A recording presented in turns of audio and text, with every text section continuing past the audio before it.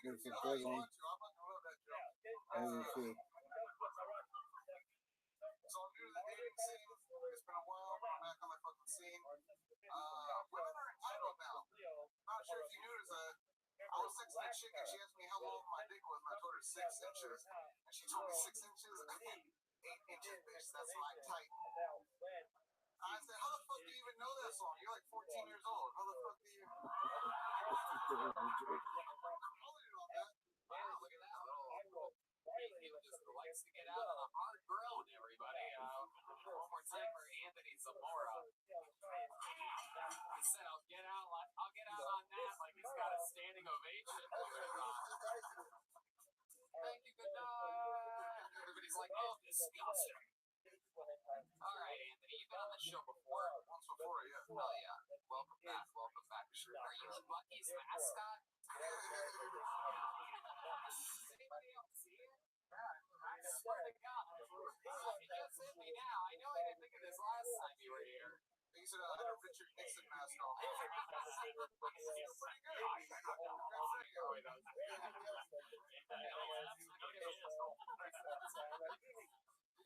I love it. So, Anthony, Mark, what do you think about this guy? I think you're very confident. You got a good charisma, but you did do a standard run-of-the-mill street joke. I mean, one of those jokes is like textbook joke book. Yeah, I got it from some homeless people telling it for a quarter. That's right. That's why. Oh, so that's where you came from homeless. That's such an honest speak we have, everybody.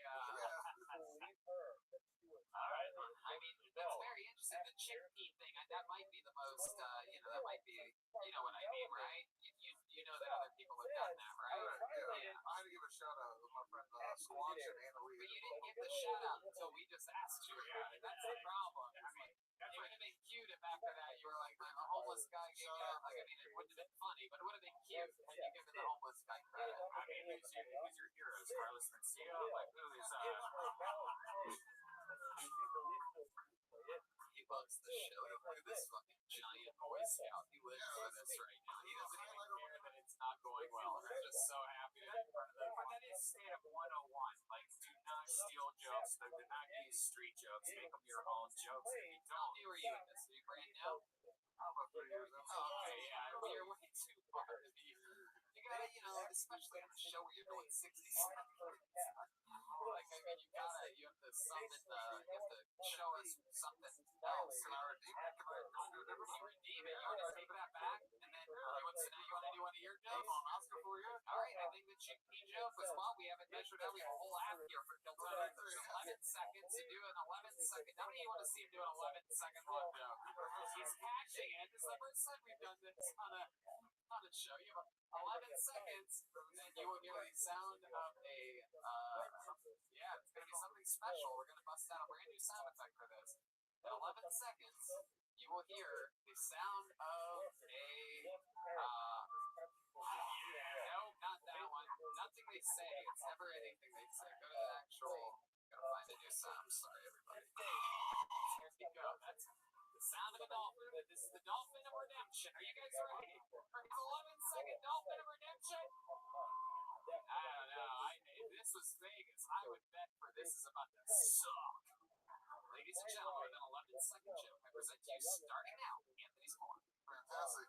According to the U.S. Census, 7% of Americans have major depression. That's 22 million people who practice stand-up comedy. It's all right. It's all right. It's 11 seconds. You I was like 5. Yeah. That's what happens when you don't steal jokes, huh? Ahs and groans. Ahs and groans. Anthony, what exactly do you have stuffed in your cheeks right now? We all want to know. Is it coins? Some people are saying that it might be those mini russet potatoes, perhaps. We want to know what is in those cheeks.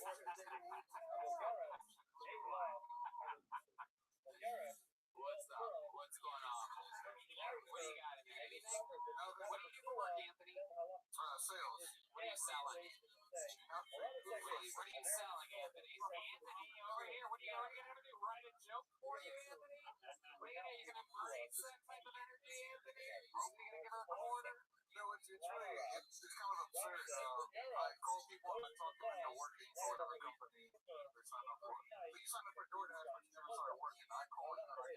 start working for them. Like DoorDash, Uber Eats, blah, blah, blah. Someone needs to convince you to start writing your own material. Oh, shit, dude. I'm sorry.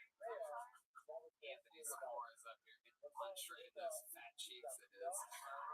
Tell us something interesting about you that we didn't find out about you last time you were on. After that episode, where you like, God, I can't believe I didn't tell him about the time that I or anything about you. Anything interesting about you, Anthony? A lot. The only thing I can remember right now is I juggle.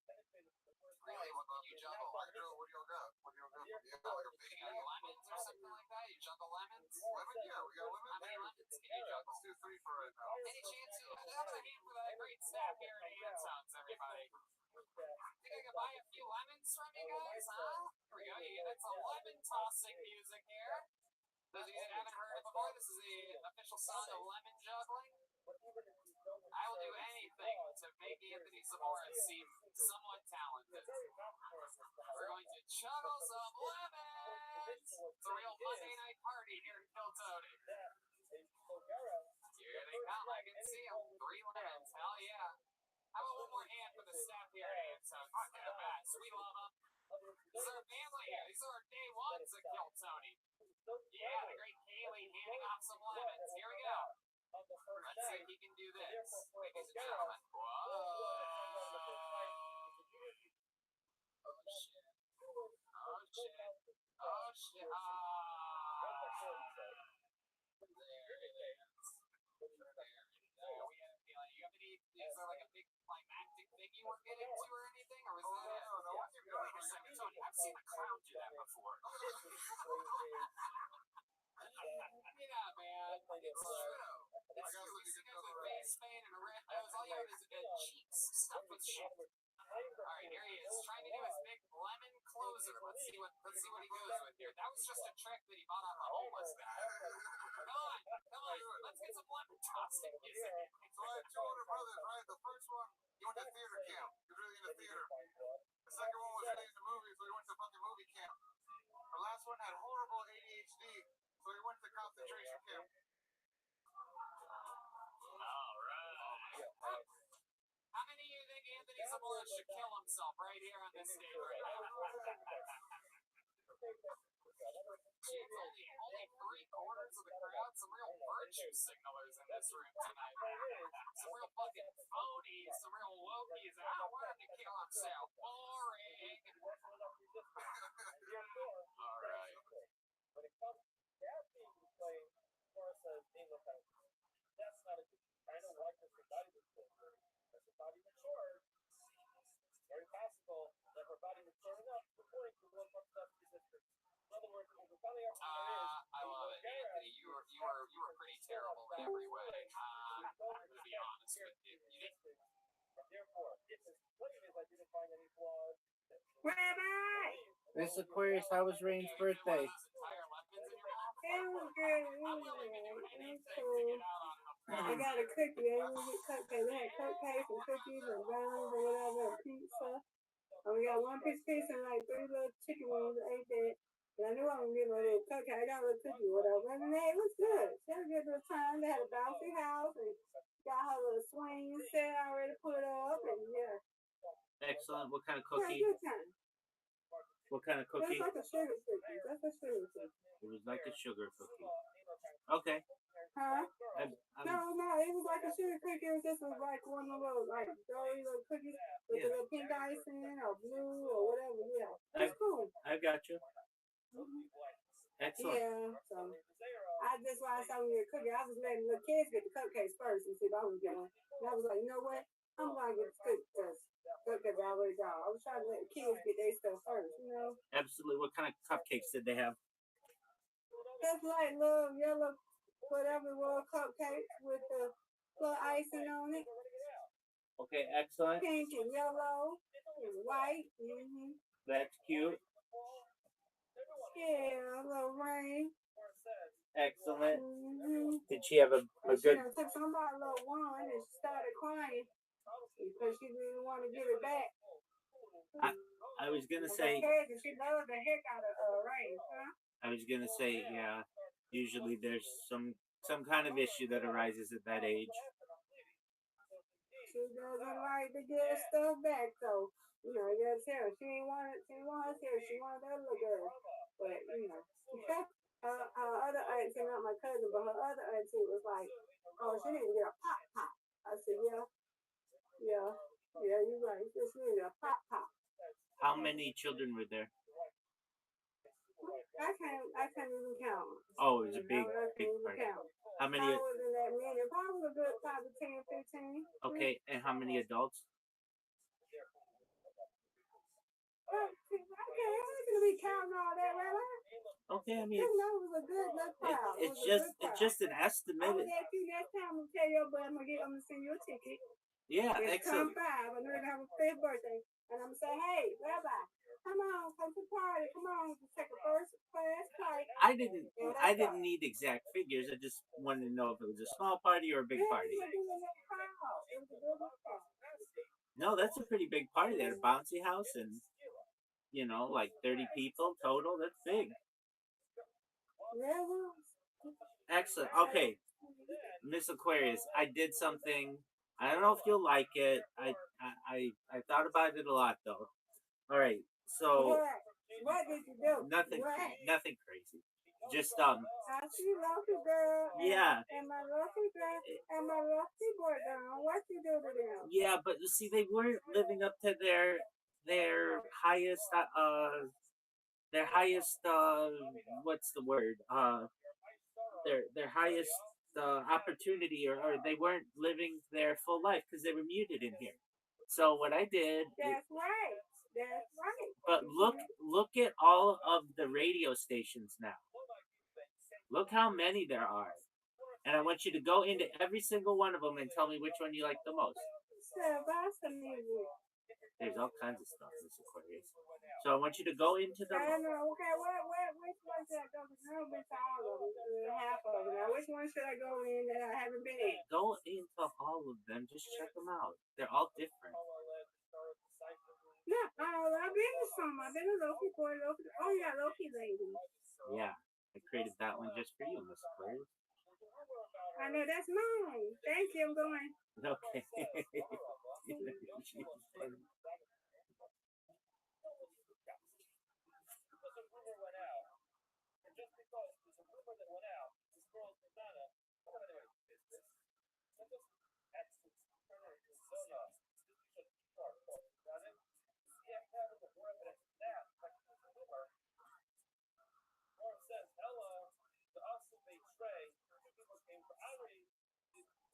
Test.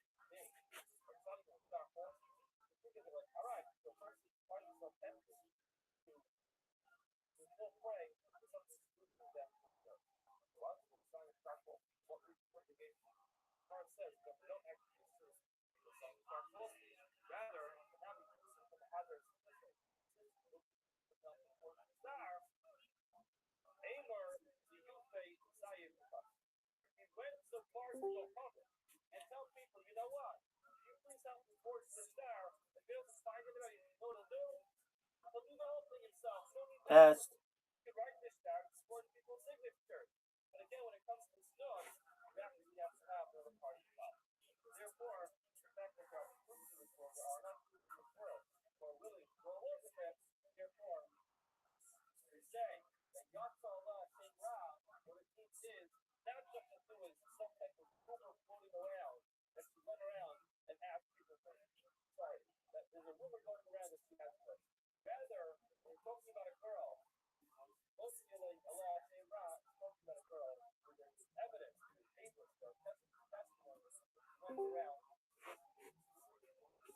You got nice music in there. Yes, I do.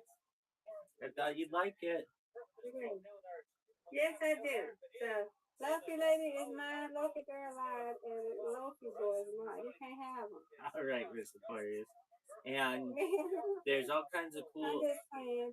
There's all kinds of cool cozy music in there, and dreamy music, and sleepy music, and now I do my best to keep an eye on them. Like the bots that I got, they're pretty consistent, but sometimes they just have some kind of error. I don't know why, and they need to be Now, brought. what is this one in here? So this one's just a What dog. is this one in here? It's just a dog, and I have that one in there just in case we all get booted. You know, this call's been going for like 4,800 hours, which is a Green box. yeah. Can you hear me? Yeah. Yeah. So I this. hear you. So what is a green box? They just stay in here? Yeah, I just got it in They here. don't do nothing? It can do things. Yeah. No, it can do a lot of stuff. Huh. So you got it in here just in case, your thing is, drops or something like that. Yeah, I mean, I certainly like music, and I like the music that I do love it. I like the music that they play, but it's like the word the it becomes too much when other people are trying to talk. Right. And the word I was trying to think of previously for lo-fi boy and lo-fi girl, they weren't living up to their highest potential. They were just in here muted. So now they're living to their highest potential. Right. So hopefully they people enjoy them, but I got a lot of them, and they're not. Oh my God. They're not super easy. That's why I want to make another. That's why I want to make another account so I can just be in here once, and then when I go to sleep, I can do his thing, and then I can just go and listen to the music in one. Okay, so why don't you do that? Now that's a real idea. Right. Okay, so why don't you do that? Just make an account just for it's here. Not to be going all over. You know what I'm saying? It can do whatever you want. You got so much to do in here. Yes. Make the music. Yes, ma'am. We've got music. I can see me sleep. I can just keep this one and go to the other one and sleep and I'll go to, listen to music and stuff. I'm looking, looking at my YouTube or something. Absolutely. Yeah, so go. That's a good idea. Yeah. So go create your account. Do you know how to do it?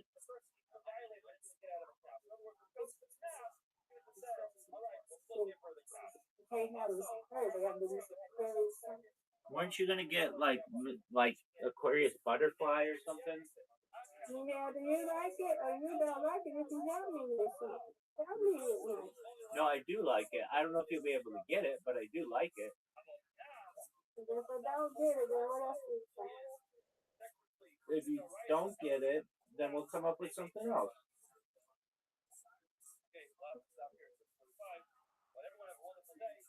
You should be able to get like Miss Butterfly Aquarius. That should be available. Which one? Butterfly Aquarius or Aquarius Butterfly? Whatever one you like. What do you like better, sir? Okay, which one do I like more? Well, I like Miss Aquarius the most because I know that one and Okay, so maybe put Miss Aquarius and put some numbers in. How about that? Nah, numbers are kind of lame. So can we do something else like you got Rabbi Rothschild? How did you get both of yours? Oh yeah, that. So maybe I can do like you. I just put in front of Miss Aquarius then. You could do that. Put a dot in front of it. Now I have Rabbi Rothschild as well, just regularly, no dot. But the reason why I have the dot is a strategic advantage in different servers, along with the exclamation point. If you use that, then the servers many times organized by name alphabetically. And if you put one of those characters at the beginning, you're automatically at the top, which means more people see you, which means that you can promote yourself a little bit better. Oh, nice. Yeah. So maybe you should do dot Miss Aquarius. Then that one will be always at the top. Okay, we do that. Mom? Mom? Where is that, my granddaddy? It could be my granddaddy in there moving. Let's see. Let's see, y'all. Let's see. Papa, is that you in here? We're back home. I love you. Everything is okay, okay? I love you and I miss you. All right. I thought that was him.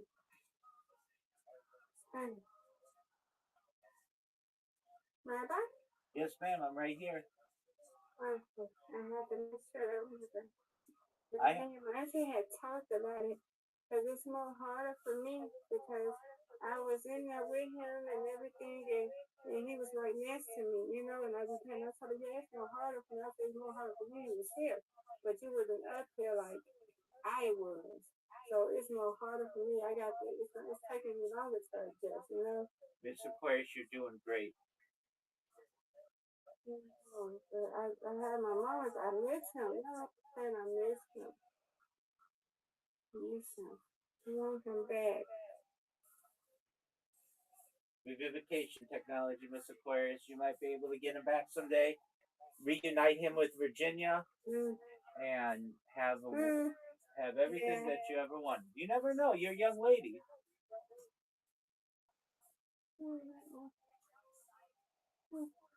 Because I remember when we went to the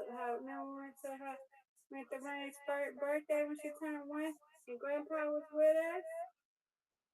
And we dropped him off over my uncle and him. You remember that, Rabbi? I was not in your life at that time. Yeah, I thought you was. No, we've known each other about a year, and Rain turned 3 today. But yeah, she was 1. She was 1, and Grandpa went with us. I know, Miss Aquarius. That was 2 years ago, and we've known each other 1 year. I miss Rabbi. Oh, Miss Aquarius. You just gotta be strong. Have you had your nap today? You know, I just got back. You know that we went to the thing all day. Yeah, that's true. Okay, well, absolutely. Well, then that means you need to take your nap. And why don't you... I want no nap. Miss Aquarius, come on. Come on. Time to be a big girl. All right, Miss Aquarius. Okay, I go take baths and then I take naps, okay? But first you gotta create your new account.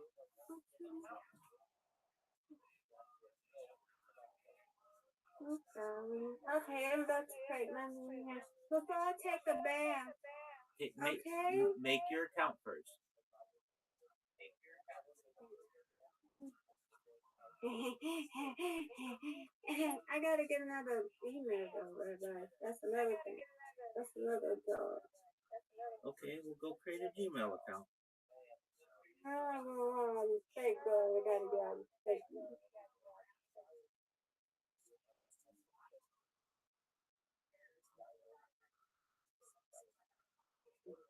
Yeah. Oh, it might be enough. Oh, I can do my other one. Just me. Yep. That's really cool. I gotta delete. I gotta put it on the other one. Because I like to be missing. I'm doing the other one. But, oh, excuse me. Most certainly. Miss Aquarius, when I go viral, something that we're gonna add to all social media platforms is the ability to limit what you see based on age. I don't want to see anybody who's not at least 20, and all these apps keep pushing people. Like, it's really sad. They keep pushing young people to adults, and I don't want that, and I know that I would want that as a parent. And I keep I'm on TikTok. I'm on TikTok, and um, it's like I think that they should make a rule. I don't understand why they don't, and I know you agree with me.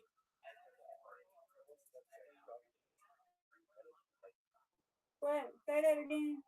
So there should be a function within, let's say, Discord or TikTok or Instagram that says, "Don't show me any children." Oh yeah. You can do that on Tinder, or like you can say, "Don't show me anybody over a certain age." So I don't understand why they don't Right. I don't understand why they don't do that on social media. Every single time I send an invite to this Discord, it always says before it, "Please join only if you're an adult." And if you join this Discord from a yes, ma'am. I'm sorry. Adrian's calling me. Okay, well then hold that thought, okay? Yes, ma'am. Okay, be back.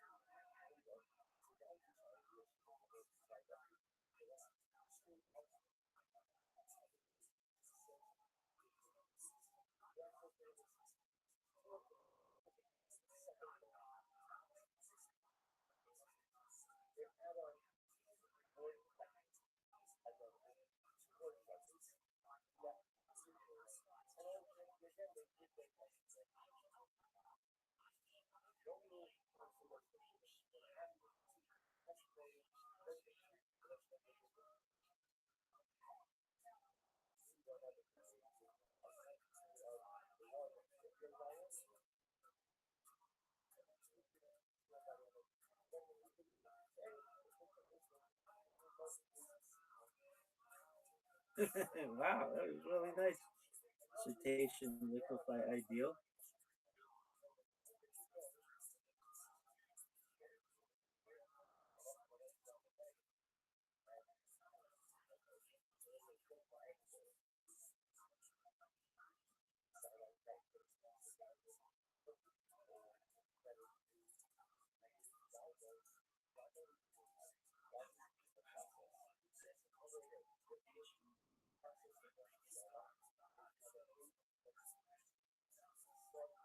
I'm back.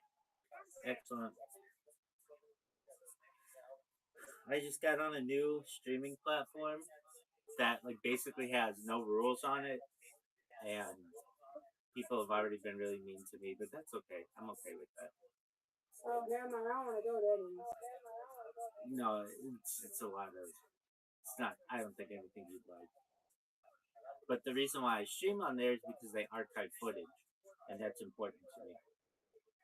What is the name of it? I don't know the name. It's called BitChute. Oh. And the first person who commented on my stream told me to. I'm going to spell it because I don't want to set off any censors. They said Right. KILL and then a space and then YOURSELF. Like what a warm welcome to the platform. Right. But that's okay.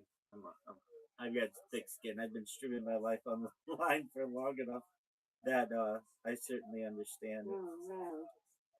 But I think it's funny. So I was just saying this, Aquarius, that I think that social media. I really think that teens should not be on social media. I've like come to that conclusion. Or if they are, they should only be amongst other teens. They should not be around adults. That's just not what I think a good. That's not good for either side. They see what the adults are doing and think that's normal behavior, especially online. Oh, my computer froze.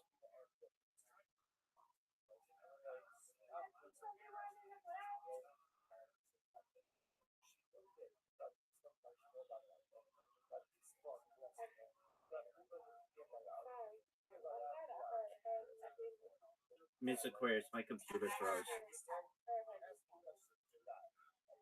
My computer froze.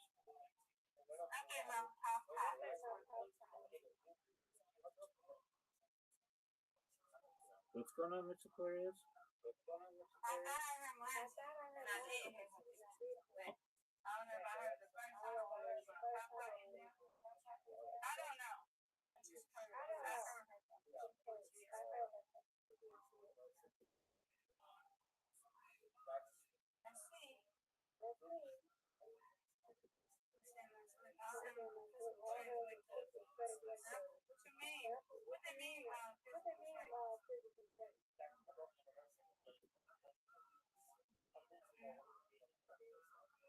You're asking what does physical traits mean?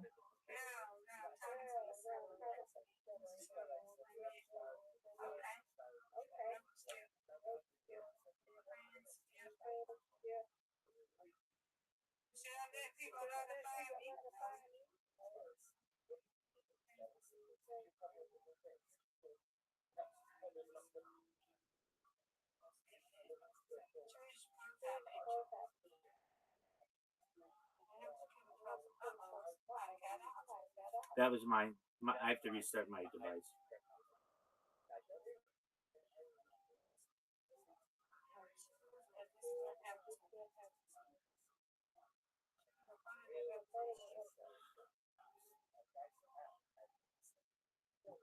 I like the one that you currently have, but you need to make it different. I know, it has to be different.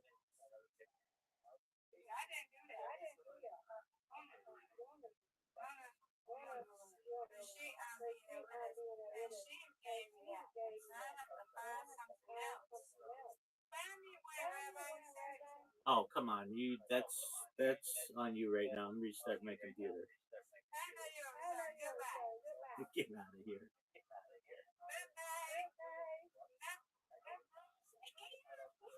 Miss Aquarius. I like it. I like your current one. I love it. Okay, well, you go have a good day. We're good. We're good. Don't worry. Don't worry. All right, Miss. There's another thing I don't like, Robert. What's that? Somebody left. Yeah, that's my other account. What don't you like? No, JC left. It'll be bad.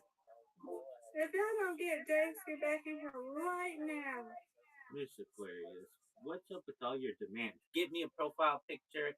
Bring back JC. You sound like Rain.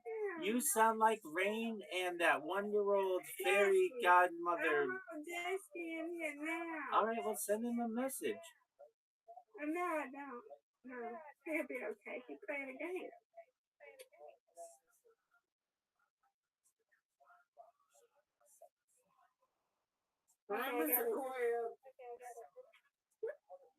Brandon's there. Brandon, did you see your name? Did you see the did you look at that server name? Did you look at the channel name? Did you see it in your other account? On here? It says your name, Brandon. So the one that you're in. It says your name, Brandon. It says Brandon Ace channel. Brandon, the one that you have that says Brandon Alexander 0788. Do you see that one says Brandon A? Yeah. There you go. So it's, whenever you go in there, it'll say your name. Yeah, because I'm about to do something. And Brandon, I got so many rooms I gotta go to. Brandon, did you see all the music channels below? Yeah. Yeah, that's pretty cool. So you should check them out whenever you have time. Okay, so see the green bar, yeah. No, not that one. That one's fine. But no, below, you see 24/7 radio stations, and it says ambient music and Asian music and bossa music and classical music. Do you see that? Yeah. Yeah, those are all individual music stations. So if you ever want to listen to different music, you can there. How do you create my channel? It's below the create. It's below the join to create voice channel. We get start that. I did that last night.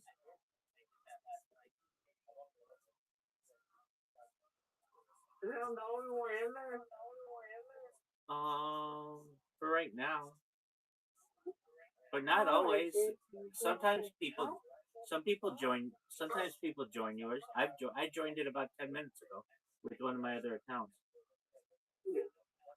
I just joined them too. I'm making another account. I can't make a whole bunch of stuff right now. So right there, another.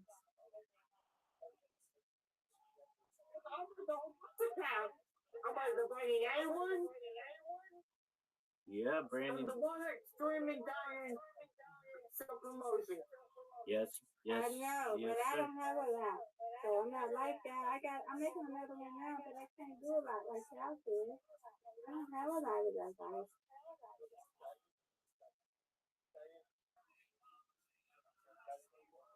I leave my pink one.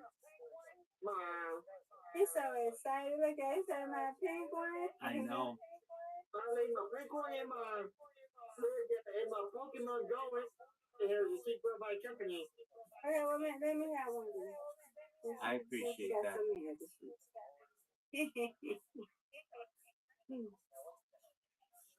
can't look for it.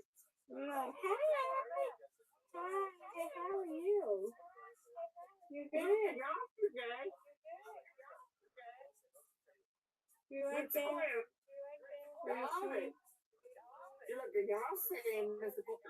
it. You like it? Rabbi, can you see it? I'm trying to see if I can make it bigger. Well, Won't let me make it bigger though. There you go. What am I? Oh, that is it. I didn't do it. But it won't go bigger. Can you see? Oh yeah, I can see. Oh, very. You like it, Rabbi? Yes. Is that person? Did they have their hair up? Yes. Yeah. It says Aquarius tree though. It says, yeah. Yeah, I like it a lot. Yes, it's you are your Aquarius tree. Yes, I am. Put that as my wish palette. Thank you, Rabbi. You're welcome, Mom. You always see how it's driven, dog. Hey, soccer here? Yes, sir. I do that whenever game comes on. On NBC, CBS. I love to stream it in there. Brandon, when I go viral, you're going to work for one of those major companies and you're going to be a producer and you're going to tell them exactly all the TV shows that they should have, especially for sports. I have all the sports. Yes, you do. NFL, NBA, MLB. Yes, sir. You know, I think last Monday was opening day for the MLB. Wasn't it Thursday? Opening day. Yeah, wasn't it on? For the MLB. Yeah, and they're all going now, right? Yeah. Well, you missed the course though. I'm right here. I'm just. Sorry, Mr. Course. Hey, Brandon. Hold on. Okay, I'm here. Hi. Hello. Wait, you can't see me. You can't see me. Thanks, man. Hi, Brandon. How are you? I miss you. I know. I'll be here with you. I know. It's great to. How'd you find out what this topic? Sorry, on YouTube. Those topic. Say cameras. Oh, the cameras? What about the cameras? It's traffic cameras on YouTube. What did you say about? The traffic cameras on traffic. the traffic cameras on YouTube? Are you talking about when you be looking at when I go to sleep? Yeah. Oh, you just do sounds for sleep or like window view. That's what that's gotta do. Window view? Yeah. Window view? Let me see. I go to sleep. I do window view and just go for window view, real steady sounds. Then I got different ones and just go down and you'll find you'll find it. See? Yeah, you'll find it. Right. There you go, right there, see? And then you can just go and get a window. Yeah, see? What do you use to stream? Your common cameras. I didn't stream it. Yeah, I stream it. I stream it on here. I don't stream it, but I just push play and I do the screen share. On your tablet? Yeah, well, on my phone. Oh. Mm-hmm. What time is it for you, Mr. Gray? What time is it for you? It's 6:51 here. 6:51? Yeah. Yeah, you're an hour behind me. I'm in Kentucky. Yeah, y'all about to get ready to get the Kentucky Derby, right? Soon? Yeah, I'll watch it. When you I know, you let me know when you come. I love Kentucky Derby. Do you miss Aquarius? I'll watch it again. Hey, what you say, Rabbi? You like the Kentucky Derby? I love it. I wish I could go there, but I gotta find me a rich friend.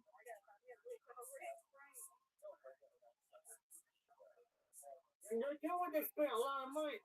Spent a lot of money on the horses. Yeah, good. And my uncle them stay by a horse park. Oh. Mm-hmm. I'm talking about the old Bobby horse. The big Kentucky Derby. Alright, that might be too small. That might be too big. It's kind of Down there. Do you see my doggy? Oh, let me see. Look at my pretty doggy. One moment, I'm gonna refresh. I want to see him too. Okay.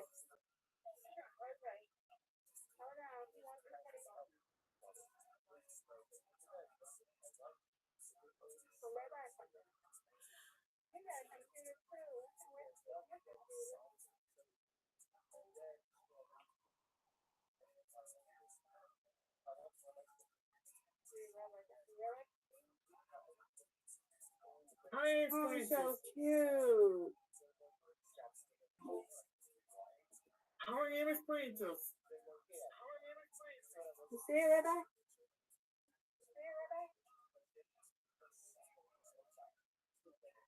I don't know if you can hear me. Just one moment.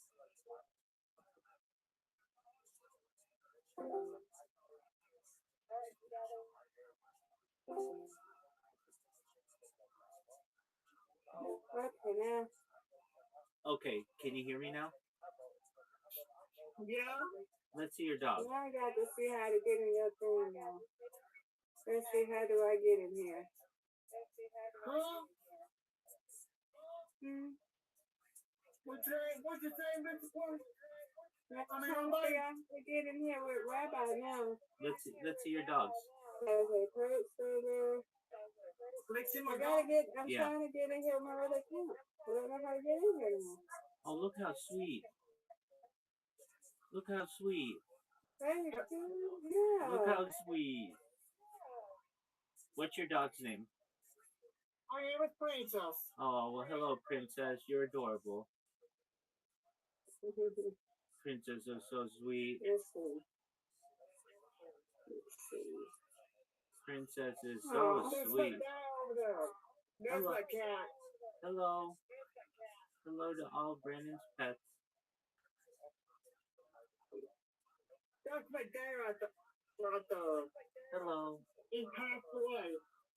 Okay. Hey, let me show you where my dad. Hey, Miss Aquarius, Jayski's back. Yeah, Jayski! Here's my dad. Hello. Here's my dad that passed away. Don't leave me no more, Jayski. Hey. Hey, what's up? Oh, my camera. Like, I got disconnected. But hey. Hey. Did you see my sleep sounds that was playing last night? Yeah, that's why Brandon was just asking how to do it. And I told him what to do. Just go to YouTube and search window view and then just scroll down and hit right. How did you do it, Jayski? Oh, I view the video and then I just like live stream it. Like I go on the Discord live stream. Oh, yeah. How you do it, Brandon? A box fan. Jayski, yay! All my friends here. Now I gotta figure out how to get in here. I got me another account so I can put my other account in another one of these channels. They got so many channels, Jayski. Rabbi got so many channels in here. Oh yeah, I noticed. So I got another account that I'm putting got my own little thing. I can have my own little channel and I can have one of those music things in here. I gotta figure out how to get it. Oh, I can add friends. Add my username. What's your username, Rabbi? Good question. Period. Rabbi Rothschild rules. So you can send me a link so I can get in. Miss Aquarius, you can send you can just get the link directly from this channel. You see in the upper right, it says there's like a little plus button. The very top, there's I'm gonna do that when I'm on my other account. Okay, I was just gonna say send it to your other account. I'm not gonna go add my other account anymore, so that's why that work. Okay. I do have all over there. I do have. Let me just send myself one. Let me just send myself one. So what you say? I'm gonna add myself. What you say, Randy? He's just showing us his room. Let me see. Let me see. Let me see your room. Let's see. Oh my God. You see me? My camera's at the window. Uh-oh. That's okay. These things happen. I'll be right back. Okay. There you go.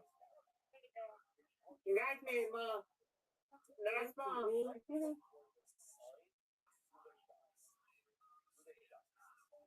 Why is my camera not working? Reset your computer if it's having issues.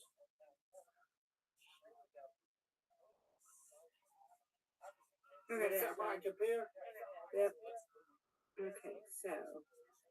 Oh, wait, Mom, wait. Yeah, so the creature. Wait, myself. Here, Miss Aquarius. So now, Miss now, how did you say? Miss How did you say to get the thing now? Miss Aquarius, I'll just send you the link. You know what? It's so difficult. I was gonna do it. You just I'm making it as easy as it can be, Miss Aquarius. Where are you at? I don't see you send me where. Where did you send it to me? I'm sending it to you right now. Just calm down. Oh, okay. Okay, check your messages. Copy that. I already got it. All we gotta do now is just copy the link and send it to mine. Thank you. You're welcome. Yeah. Okay. There we go.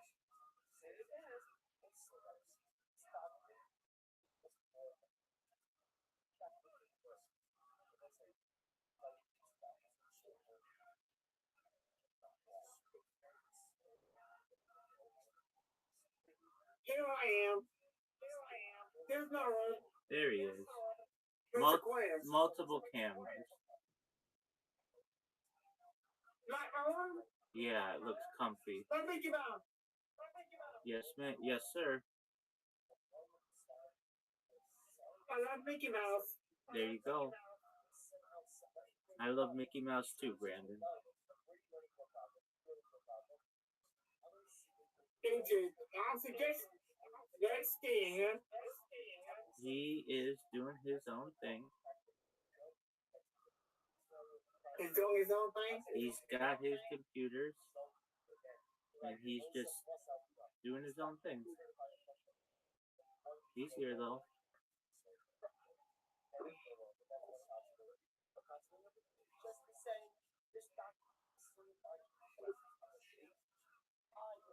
My Discord is saying, well, it's awkward.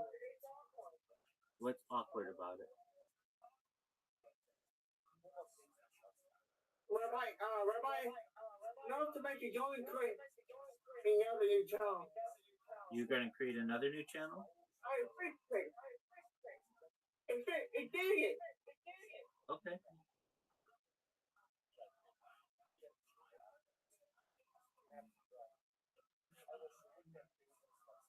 Am I streaming in there? It looks like it. Yep.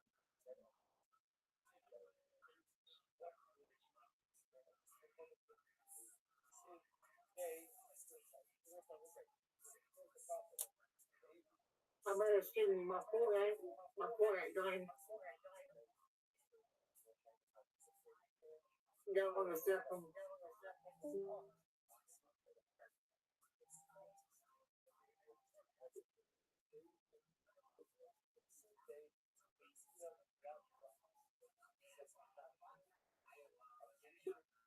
I'll be right back, Brandon. Okay.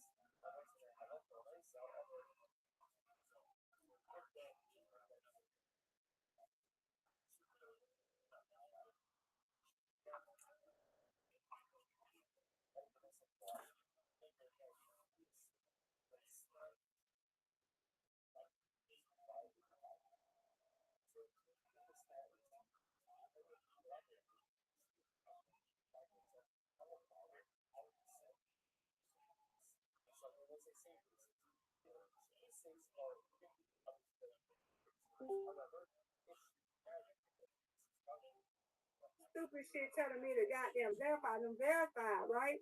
But they won't let me come in, so fuck it. I'm not dealing with it. Who's that goddamn account? I'm with that shit. I ain't got time. Miss I'm gonna Aquarius. give them an email and tell them y'all got too much going on this Discord. Y'all keep doing all this stuff. You can't sit up here. You can't, you know what I'm saying? You can't get it started because there's so much you got to do. It's just too much. Everybody got time for that. Miss Aquarius, calm down. Nobody got time for that.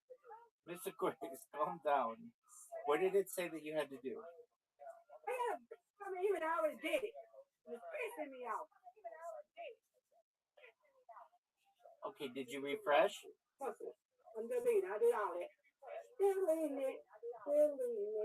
Don't delete it. Miss Aquarius, don't delete it. I'm going on socialize. Fuck it. Don't care. I don't know what I did. I don't know what I did, but okay. Well, it's happening. You did the damn thing. But what I said is, fuck it. Forget it. Forget it, goddamn bullshit. Not you. You're not Discord. You're not in Discord? Oh, okay. I didn't think so. So you need help with anything? I'm just pissed off right now. Because if Discord always wants you to damn do shit, I've been trying to come to with my new account on this damn shit. And when you come to his damn shit, it's always, oh, you got to verify your email. And I verified it already. What the fuck else do y'all want me to damn do? Fucking bullshit. Tired of it. Yeah, let's send me that. Yeah, they always send me that link, and I gotta click it. It's always something you must verify your account. I done did that. Y'all don't send it to me. What the hell else do you want me to do? This shit is bull.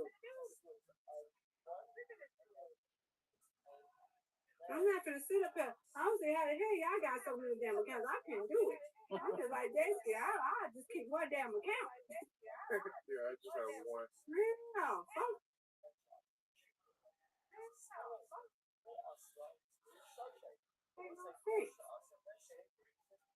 Do you want help or no? Hell no, I'm good. Okay. I'm not verifying shit. I already did it. You keep sending me to the damn shit. I'm not doing it. Fucking baloney, man. You don't have nothing to do with it. It's Discord. It's not you.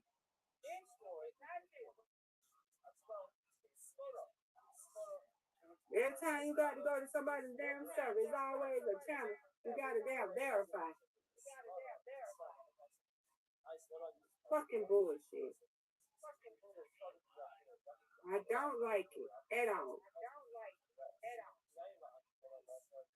Can't even come to this damn man shit. You always got to sit up here and damn verify stuff. Nobody ain't got time for that. Don't nobody got time for that. You want somebody to have age, y'all need to have ages on this Discord. You got kids on here. If you want somebody to have an age thing, have an age restriction. Instead of we got to verify stuff. Tired of it. I can't just comment people shit. I'm not gonna keep on doing that. Fucking bullshit. Fucking bullshit. The fuck y'all get all these goddamn accounts? Damn, y'all got the damn verify. How the fuck y'all verify with all these damn accounts? I see how what people do. Damn, got to have one account. I see how people that got nitro with all these damn accounts. Shit be difficult too. I know Daisy is happy to have this one. Ooh-wee. She's a rich friend in my life. Daisy, can you be my rich friend?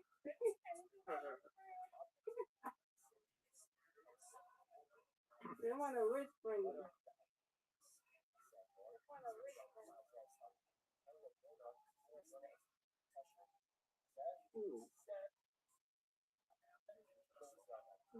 Crazy.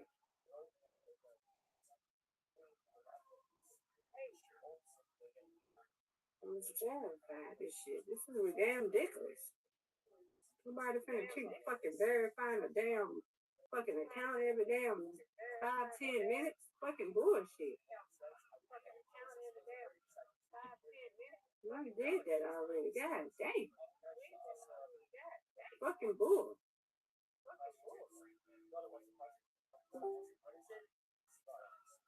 I already told y'all this motherfucker.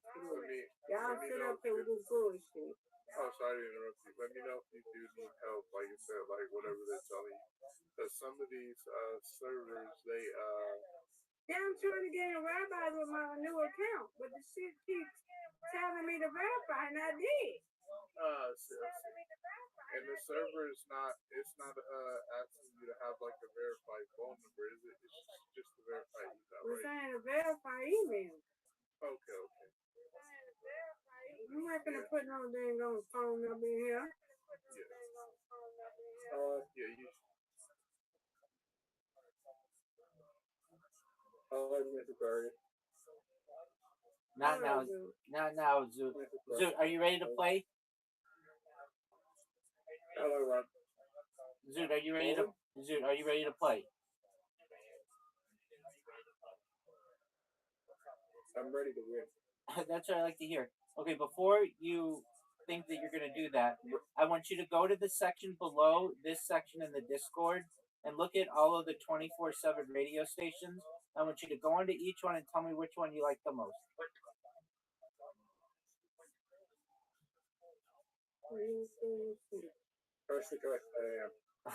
Zoot, you're so cute. Zoot, just check out the different music.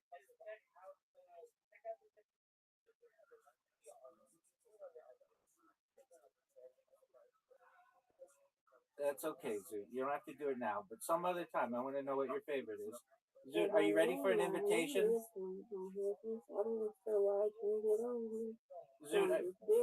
Zoot, I'm sending you an invitation. And Zoot, you should know that this is 9-ball regular, no trick shot. I like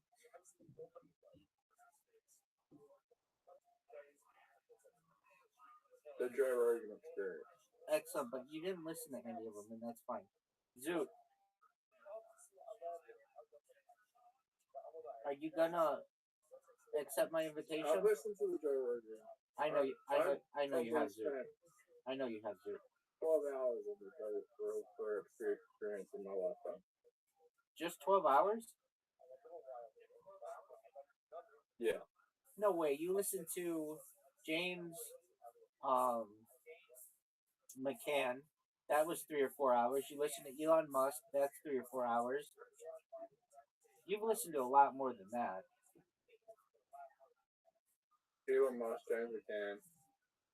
The second time James McCann, hopefully.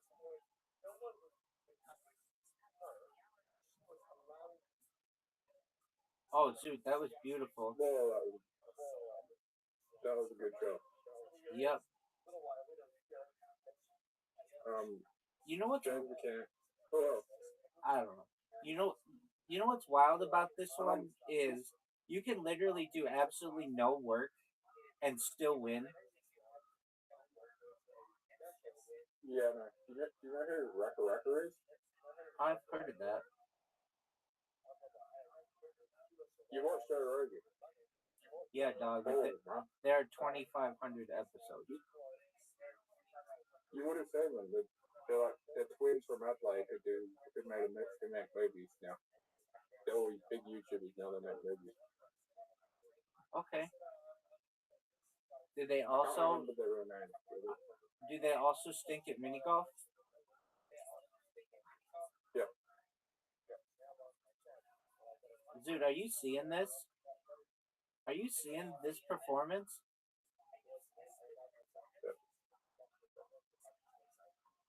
Look at this shot, Zoot. Look at that. That was fortunate, dude.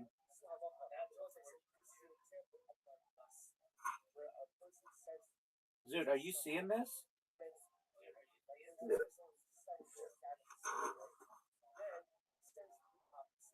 Dude, do you see this? Are you ready? Are you ready for the shot? Big Jessica, can I call you? Yeah. Alright. I think it's will come to be on the field next week, but sorry, but it's not going to be until come out until July. Dude, did you see that? That was maybe the best game ever. Rabbi, are you going to look for a committee shit? Dude, absolutely. Who do you think is going to win? I am. What state do you think is going to win? Melbourne, Victoria. Probably. I don't think it's going to be South Australia, but it could be. South Australia. Are you saying raw comedy or world comedy? Raw comedy. Oh, okay. Dude, do you know that you have an invitation? Why do you think I didn't win? You weren't focused?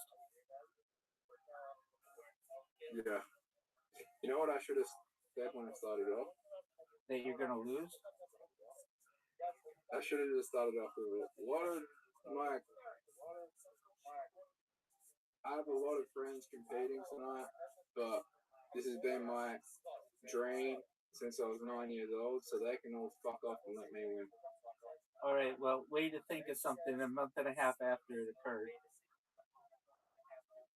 You think that would have been funny if I started off that? No. Like that? There's ways you can add to that which is fun. Yeah, but that's a big if. So like, yeah. Dude, are you ready for this shot?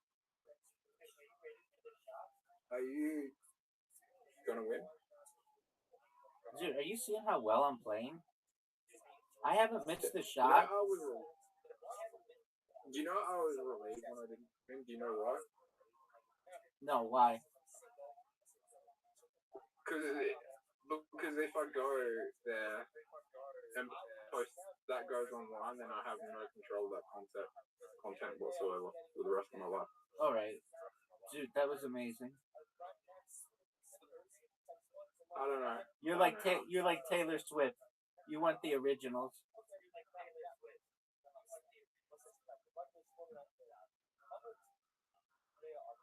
Dude, no way you hit this. That would have been one Taylor of the... Swift? Yeah, she wants the original copies of her content.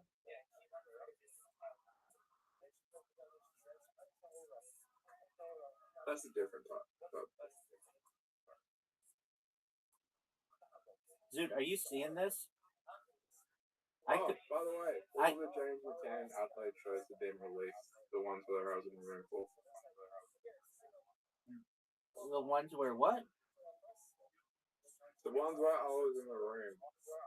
All the James McCann comedy shows have been released. Alright, does James McCann stink at does James McCann stink at 9-ball as well? Yeah, probably. But yeah, all the all the James McCann Adelaide shows have been released. Okay, that's phenomenal. Are you ready to lose? Yeah. Are you gonna watch them? Yeah, perhaps. Thank you to JC. He helped me. Absolutely. Did you get verified? Yeah, my other account is in here. You don't see it? Oh, phenomenal. Shout out to J-Ski. Shout out to J-Ski. Hey, I see it. Yeah. Yeah. Excellent. Thank you, JC. That's my friend. Yes, That's my he friend is. now. JC, you're my buddy, okay? Yep. JC's my friend. Thank you, JC. You know I feel better. Now you can do what you was doing. I didn't mean to disturb you. Thank you, though. If I may ask, what was the issue?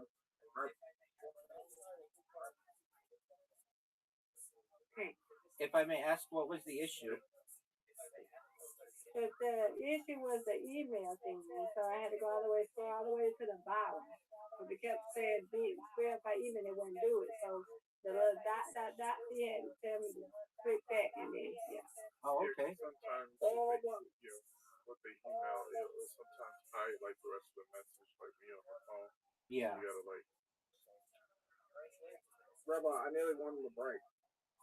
job, Zoo. Well, I'm glad, Miss Aquarius, you got. I'm glad, Miss Aquarius, you got it to work. Shout out to Yeah, JSP for his help. I'm going to another one. Oh my god, that's an impossible shot. Zoo, you can get it. Somebody's clipping this. Everybody be careful what you say. Miss Aquarius, everybody in here is being recorded on more devices than you can count. Somebody's losing. Well, how you doing that? Zoot, are you ready to lose? Everybody doing it. He said he don't want nobody. He's just doing it for people that come in here. Yeah, I'm ready. Oh, it doesn't count if you scratch. No, you got fortunate. How did you scratch that? That was really good, Zoot. I think you scratched that because Miss Aquarius is talking really loud. Zoot, that's rude, and I'm giving you a warning.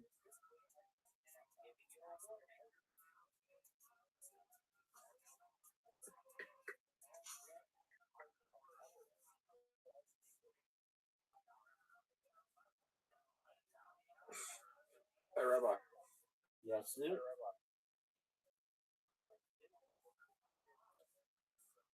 I'm performing tomorrow night.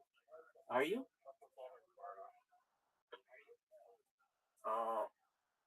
Open mic, good chance I'll be performing, yeah.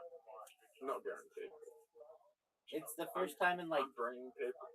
It's the first time in like a month, right? For the open mic, yeah.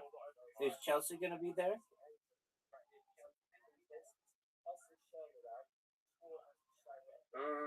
Say probably about 70% chance. That's baller. And you haven't seen her since Raw Comedy? No, I saw her last week.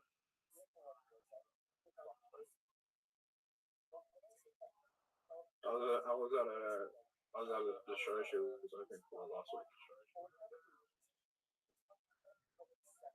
No, she wasn't opening. It was her show. It was her show with 3 people. Wow, that's pretty good. Because I had my show at the same venue like two hours later, so I needed to kill time.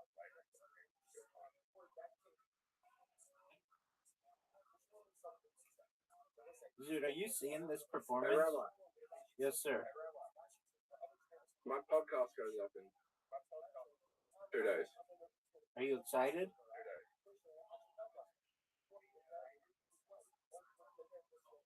I hope that no one watches it and I don't say anything. I didn't say I hope like I don't become the next top 4 gal or something stupid. I was like, I don't think I will. The next top what, girl? Top. Oh, Zoot, I just lost. You never know what could go viral. That's true. Oh, go. Do you think the podcast on Monday, anyone will clip it and make me go viral? I don't think so. No. Alright, Zoot. I'm good for now. Come back later. It takes a lot of time. The Hot Tall girl had like the Hot Tall went viral because she had like the guy who was running the channel had like 50,000 subscribers, so there was a lot of people that were being editing his content regardless of whatever they put up there. Okay, Zoot. Sure. Peace.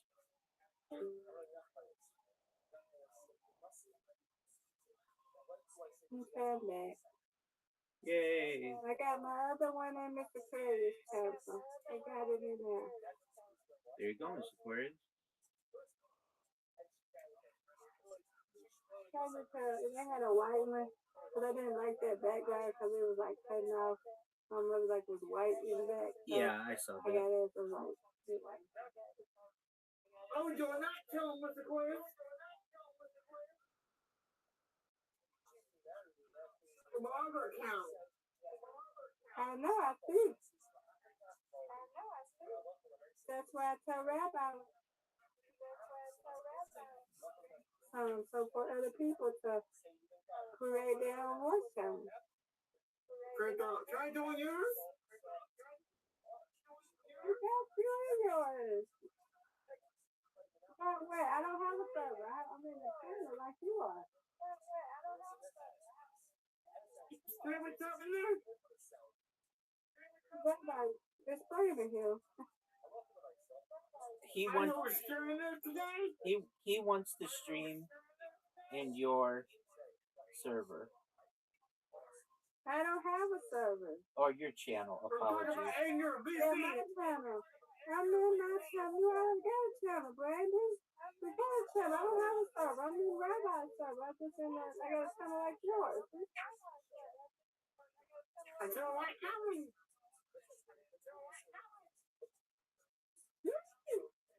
Man, that's a question, Earl. You're wrong too. Yes, sir. Sorry to hear that. I know. I can't wait. You got your own channel. See what you mean? And then you can invite people and tell them about Rabbi. See you. What got porn? What got porn on?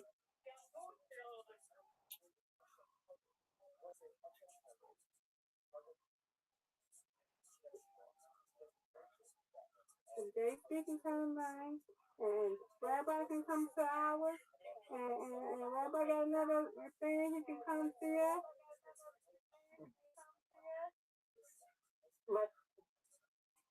Right, Rabbi? Yes, ma'am. Oh, somebody came in here. Who is that? Who just came in my channel? Run tomorrow. That's Brandon. Brandon came in his other account. Yeah. Oh, he's so sweet. Okay, you can stream mine. So sweet. Sorry, I can't come to yours, Brandon. Wow. But I don't have another account.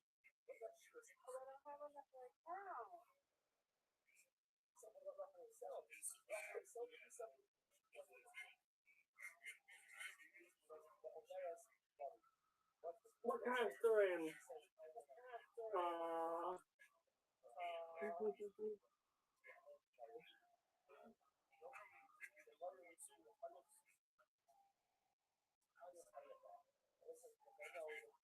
Brandon wants me to come in here. Where do you want me to come in here? Come to yours, then? Oh, God. Staying years old or staying years too. I'm calling him up. Other cat is staying. And staying years. Okay. And staying mine. Okay. So,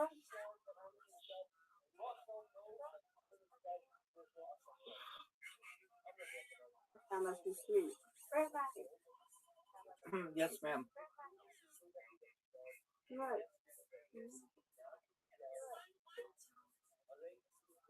So she can still stay in mine. Yep, I'm in here. She's in mine. Look. Oh, no, that's mine. Now I'm in yours. I see. Go back to yours. That's mine. Okay. There we go. I go stay in there? Am I going to stream? Yeah, I can stream. Because JC streams the sleep thing for me in here. Yeah. I'm gonna look at YouTube in here.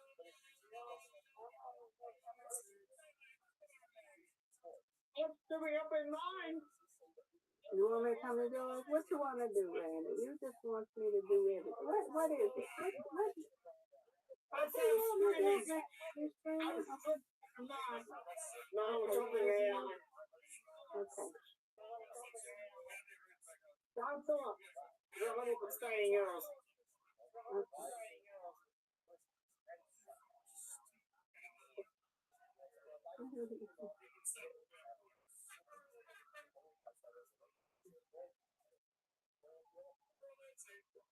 Well, everybody can get one. They can get his own. Rabbi can get his own.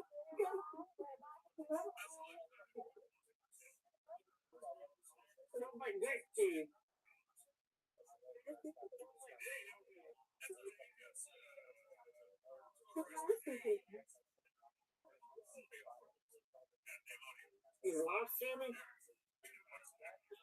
It's not last year.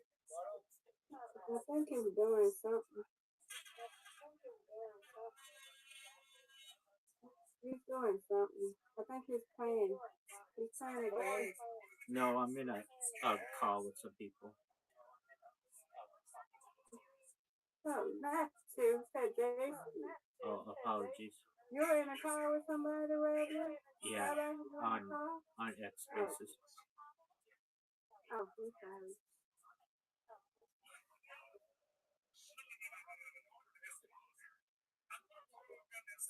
Oh, Brandon wanted to come over here with me. Like Mr. Quails. Not because I could have came over there with you. You was talking about coming over here with me. I could have come over there with you.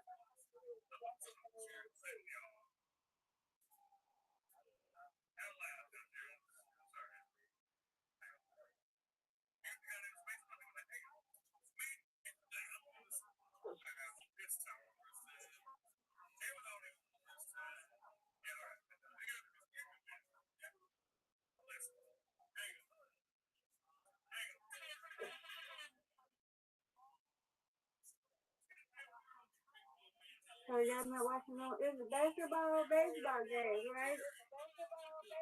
Did the Blaze one?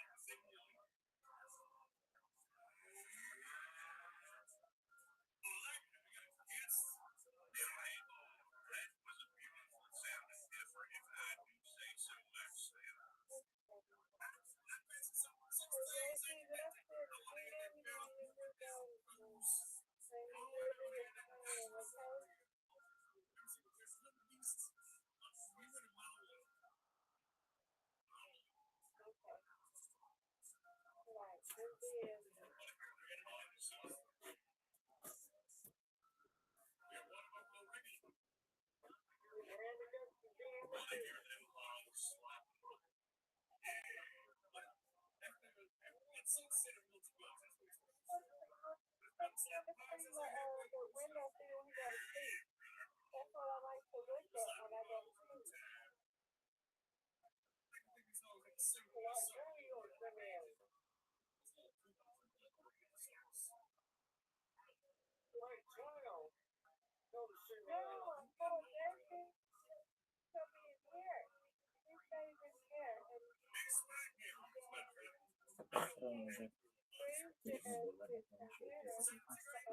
I can look at it. Nobody looks at stuff like that.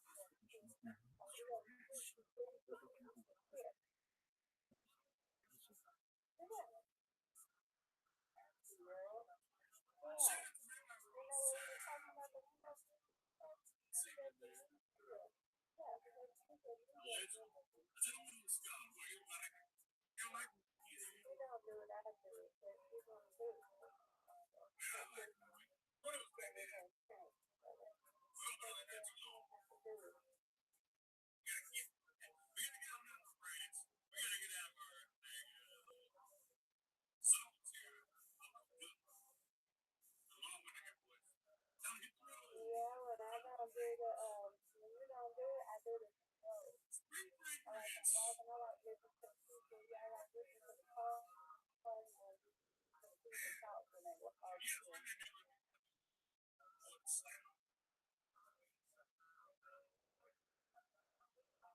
Either or.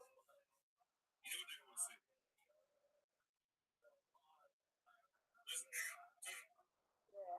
But they don't have that with the water. The only thing I have with the water, with the water, I like the water. So, yeah, the water. Yeah.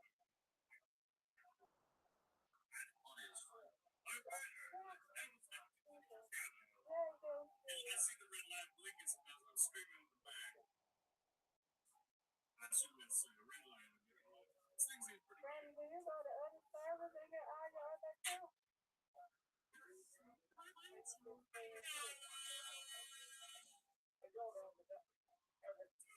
I go to other servers.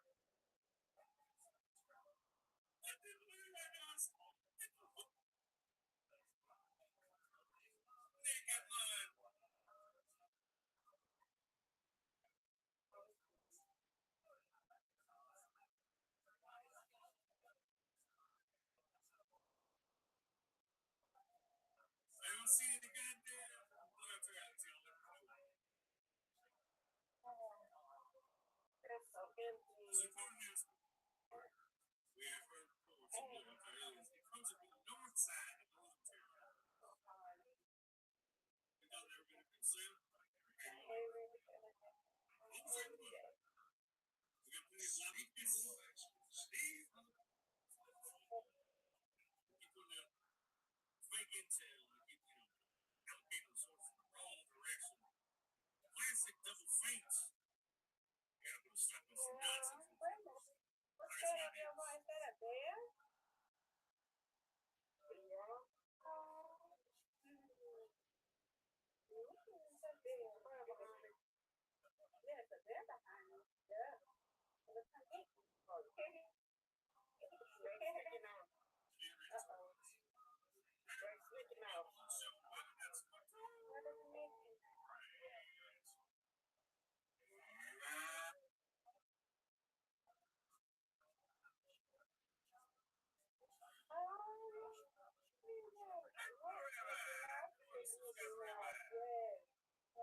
Thank you for the opportunity to be here. Yes, I've done my best to follow every single person in here.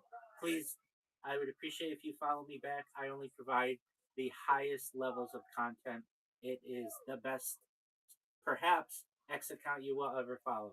And I also wanted to include that I was on a recent podcast in Australia, the Michael Holt podcast, and Michael Phelps, eight-time gold medalist in the 2008 Olympic Games. He and I were just chilling in the hot tub, uh, but I was able to shield the coin and certainly had my Sproto merch on as I did it and told them all about it. Absolutely. And I was invited to do five more of them. So I'm going to have my own little series.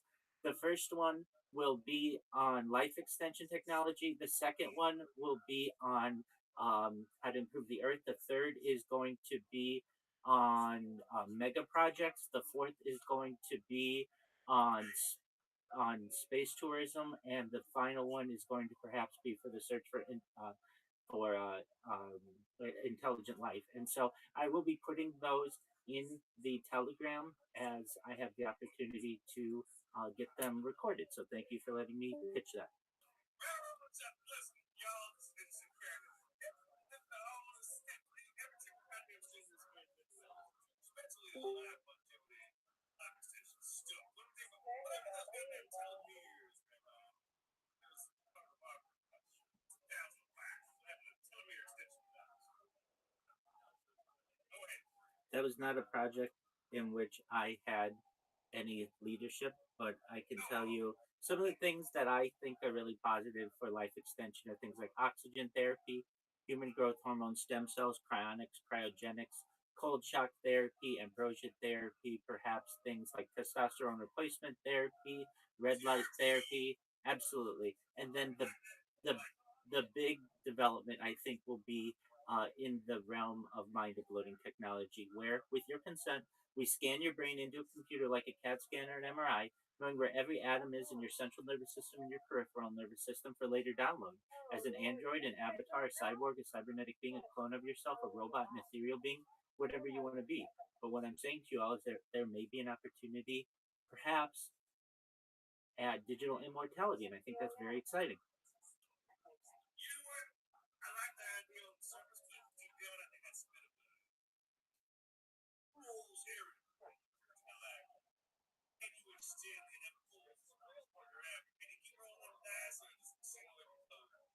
Well, the the key is within reason. So the idea of living forever could actually be an incredible punishment. So that's why it's important to have the caveat that whenever you wish, if you'd like, you should be able to remove your consciousness under your own consent. We should make that illegal, man.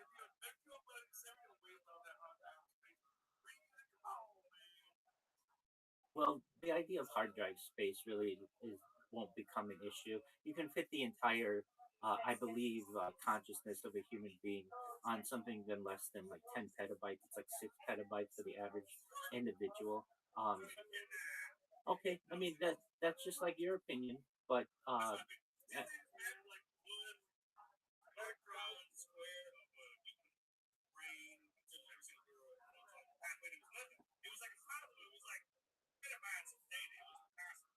wait, and that's what I just said. It's about 6 petabytes, and and the idea of being able to perhaps expand on storage capability is becoming a reality. I mean, come on, you all here were of similar ages. You remember when computers maybe didn't even exist, but then it was important to have kilobytes and then megabytes and then gigabytes were big. Now we're in the terabyte realm. Most certainly.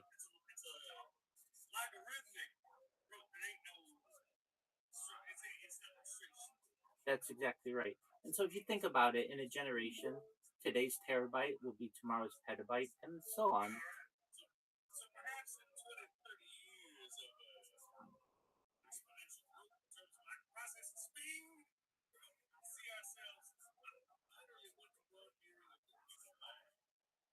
like an atomic level.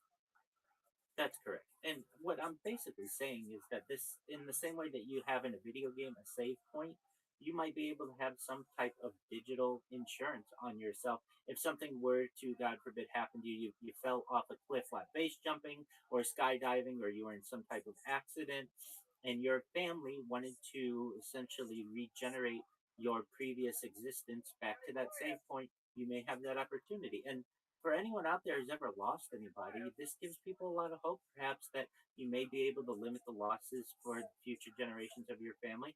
And there's even another type of technology known as revivification technology, where we may actually be able to bring people who were once dead back to life. Bring them all back. You know what? That's amazing. When you have a little shit there, hold down. All my dead relatives, great grandfather, great great grandfather, every single person. I'm looking for some bodies. You know that? One heck of a new planet. Yeah, I get every single great grandma's back. Oh shit. Great grandma's back too.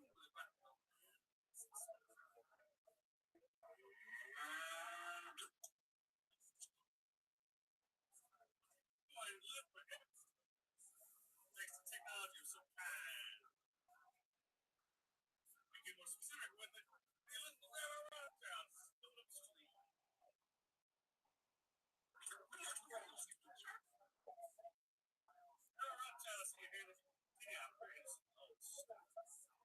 Apologies, I didn't realize it was still up. If I may ask, has anybody heard from our favorite mascot, Bitcoin Obama, recently?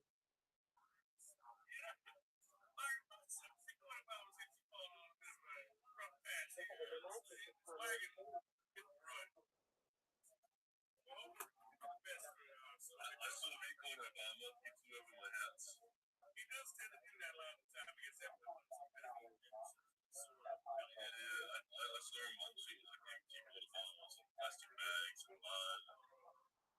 Yeah, he thinks that's recycling. He thinks that's some kind of effective. Yeah, he's like a state he's eating all my trash. He used that as an excuse to get access to eggs. He's gonna lay eggs. I hope so. Baby turtles come out of there, but they're weak cold. Until the learning circus. Respect what everybody else has been in France. Many people are probably on time. I think Duke the Law of Mars. Excuse me.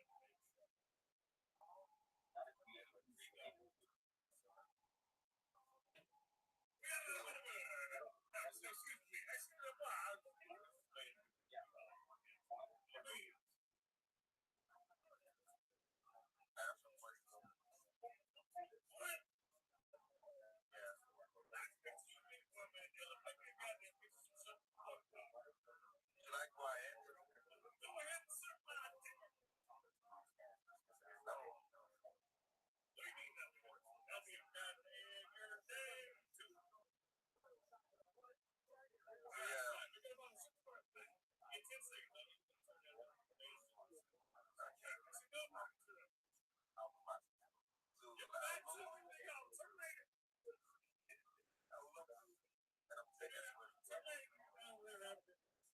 You know, there's a funny thing happened to me. I got a meeting for all text here. She said, yeah. Sincerely, I got nominated for a political post. So, I got nominated for a political post. Nigerian? Yeah. For real, yeah. They know all about you. So they were like, fuck about that. Send to new to my house. Nah. You know I hate that. I think you're going to damage. What?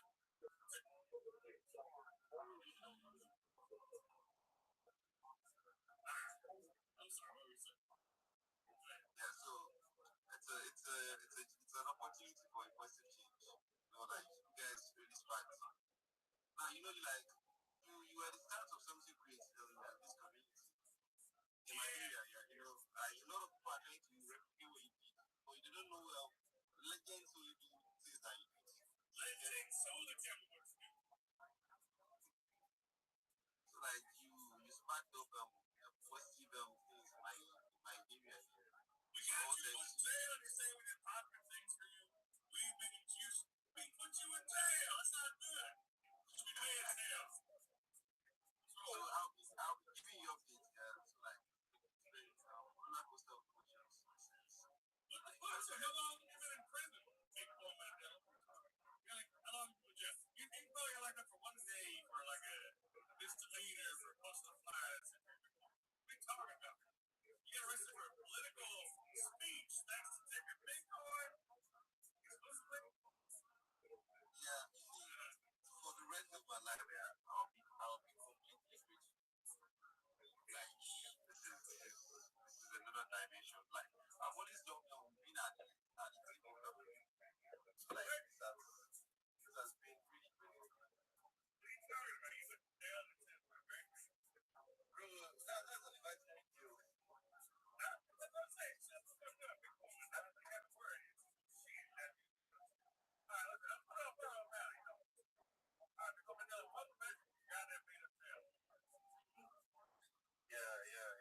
It's nice being here.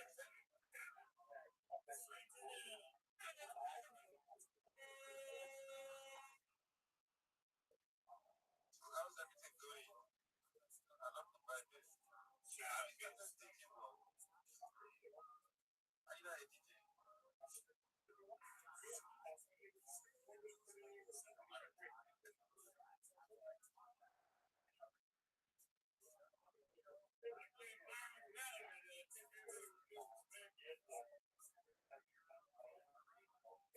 are you not a DJ?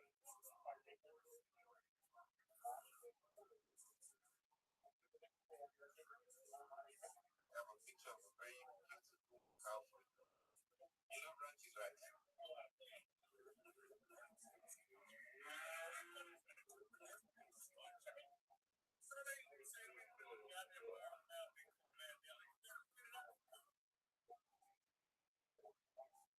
There's a cow picture I have.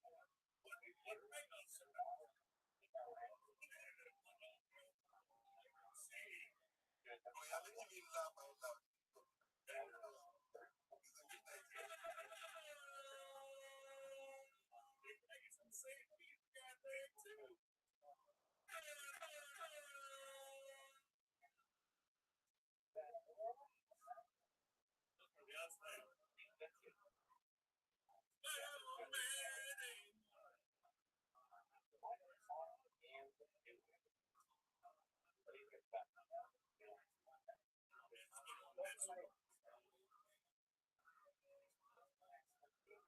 Ask me 2 seconds, big woman.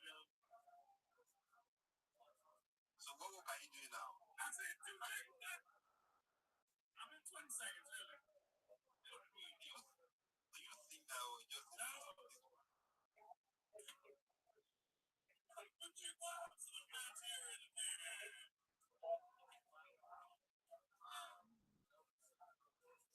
you suck at your DJ work? Those nuclear bombs come to your village. Yeah, What is it? Mama, Taco Village! Now the song's over. Goddamn question.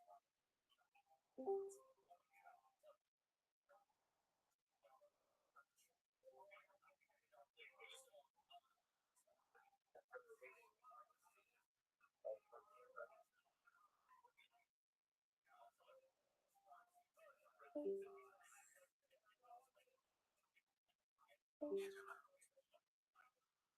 sound like you're high. You think I'm You wish. How hard you ever been a goddamn live? On a goddamn airplane blue.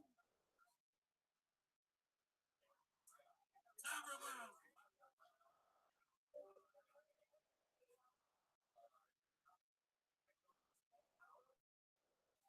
you rabbi. No, rabbis heard me. What up, man? Every day's a holiday, every meal's a feast. How are things in your neck of the woods, son?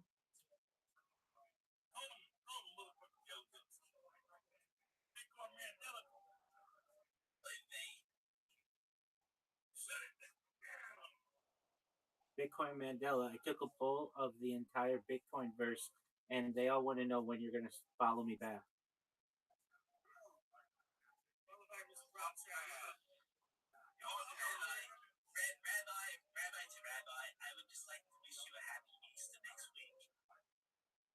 All right. Well, you enjoy that. I will be celebrating Pesach, my man.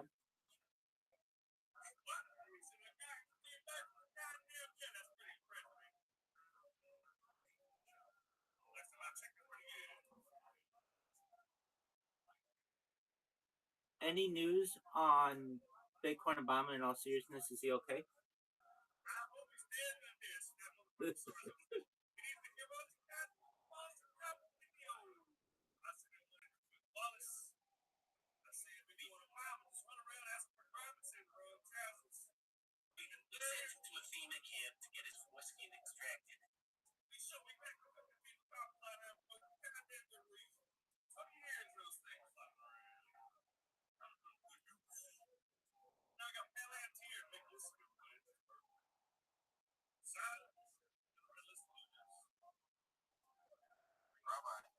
Rabbi, have it put up. Please, I'd love to hear it. Yeah, so I had Bitcoin Obama thinking on freelance space some days ago.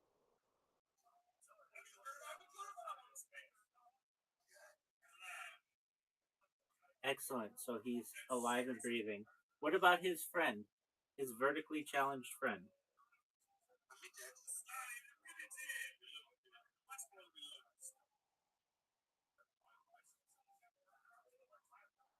Yes, how is that person? No, I'm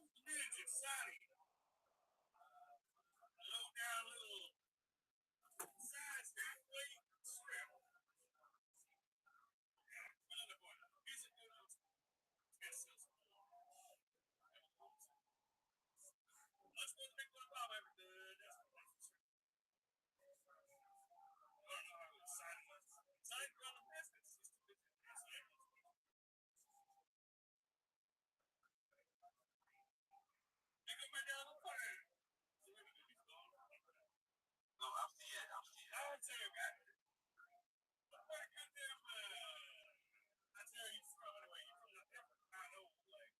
No, no, no, no.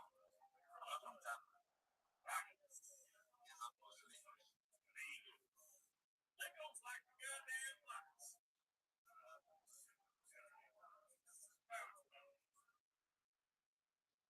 Bitcoin Obama, I think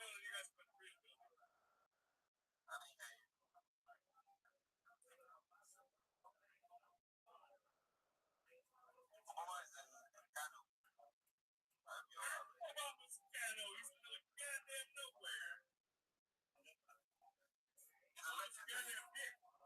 He's a legend. He's a legend.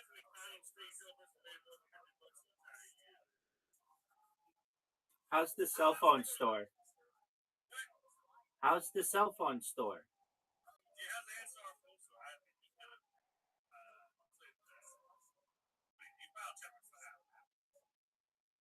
Does Nigeria have a chapter 5?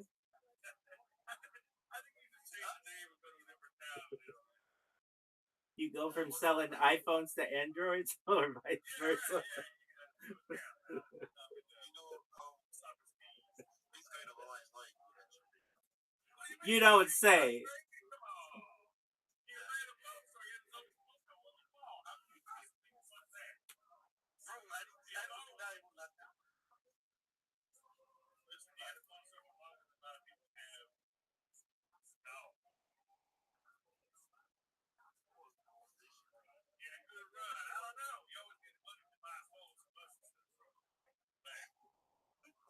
Last I heard, he was attempting to get a 2011 white Mercedes Benz. Does anyone know anything further on his vehicle choice? I think he did.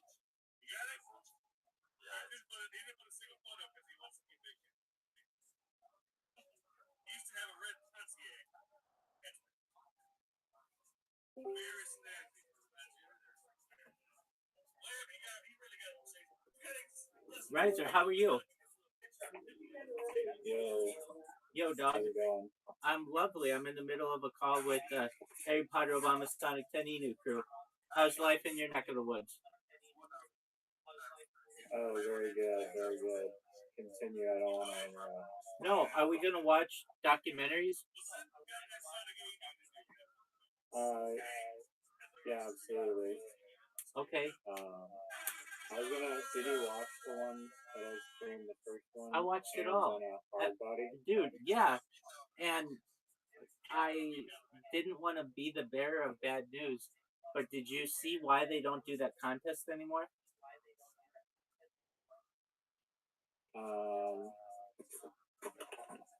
No, not really. I mean, you would either know or you wouldn't. It's not like a not really thing. I mean, tell me the reason why they don't do it. Because I think they do it because Mr. Beast has done competitions that are like based exactly on that, like origin of hand on the thing, last one to take it off. No, I'm not saying that. I'm not saying who can stay on base the longest. I'm talking about this dealership in Texas, why they don't do it anymore. Okay, why is that? They don't do it because in 2007, a contestant, after 50 hours or so of hands on a hard body, went across the street to the Kmart that was closed, broke in, loaded a shotgun that he stole from the store, and offed himself. Jeez. Yeah, it's awful. Hi, Mama Riser. Hope you're having a good day. Yeah, absolutely. You as well. So Riser, yeah, how terrible is that? Yeah, I mean, that's pretty sad. Oh, it's but that's. I mean, I feel like they could definitely perhaps still do it if they have like a spotter and medical stuff. Yeah, I mean, like the dealership got sued by the widow of the guy, basically for not having proper like psychiatric care, and so here's the breakdown. Here we go. Pardon me, it was 2005. So the contest became a national phenomenon. It was ultimately discontinued following a tragic incident in 2005 where participant Richard Thomas Vega did what I said after dropping out of the competition, leading to legal action against the dealership regarding the effects of sleep deprivation.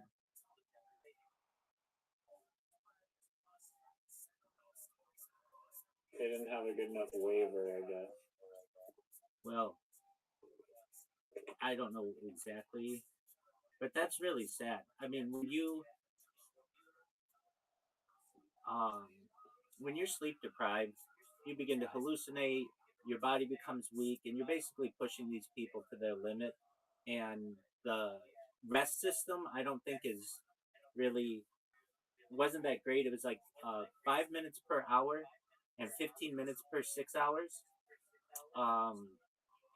Also, you're dealing with the heat. Boy, wasn't that one guy like extremely excited about his air conditioner? A 20-ton air conditioner. Do you recall this part of the?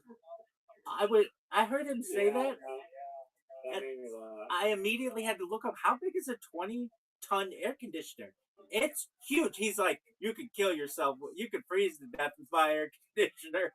I'm like, wow, how big is this thing? And apparently, he did get it at a good price or whatever, and he could literally turn his living room into a refrigerator, which was pretty fascinating. I was minus 12 degrees the AC goes into. And then his wife, like they were both missing teeth. The wife was missing the two front teeth on the top, and then he was missing like the two bottom ones. Yeah. And together they when they kissed, it was like a full metal forming, and that was a real. the wife, he's like, I had to move out my children out of the house so that I could. We didn't use that 20,000 or 20 ton AC, but just to acclimate her to the heat. And I thought she was gonna win because he said he's like, my wife is stubborn as a mule, and like she can stay up for like 100 hours at a time. And I didn't even understand what the competition really was at first, because like the rests and stuff. I was like, wait, are they gonna just like take like nap time, or like what's gonna happen here?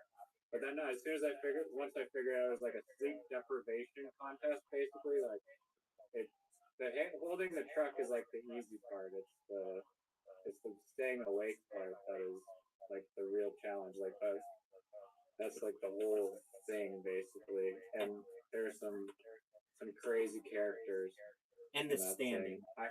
As I watched this, it was heartbreaking to me that we have people who have millions and billions and perhaps trillions of dollars, and yet you have other people who have absolutely nothing and are just giving everything of themselves for a truck that is going to depreciate within a year of its ownership to half its value, and then from there eventually it will just become scrap.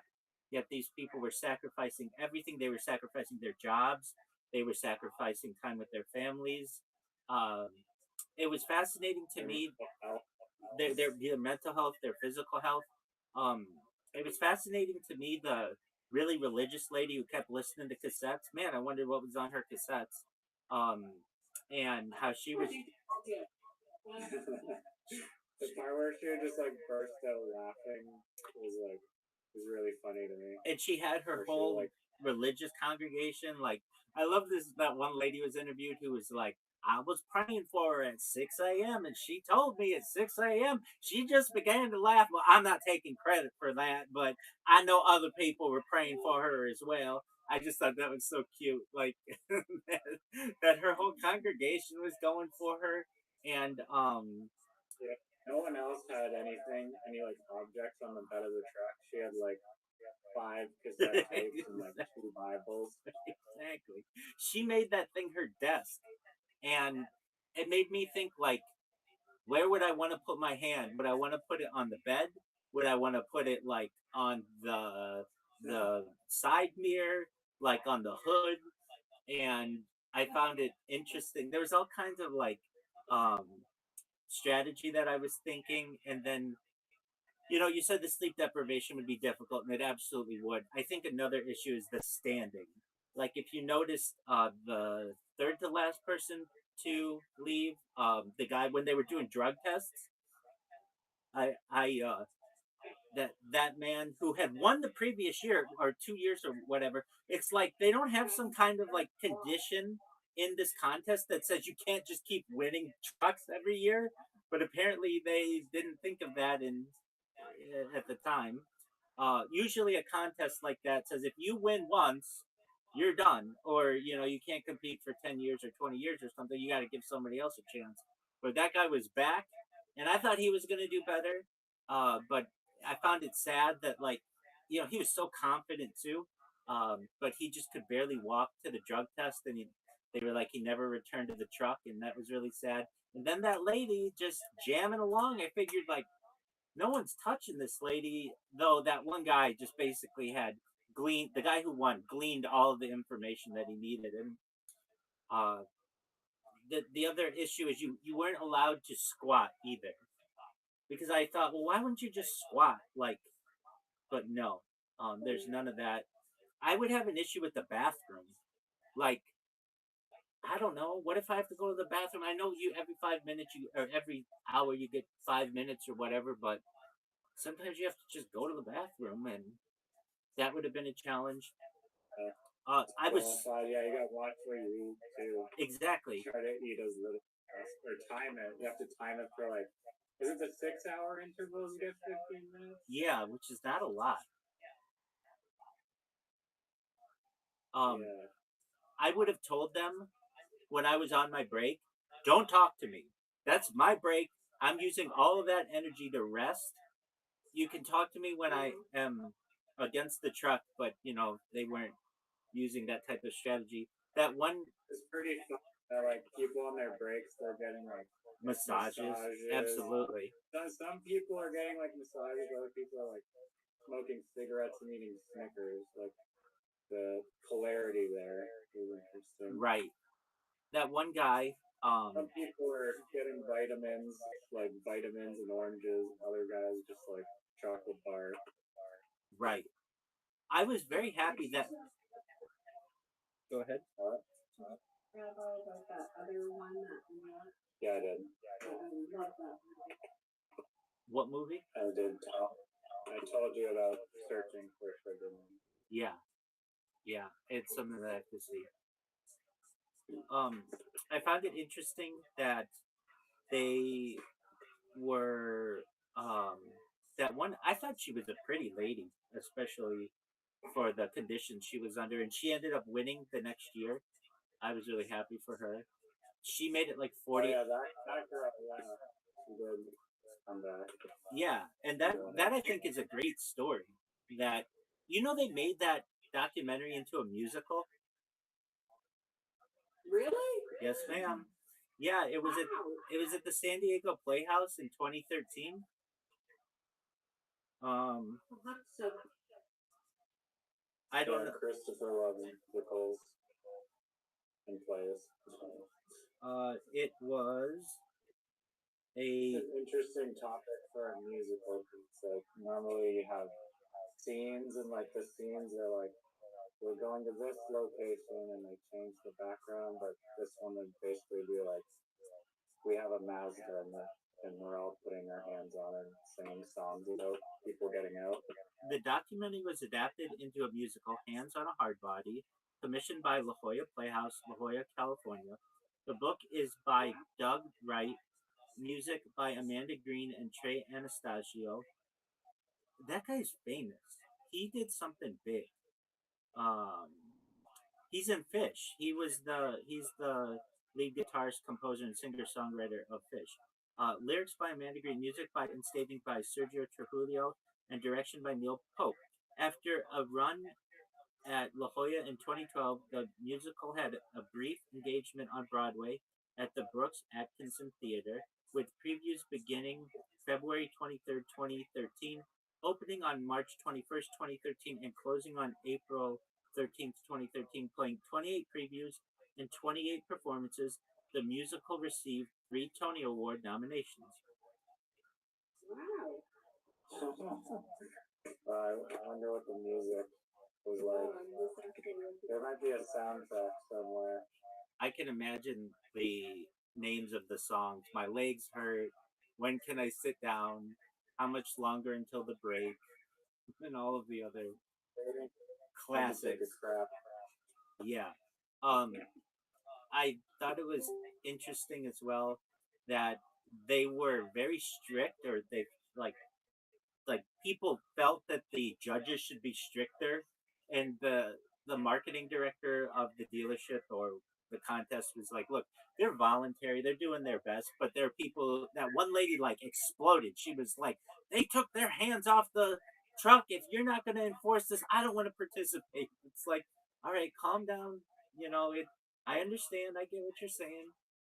That's a legitimate gripe, but I don't know if Yeah, they showed one person literally take her hand off, and they like slow moed it and replayed it, and then she put the hand down and then like lied to like the judges on camera. They didn't win, but I feel like if you're gonna have a competition about no hands on the truck, like they should have enforced it better and been strict. But it's kind of pre the days where they had just like GoPros and like 15 different cameras that they'd set up and review. I'd imagine it'd be like more of a nuisance to do all that. That's true. And it was a small dealership in rural Texas, and it didn't have. Oh yeah, was this whole thing like an advertising ploy? Oh, of to course. Promote the Mazda? Of course. That wasn't it a Nissan? Oh yeah, sorry, yeah. Yeah, so and this would be a popular thing that radio stations and dealerships would do. Dealerships are very common advertisers, and so you could get the radio station at your location for long periods of time, and also they're going to talk about how nice the car is or the truck or whatever it would be. This was very popular, I would say, in the 90s in the United States until this incident. I wondered what happened to these because they stopped. Now, I understand with the YouTube world where you can have people have perhaps better waivers and such that it becomes more popular, but this used a big one that they used to do was who could drink the most amount of water, and that killed people. And then the radio contest would do that. That was another popular one that they would do. But the car one, hot dog contests have been around forever, most certainly, and they have people that are just crushing it. most doing that. certainly. But they're not like advertisements, I don't think, unless they're advertising hot dogs. I would love for them to They do a "Where Are They Now" of the people in that documentary. Like, hey, you guys did this. You could tell they bonded over each other, and none of them really got too upset at the other person, even when they took their hands off or whatever. It and if you saw at the end when the guy and the lady, the person who came in first and the person who came in second, they were embracing, like they had gone through like trauma together or this like enduring challenge, which I thought was really interesting. That they weren't mad at each other. That lady was really nice, and um, I would have liked it to have had a narrator because it's just like I needed more of the information regarding like the rules, what was going on, who was who, what was what. It was a lot of just like my feet hurt, my legs They hurt. didn't even show people that were in the competition until like 5/8 of the way into like the movie. Like we find out like one of the finalist people is like some Mexican guy who's like pretty young. And it's like they only showed him like at the very like towards the end. It's like we didn't even know he was in the movie. Yeah. I thought it was really interesting. I found it interesting as well that Quentin Tarantino recommends it as one of his favorite documentaries. I was trying to interpret it like the camera work, the sound and things. It's just like a beautiful snapshot of American life in the mid 90s, and I thought that was really interesting. I found it very sad though how poor the people were, and they were making such major sacrifices for perhaps nothing. I mean, a lot of them, uh, most of them walked away with nothing. The first prize got the truck. Second prize got a $250 gift certificate, and then third prize got some gift certificate to some restaurant or something. Like that's it. But these people, Well, we could have given all the participants like $10 or something. well, you know what? That's funny. Whenever these things are mentioned, it takes me back to the 2012 giveaway um, for some video game contest, and I mention it often. But what the grand prize was, and then uh, numbers like 7 through 10 or something, or maybe here's what it was: the famous Bitcoin video game contest occurred in 2011 during the AOV IC Cup Star League StarCraft Broad War, where the 5th through 8th place finishers received 25 bitcoins each as consolation prizes. At the time, the prizes were worth approximately $41.25 in total, but if held, they would now be valued at 2.5 million, given Bitcoin's current pricing. So basically,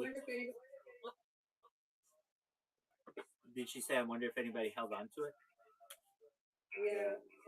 Yeah, I don't know about that one. Then there's the classic, the Bitcoin pizza, the first ever documented transaction of Bitcoin for a commercial product was for Papa John's, May 22nd, 2010.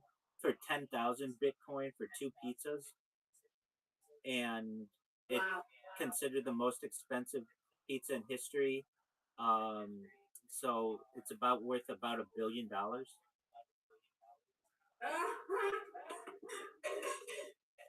which is just absolutely wild. So, yeah, I was enjoying that one that we were watching yesterday, the second one, but so we should. I don't want to say we finished that tonight because it was kind of boring, but um, it's something that was fascinating to me as well. That they were doing this. Finish the last half hour. Yeah, absolutely. They were doing this contest for £5,000. Now I understand £5,000 in 1960s pounds is more significant because of inflation and such, but 300 grand or something. which to me seems like somewhat low. For risking your life going into unknown waters. Exactly. Yeah. So, yeah. But okay, so what's on the agenda for tonight for documentaries? I think we're gonna watch the internship, the movie, not documentary. But I do have another documentary. A few. I mean, there's always more documentaries to research. I have some other ones in the pipeline, so I'll hit you up for that. I just wanted to call and talk about the hands on the Mazda car because I thought it was Nissan. funny. Nissan, yeah. And they were just like, I just want to win this trip. The Texas accents are like killing me. Yeah. One lady said like they're like required to wear these like gloves, and then she was like, there's something like her hands got like too itchy or something at the end. Right. And then there's like burning her skin and she had to just drop out. It was. She said then, she didn't realize her one hand was burning, so she took her other hand off to itch it, and then she had removed both her hands, and she was disqualified. Yeah, I was gonna ask if you would have had some loophole to get over like the no leaning thing, because like the leaning, like not no leaning was like the one rule where it's like you better be standing, and they instruct the guys like you can't like lean on the car at all, I guess. Right. I mean, there's not really a great loophole around that.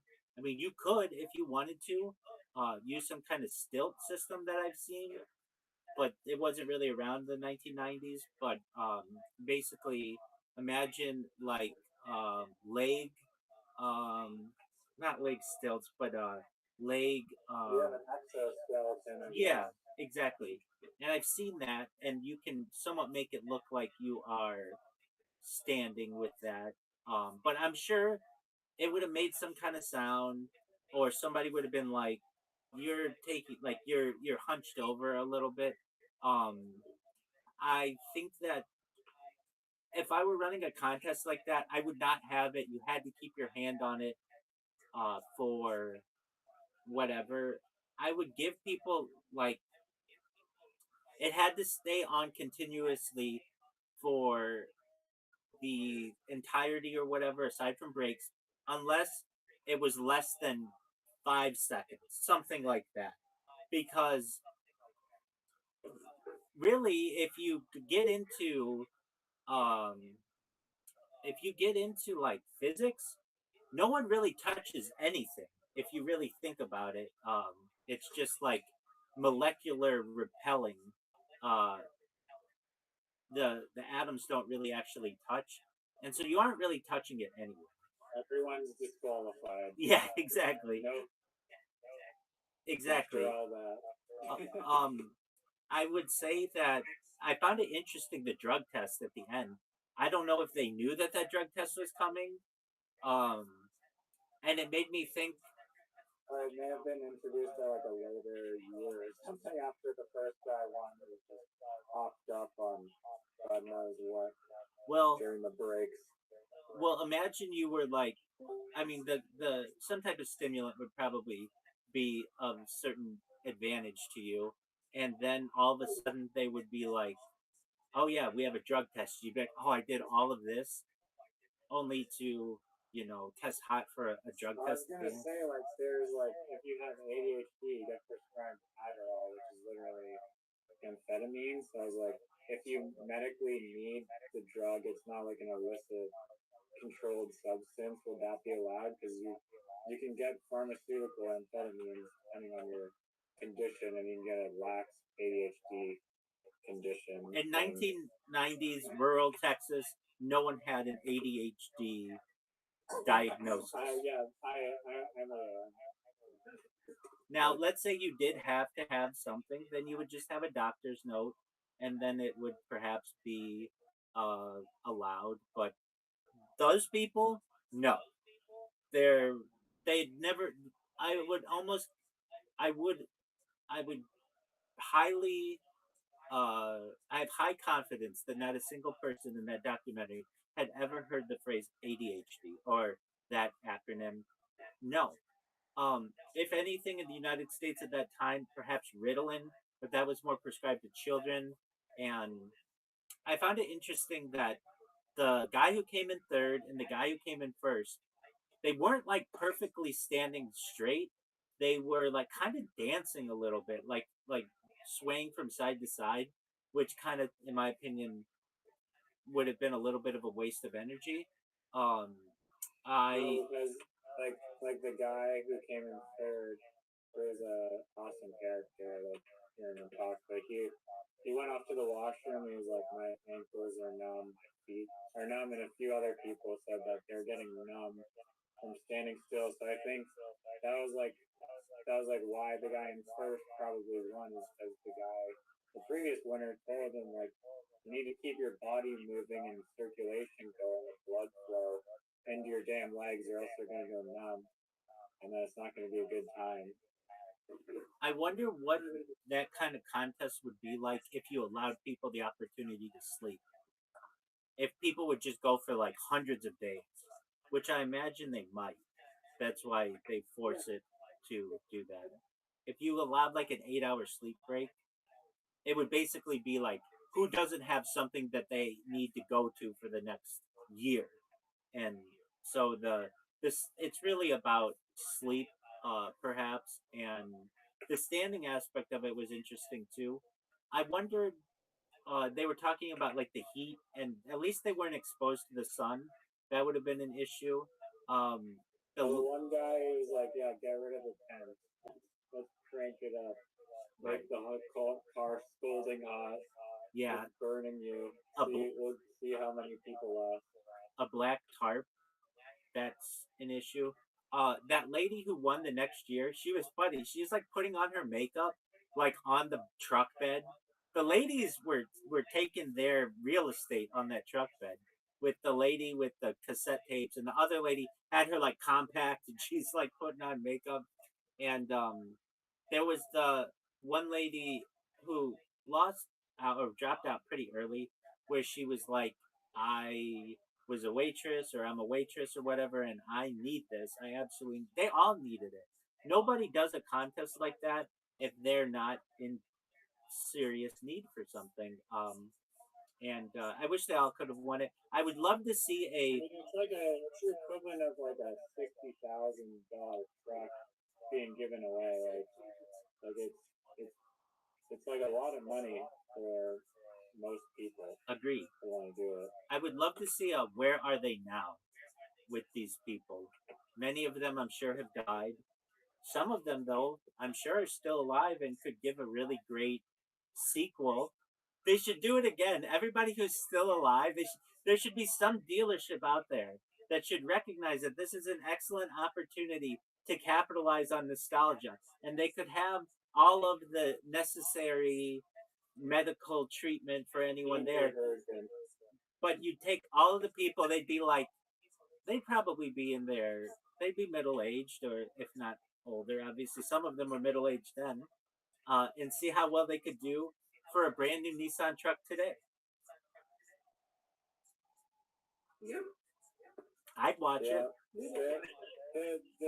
The winner millionaire guy from like the previous year was like, I think the only guy that could compete with me on this would be like some guy who recently got out of like the Marine Corps, and then they like show the guy who's like, I recently got out of the Marine Corps, but he only lasted 2 days or something, which was a little surprising. But he said that his body was giving out, so maybe he wasn't.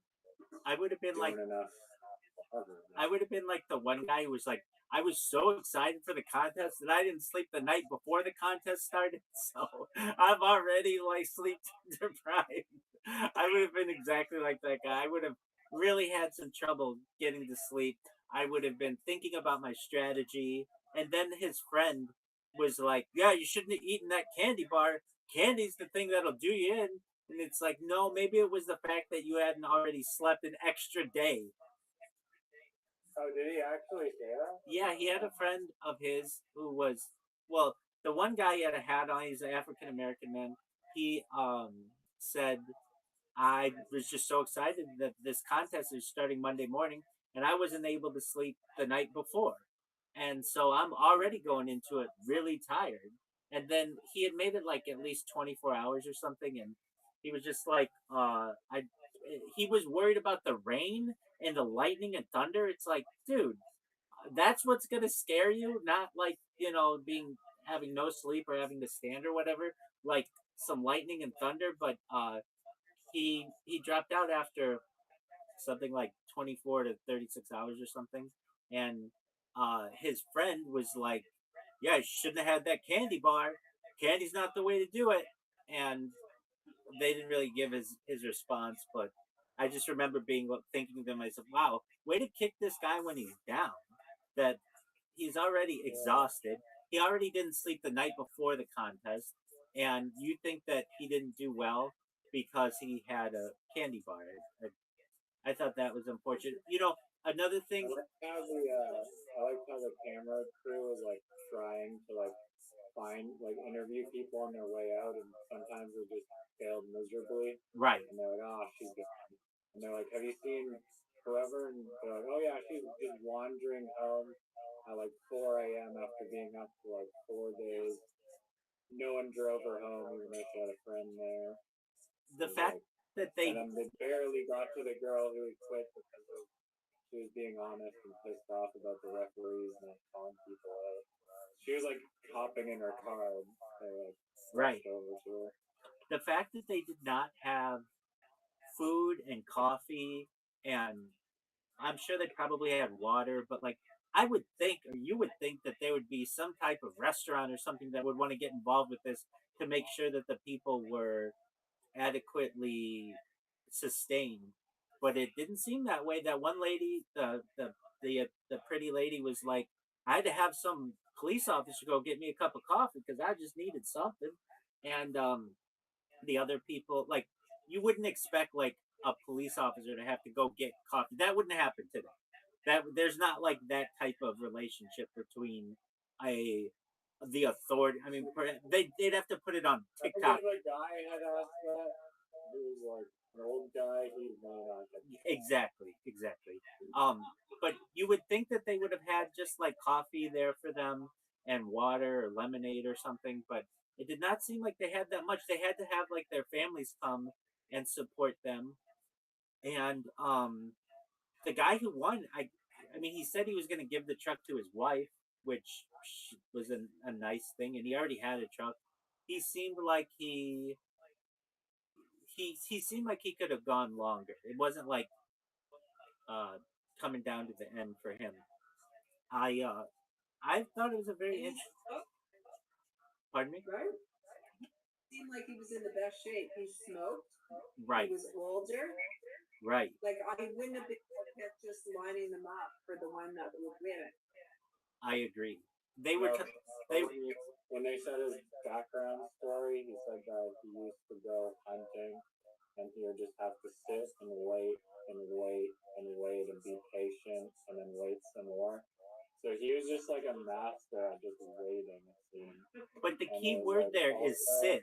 Also, like another good point that they won, I think the defending winner or whatever it was like, it's a contest of who can keep their sanity the longest.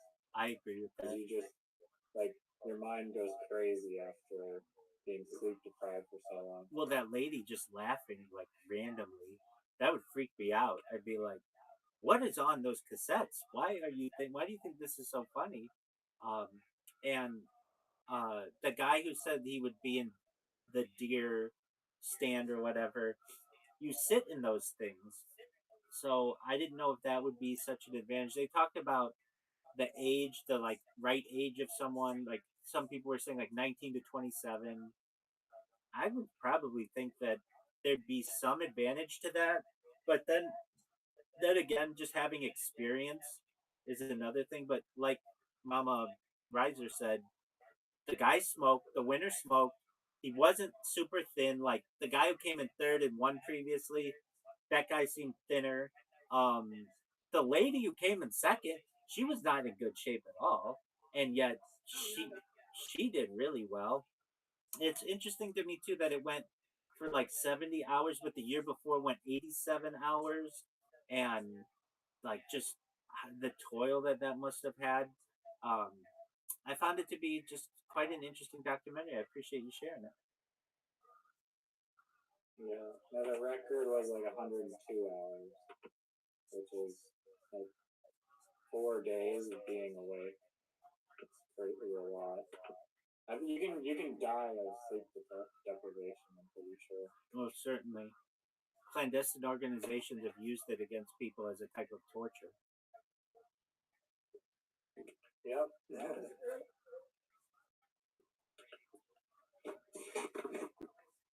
Yeah. Well, do you have any strategy to stay awake, or what's the longest time you've stayed awake? I think I did 3 days, and um, I the strategy was basically like tons of caffeine, and um, I would say that that's about my maximum until I'm just so tired that I don't hallucinate, but I just like the world becomes very slow to me. My processing skills are weakened, um, and I don't like doing that. On this stream, the longest I've gone, I think, is 2 days of no sleep, and usually that would happen under a case where I would sleep a lot the day before, like I don't know, 12, 14 hours or something for one reason or another. And then I'd be trying to get my hours back to normal. Um, whether that would be, I'd be able to do that, it's difficult. Um, so I have done some pretty long endurance without any type of um, medical prescription or something like that. Your body after like 36 hours starts to really slow down, and you're not able to process certainly um, be in your sharpest form. And you also, like, whenever I've done it, I haven't been very having to have to be very physically active during it. um, that causes a lot of issues, I think, because you just become tired. And if you are extreme, Like if a bunch of did it, they would be able to like meditate, rest, and like actually like somehow not like last a lot longer. uh, yeah, perhaps I would learn about like MK Ultra torture tactics of the CIA. And one of the things that they would do is sleep deprive people, and uh, I think the longest that they ever had somebody, I don't know if this is published, was like a month, and um, they did it with light and sound, and the people were never the same thereafter. So there's a certain point that you reach where you become like reprogrammed. Like it's an awful type of torture, and so I do my best to not go down that far.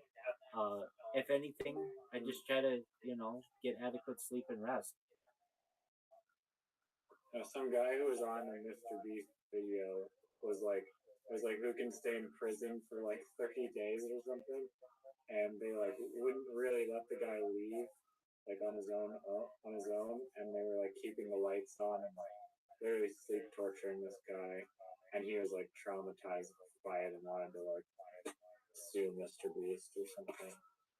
But I thought after like 10 days he was just like gone. Oh, Sharks and like orcas and stuff can sleep like with a quarter of their brain or like half their brain, and then be awake for like the rest of the brain is awake. So they could do this contest probably. It would go on forever if there's sharks on in the sun. But I can recall one time I was on spring break with some friends, and we went to Las Vegas, and we were gonna go to Mexico, and we did.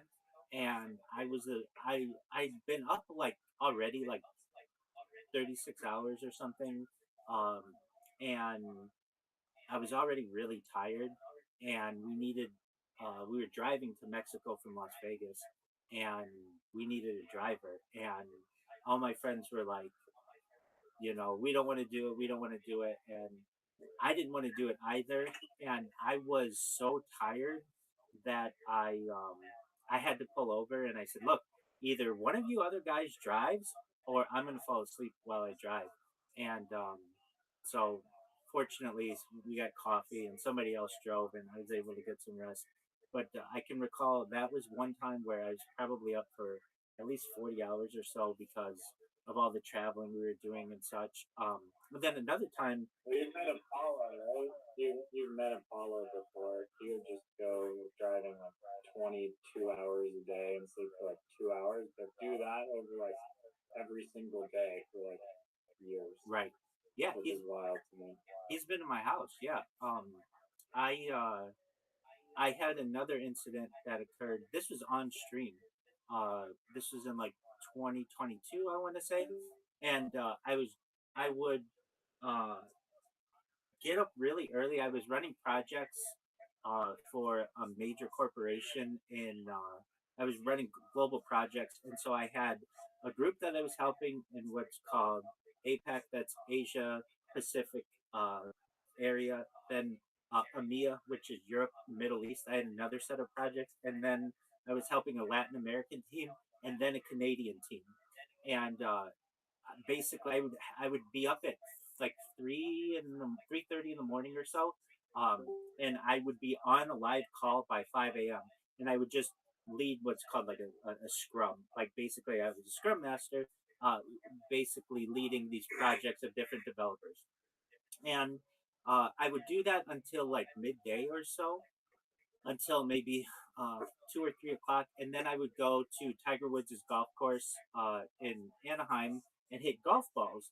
And I did this one day, and really was just. You just got arrested for drunk driving. I know. And I was burning my candle at both ends, as they say, and I just kept losing more and more sleep. And I was driving home live while streaming on GoPros, and fortunately, my car had a self-driving element to it. It basically had um, lane protection, and I fell asleep for about, I would say, like 30 seconds going 70 miles an hour on the 405. And I was really close to my house, but I remember being like, whoa, like I had to snap out of it and roll my windows down. And I was very close to my house, but just thinking to myself, like, I can't do this. I cannot run myself to the point where I'm absolutely exhausted. It can be very dangerous. And like Apollo would do, there's something called West Coast turnarounds, which are like pet pills, caffeine pills, and they used to be much more legal, at least in the United States. Um, uh, Different over-the-counter types. They call them pet pills or like weight loss supplements that were basically legal stimulants that people would use to lose weight. That became illegal. It was called phenendrine. It was called fen was the big lawsuits that occurred because they caused cardiac arrest. But this used to be something that people would do to stay up for really long periods of time, truck drivers especially. I was driving to the airport once at like 5 a.m. and We were like in a taxi thingy limo, and the car in front of us. I'd never seen anything like this, but just scraped into the guardrail in front of us, and just like sparks were just flying out like it was like a miter saw just cutting through steel. Like just tons of sparks for like 7 seconds, and then the car like was like, oh, and then just like woke up or something and just continued driving along in front of us. Did that person fall asleep? They're either drunk or fell asleep or both. Probably. I could see that. Well, it's sleep deprivation is very dangerous, and in a case like that, I would have expected the um, the dealership to recognize that they're pushing these people to the limit.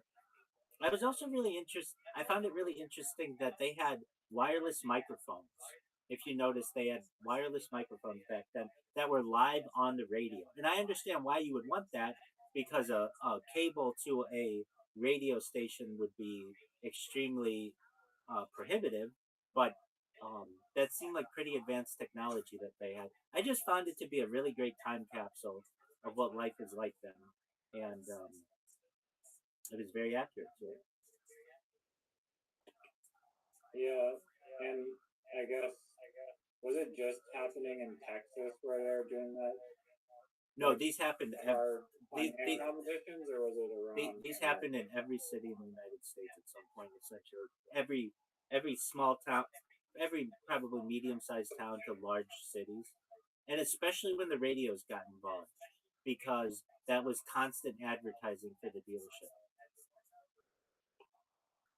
Right. But nowadays they don't. There's nothing really that's like a crazy public contest that they're doing for cars, is there? Because the More lawsuits became so people became so litigious that hey, you caused mental strain against me. So and so cheated. They're they don't do them anymore. Yeah. Another strategy that I like no one did in that particular contest because they're all like nice people or whatever, but I've seen it in like the Mr. Beast ones where it's like okay, everyone's going to sleep or whatever, and just one person just to try and lead up the competition just goes off screaming all night so no one can sleep. Well, just to like make it much more intense. And so, I mean, the one girl, arguably like the gospel girl, was like being like super annoying and trying to annoy people out of them. But the other lady was like, "I'm just gonna block it out. right. Well, in the Mr. Beast ones, they let people sleep, so that's the big hindrance to these. Um, I also think that the dealership model has changed a lot. So dealerships used to make their money generally on selling new cars. They didn't make so much on selling used cars. That's why they always push new cars. And then they made some money on the service. Today, they make more money on the service than they do the selling of new and used cars. So basically, they have you as a customer for much longer time, and it's more profitable. Back then, when you're selling a new car, you're doing that to get attention to your dealership. You're and there are only so many different ways to advertise. There's television, there's radio, and there's print media and perhaps vertical media like billboards. But there's not a whole lot of other things. Now today, you can target your audience, you can use social media, you can use digital advertising. There's just a lot more ways for an organization to be able to get business, and they don't need to do that. And I also think that radio stations aren't as willing to participate in these things because there's some liability there. After the 2005 incident with this person, no one wants to have their business connected with anything like that. So you could say, look, it would be great to drum up some business. That's great. But there's a huge risk here that someone might go off the deep end and absolutely ruin the business's name and open the organization to some type of liability, and so I just think companies have really pushed away from that. But I I I know that there are a lot of businesses out there that do uh, contests, and people get really excited to do them. And there's a certain um, there's a certain competitiveness to it, and people do that. I know there was an organization that was giving away coffee for a year to the. They were opening up a chain. Um, they were giving out coffee for a year to the first 300 customers of their new business, and you had to be there by like 6 a.m. and you had to wait. And I know that I I was working nights at the time, and so I would get off of work right around that time, and I just walked there and got a stack of 300 free things for coffee, uh, or 360, like one coffee a day for a year. And there were people who had been waiting out there for like like many hours basically, and I just was able to be one of the last people, and I was able to get the same prize that they got. They don't really do those things anymore. They I think things have just become more expensive as well, that they just don't want to give something away. Giving away a car is very expensive. Giving away free product of anything is very expensive, and the organizations just aren't that willing to do it anymore. Yeah, everything's got to take effort. That's true. But the advertising bounty and prize they'll do. The advertising bounty and prize they'll do. What do you mean? Or the marketplace. The marketplace that you mean Upcake? Yeah. Did you tell your mom about it? Yeah. It's a good idea. I think it's a good idea. I think it's really challenging. It's a big idea. It's not a. I was saying to Zach that the challenge is going to be executing on it, because anytime you come up with something that is going to change the world, you have a lot of blockers and a lot of things that you need to figure out and get by, because it's new, right? It's not a sponge daddy where that sells itself, and it's it's a one-time thing. It doesn't change. If you've worked in software, if you're a scrum master, Yep, right? absolutely. Any software related things have to be updated on a regular basis. There's customer issues. There's just, it's a big idea, I and agree. therefore it's a challenging one to do as a as one person. Oh, And I agree.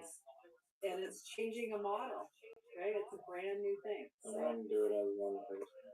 well, you would start as one person, and it would be hard to get funding for it. Like it's a great idea. It's just really big. Oh, absolutely. I told Riser, I launched a startup within the last 10 years or so, and the overhead for any type of business is so great, especially in 2026, that that's usually prohibitive.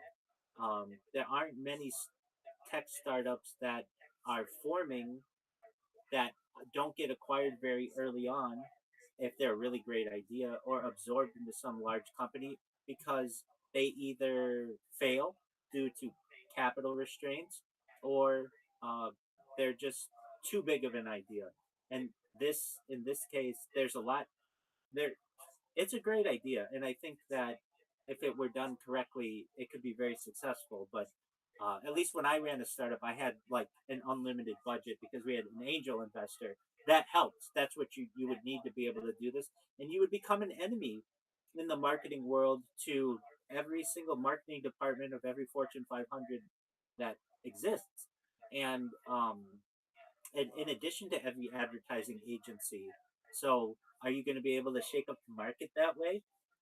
But it is, and Riser, I sent you something, and we've talked about it a little bit, that uh, Meta at least has stated that all of its advertising by this summer will be perhaps AI enhanced, or they will at least allow for that option. Whether how much influence that's going to have, you tell me. I can tell you, I'm on social media. Which company? Meta, so Facebook, Meta, so Facebook. I can tell you the TikTokers that I see. I created this robot that basically makes my entire life into short music videos, and it is uh, uh, basically every 7 minutes a random song that I have created, not created, a random song, a top 100 song from any decade basically, is in this giant playlist of like 20,000 songs that I made. And I made this robot that automatically up uh, automatically takes 1 minute of my life and plays music over it.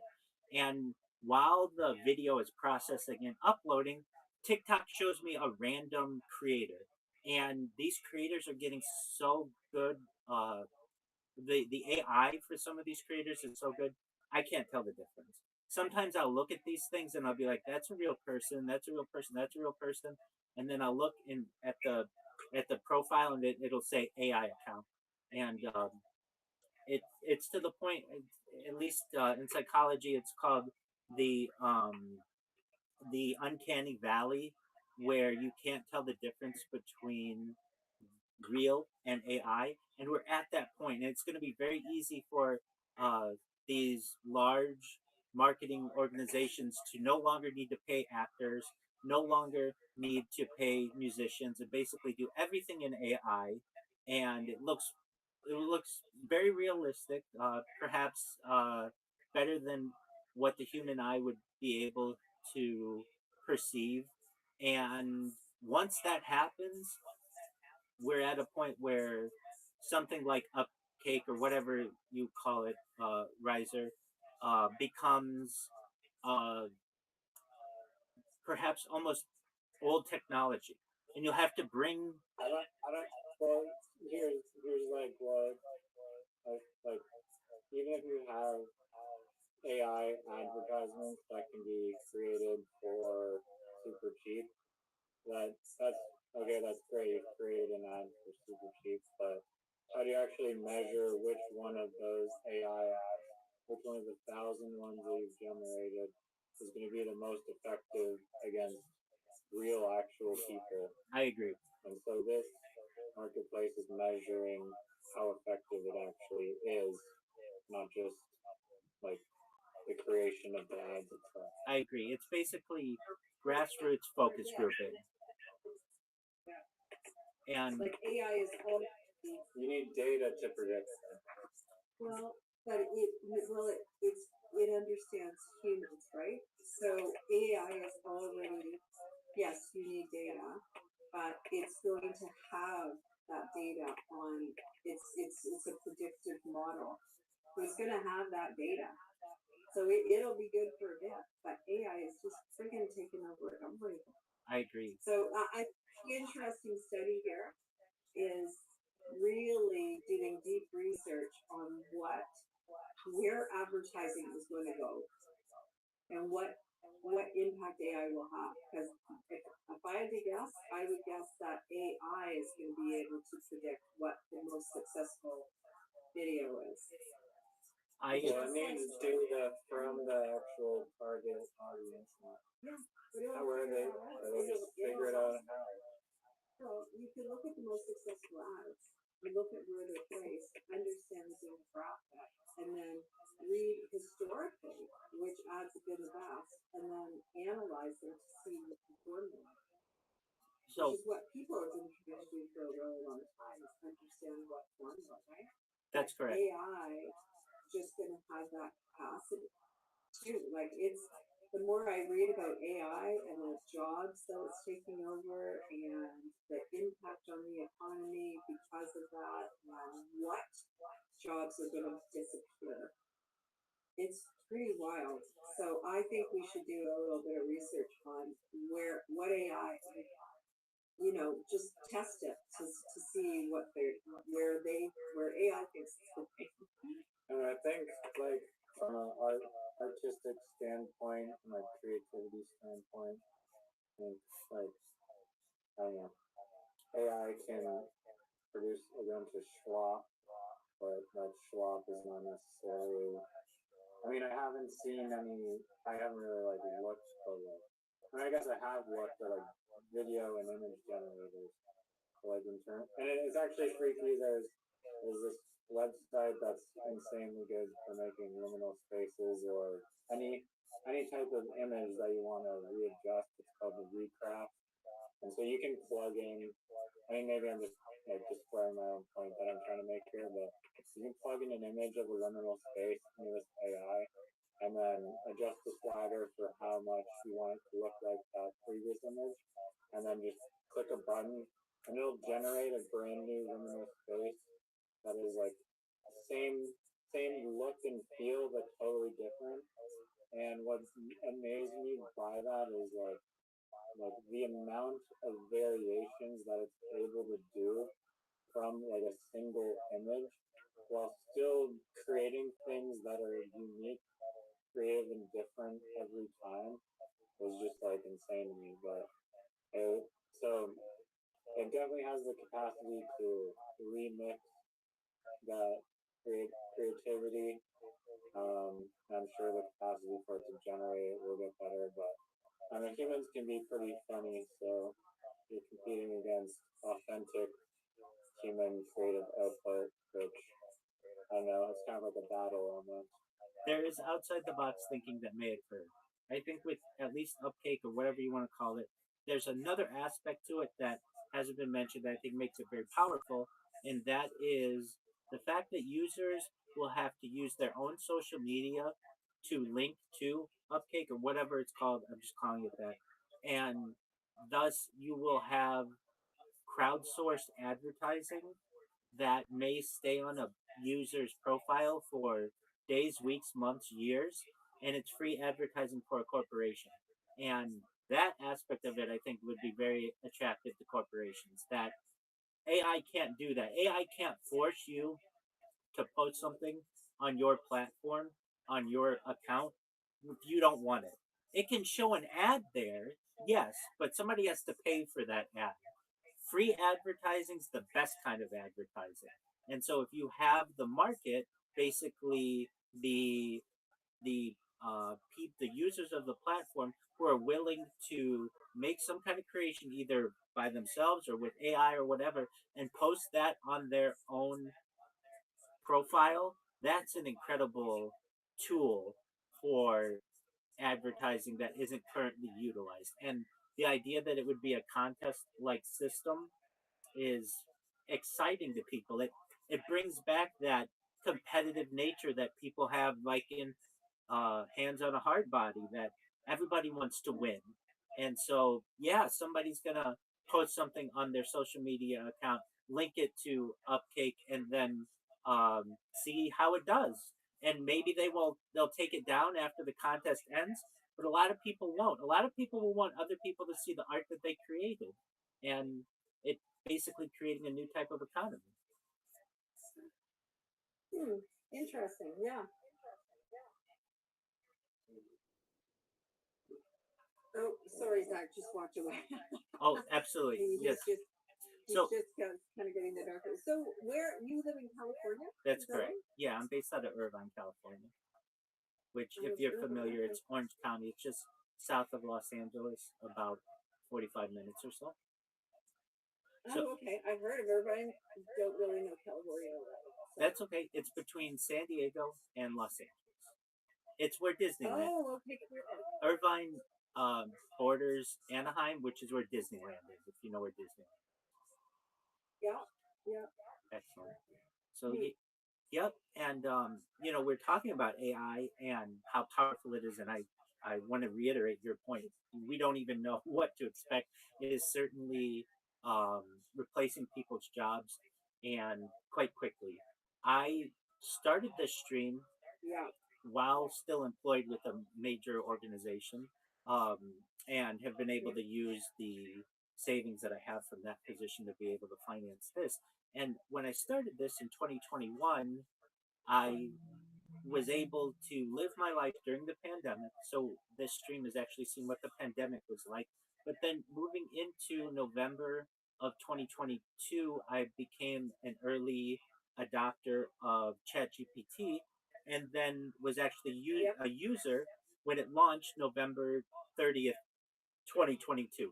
So I basically have this like pre AI part of my stream and then post AI, and I've been able to see the development of ChatGPT 1, ChatGPT 2, ChatGPT 3, 3.5, 4, 5, its competitors of Grok and Claude and Gemini, and what they've done to society. And I think this is a really exciting opportunity to be able to study, especially in the future from a historical standpoint, my streams as a time capsule to be able to see what life was like before AI and after AI. I was on a podcast earlier this week, um, an Australian podcast, and um, we were talking about basically what you and I are talking about, the impact that AI has on our society. And basically, we still don't know. There are so many questions that exist, but perhaps I think maybe historians in the future might look at a stream like mine or other people's who have huge amounts of data, uh, to actually be able to get a porthole or a vision of what life was like, and I think that'll be really exciting for people to study in the future. Yeah. Yeah. Exactly. Yeah. So one thing, It's going to be terrible. That's my prediction. It is a really, really, it is so, it's so efficient that, employees save hours and hours, and eventually that leads to job loss. It's going to lead to a lot of job loss. And that's really sort of a sad state. Agreed. I mean, even my doctor's office, and I've been going to that doctor's office since the kids were little, like for 30 years, and you'd call, and a receptionist would answer the phone within like 3 minutes, right? Right. Then now you call and you're on hold for in a line of people, and there's no more people. The office didn't grow or anything. It's just that it's auto recorded, and the recording tells you, your wait time will be 12 minutes, and there's 3 people ahead of you, and then it will say your wait time will be 9 minutes, and there's 22 people waiting. Like it's just all screwed up, and I just think it's so sad that a doctor's office with, you know, 14 doctors cannot afford a receptionist. And that's what they're doing. They're just tightening the reins like everybody else so they can take a little bit more money home themselves. And it's just service is just it's been going downhill forever, but it's really really getting bad when it's just going to be everywhere, absolutely everywhere. And and we don't even have robots that are part of our daily lives yet. But when that occurs, and it's probably within the next 3 to 5 years, we're going to see massive uh, loss in especially blue collar workers, and see similar. We already see similarities in white collar workers. Coding isn't really a career anymore. Um, No, Customer it's not. service is no longer a career anymore. And very soon we'll see positions like perhaps um, certainly truck driving or any kind of long haul driving will have been replaced. Additionally, it'll soon move into even positions that people would think that were almost irreplaceable, like electricians and plumbers. When you eventually have a robot that doesn't need a break, that doesn't need to eat, that can work 24 hours a day, and all you have to do is invest in a team of them or whatever, and they just have to be plugged in. Why wouldn't you do that? You could create your own business that way and reap the rewards. Now, do I think this is good for I don't society? know what humans are going to do, though, right? Like, what are humans going to do? Well, where's the purpose in life? That's an excellent question, and I have these discussions So with people, it's and I really think that we may, and I could be wrong, but experience a new type of resurgence in the arts and in human made items. There will be a desire for people to have art still. It's something that people enjoy.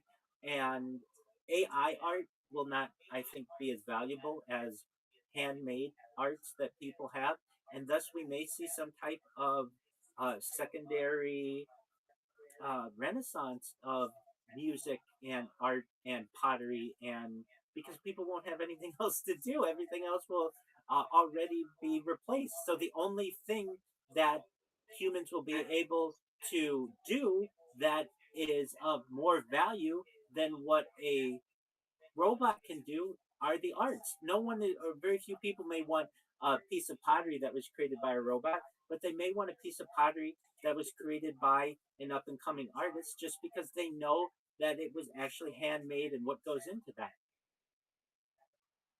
I mean, I think like something like a teacher might not be so easily replaced. It's like the robot has the data, but it's lacking a human connection. So anything where there's like a mandated like human connection to be formed will be difficult to be replaced. I disagree. In my opinion.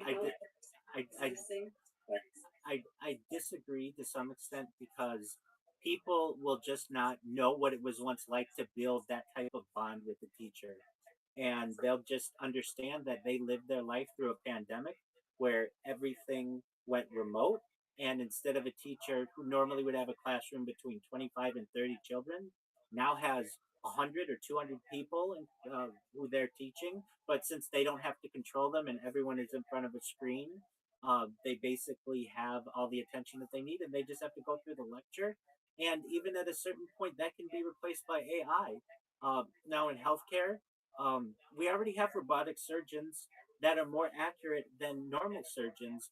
I think this isn't even an old study, but they had a robotic surgeon that was I think 86%, or oh no, not just surgeon, doctor, a robotic doctor that was able to diagnose people with 86% accuracy, and this was 2 years ago, when a human doctor, even the best ones, it was less than 80%, it was about 78%.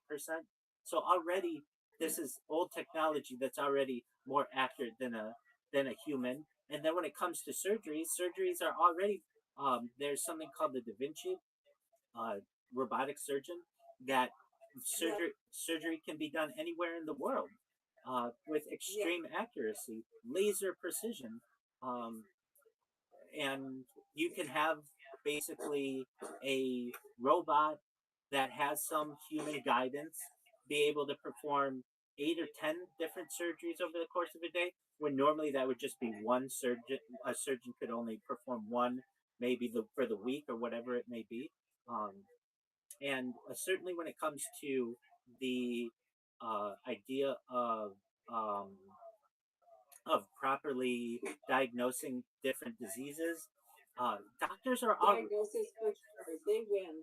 AI wins. it does, and exactly, and in law as well, AI wins. When you would go to law school to just for 3 years on top of having a 4 year degree and just learn how to brief, uh, and a brief might take you a few hours to be able to do, a chatbot can do in a matter of seconds. And I really think, and I've heard this before, that the top law firms in the world will essentially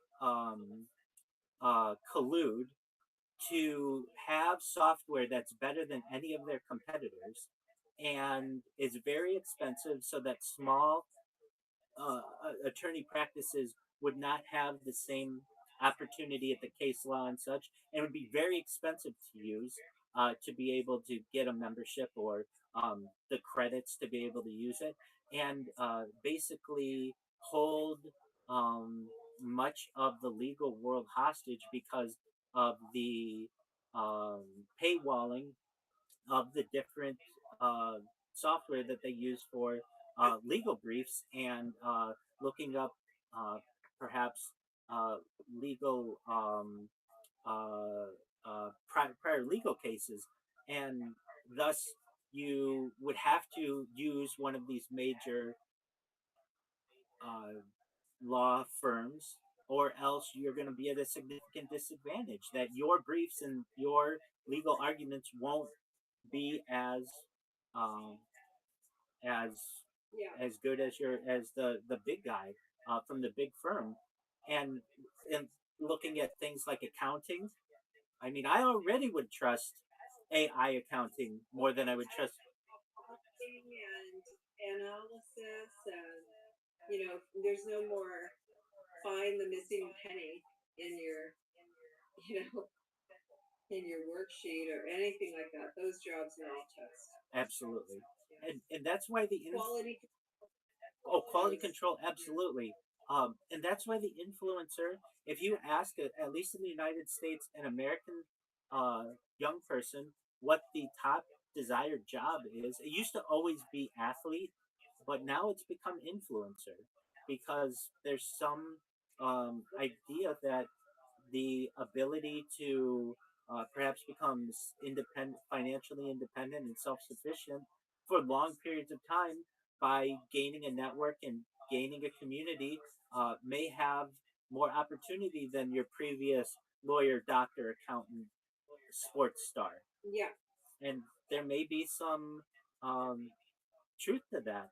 And I see these streamers. I mean, I certainly am one, and I know that it can be extremely lucrative for the top, top streamers, not for everyone, but given enough time, long periods, uh, if you're able to do anything for a long enough period, generally you will gain traction and you can become successful. I'm not saying you absolutely will, but you look at, I don't know if you're familiar with a podcast like the Joe Rogan Experience. It's the most popular podcast generally in the world.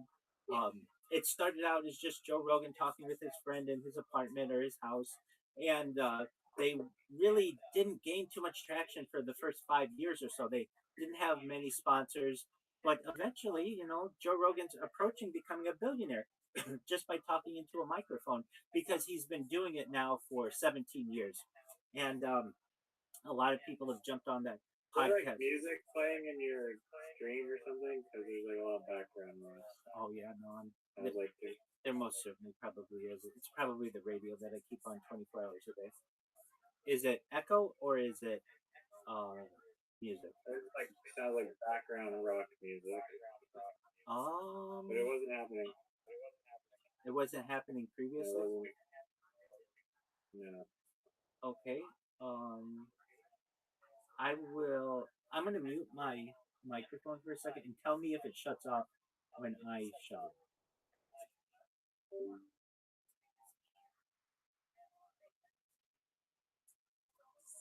On here. Okay. No, I know. I was just muting myself. Did it shut off when I shut it off? Like now it seems fine again, but I like to come on. It sounds like a soccer game or something. We'll continue. Sorry. Okay. I'll let you know if it actually happens again, and then yeah. Certainly. There are some other people in here who are, some of whom may be playing some kind of sport, and it might be coming from them as well. I'm not saying that that's true, but they all seem to either be muted to some extent, so I don't know how they would be doing that. Anyway, just let me know.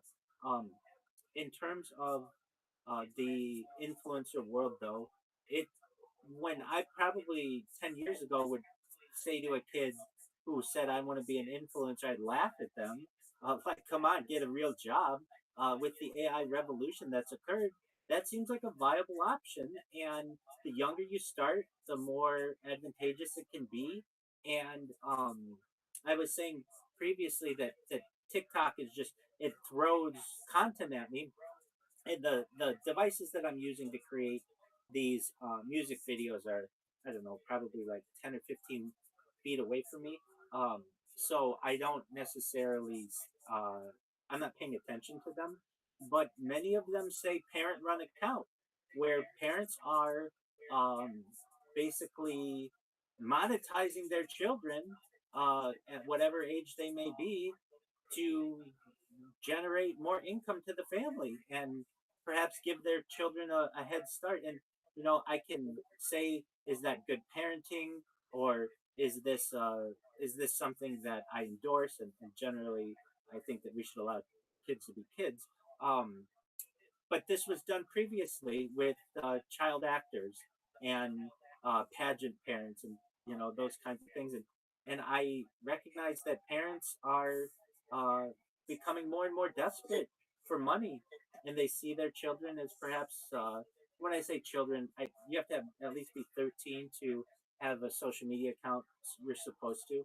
Um, but for those kids who get a big following as a young person and then they become an adult, that's quite a head start that they could have in selling things and partnering with different organizations. And it may seem Well, like it's an education for them too, right?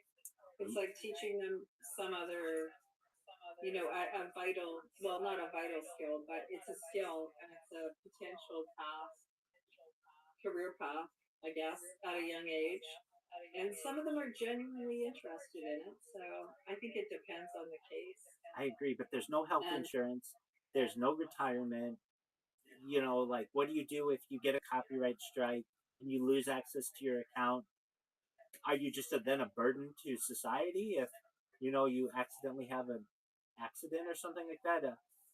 It's it's uh it's a dangerous game that the influencer route poses, and well, it's funny because as Zach and I were talking about this last week about just the notion of social media has really promoted and this uh, really promoted this notion of not working for anybody else and being an entrepreneur and making your own money and why share the pot and all this stuff, right? right, But essentially all of that, whether you're an influencer or an entrepreneur, you don't have health, like you don't have healthcare benefits. You're on your own, right? You right, don't have healthcare benefits typically. You don't have, you know, I work for a large corporation in Canada, a telecommunications company that's in healthcare, IT. But I have a pension plan exactly, that they put hundreds of thousands of dollars over my career into a pension plan.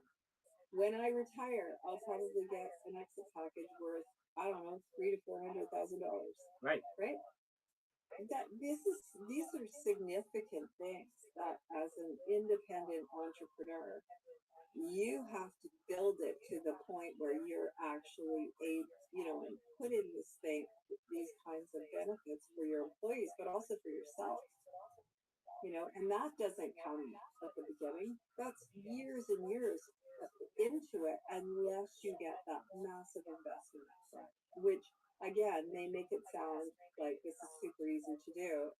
It's not that easy to do. You're absolutely right. 90% of startups fail. Yeah. And So anyway, it's just interesting. Like whether you're an influencer and that happens and something happens to you and you're toast, or anything when you're really on your own. Yeah. So Zach's, I guess Riser, whatever. So Zach's brother is a YouTuber, right, very successful. and very successful YouTuber, and it's like it's crazy how much money he's made. Crazy. Um, but no, so he hasn't had a problem with that. But he's kind of, to me, needle in a haystack. Absolutely. Like for him, who just had a ton of money at 22 years old, more than I have at 22 years old, right? Um, and and carrying on, like continue. Now he's 24, but um, that he got lucky. He worked hard. It was his fourth attempt at doing something online, and he is just, I don't know what to call it. he's just got the right set of skills for it, and he got lucky. Absolutely. But most YouTubers are not. They're just not in that category, as far as I can tell, anyway. Oh, you're 100% right. You know, you said 90% of all businesses fail, and I think there's the statistic 90% of all restaurants in the first year fail. And when it comes to influencers, it's got to be 999 out of 1,000 fail, or at least never reach what your other child has been able to reach. I mean, it's just like you said, a needle in a haystack. I can tell you, as someone who is fortunate to not have to do some type of uh, what would I want to call it, ambush to go viral. I recognize that it's a long game that I'm playing, and Right. I recognize also that it's just my life. It's what I enjoy doing. That it may have some value in the future. Um, but I can tell you, like, and I'm not alone on this. I had a an X space, which is like Twitter, which is on video, and I had it open for 24 hours a day for 365 days, and I gained 31 followers. Like that's it. I can tell you that I've had many of my channels. You know, I'm live on quite a few different channels. But I don't ever pay attention to subscribers because it just means nothing to me. Um, but I don't have more than 100 subscribers on most of my channels. I can tell you that there's another person I know who live streams their life 24/7. They're on day like 310, and they have 300 followers. Like basically, they get one follower a day. And if you don't have Yeah. some kind of niche, like catch someone's attention, kind of idea, if you think you're just gonna go viral by just sitting there, staying there, unless you're gonna play a really long game, it is not going to be too fortuitous to you. I can tell you, at least like from this Discord, which I have a lot of pride in, because you know it's 3,000 people I've been able to meet, really interesting individuals, and I didn't start this Discord originally. It's only been around for almost 2 years, but to get even 3,000, like to have 3,000 people with whom I can interact, um, uh, is Yeah, that's is yeah. is is difficult, especially because Discord doesn't allow you to promote yourself very easily. I can tell you on Instagram, I have like 10,000 followers, and on Twitch, I have like 50,000 followers. But those followers don't pay attention to me nearly as much as the people in the Discord or even the people on X. So it also depends on like what platform you're on and how engaged people are. I was in a call with someone. He, as you may know, this guy. He's a hacker from Uruguay. He's very popular in the Twitter space verse, and he has like 45,000 followers or 50,000 followers on X. And as he has said, that 10 years ago, when his account was 10,000 followers, he had much more interaction with people and made more impressions with people than he does with an account of 50,000, just based on competition and based on like lack of reach and all of the things that can happen. You know, I many times brainstorm with Riser about going viral, and I uh I I think that I have a good strategy, which is this, which I haven't been utilizing as much as I should have. I go on people's podcasts. So I said previously I was on this Australian person's podcast earlier this week, and he invited me to do like a 5-part series. So the first one is going to be on life extension. The second is going to be on earth improvement. The third is going to be on mega projects. The fourth is going to be on space exploration, and the fifth is going to be on the search for intelligent life. And basically, these are like interesting topics that I'll be Yeah. able to. Someone's going to hear what I say and say, "Hey, I heard you on this podcast. I'd like you to be on my podcast," or "I'd like to, you know, like basically to get Yeah. my brand out there more." And I did this recently. I've only started this like this week, and if you're like, "Why didn't you do this before?" It's just a thing. Like Riser and I were trying to give it a name, and we called it ambush guesting or something like that, where you just put out a bunch of requests to be on people's podcasts and see if any of them will request like allow you to come on. And I did this to another person, and they're going to have me on their podcast. And I basically have said to myself, if I make this my job for the next 52 weeks, and I'm at least on one podcast a week or so, somebody's going to hear what I do and say, wait a second, you mean I can go back to any moment of your life for the last 5 years, essentially, and see your life from multiple angles, and you have all this data, and data is Earth's number one resource. It surpassed petroleum in 2018. There's something to that. That's a really interesting project, and perhaps I'll get more more influence because of that. And really, I do this because it's enjoying.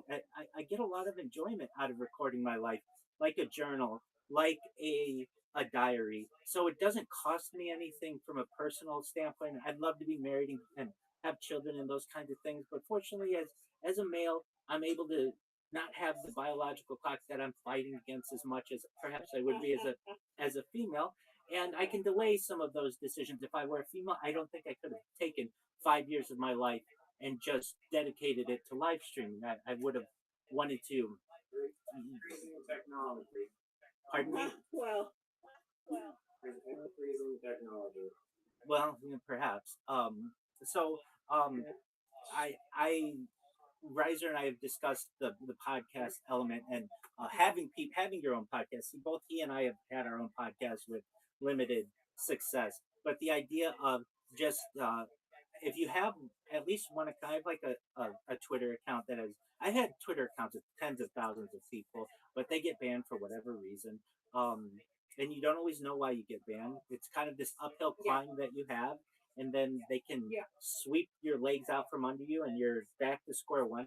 But enough people know about me now that it's a strong enough medium-sized Twitter account that I can go to people, and it shows that I have some legitimacy, that other people have listened to what I've said. And I've been on other podcasts now, and it's basically using those to say, hey, if you found what I was interesting on this podcast, listen to me on this podcast, et cetera, et cetera. And there's a lot that at least personally, that I can talk about from a science perspective, from my project perspective, from just like we're discussing the future of humanity, that people will have a 30-minute or an hour-long conversation with you. And so that's the strategy that I'm using. Whether it works or not, well, we'll see a year from now. We'll see where we're at.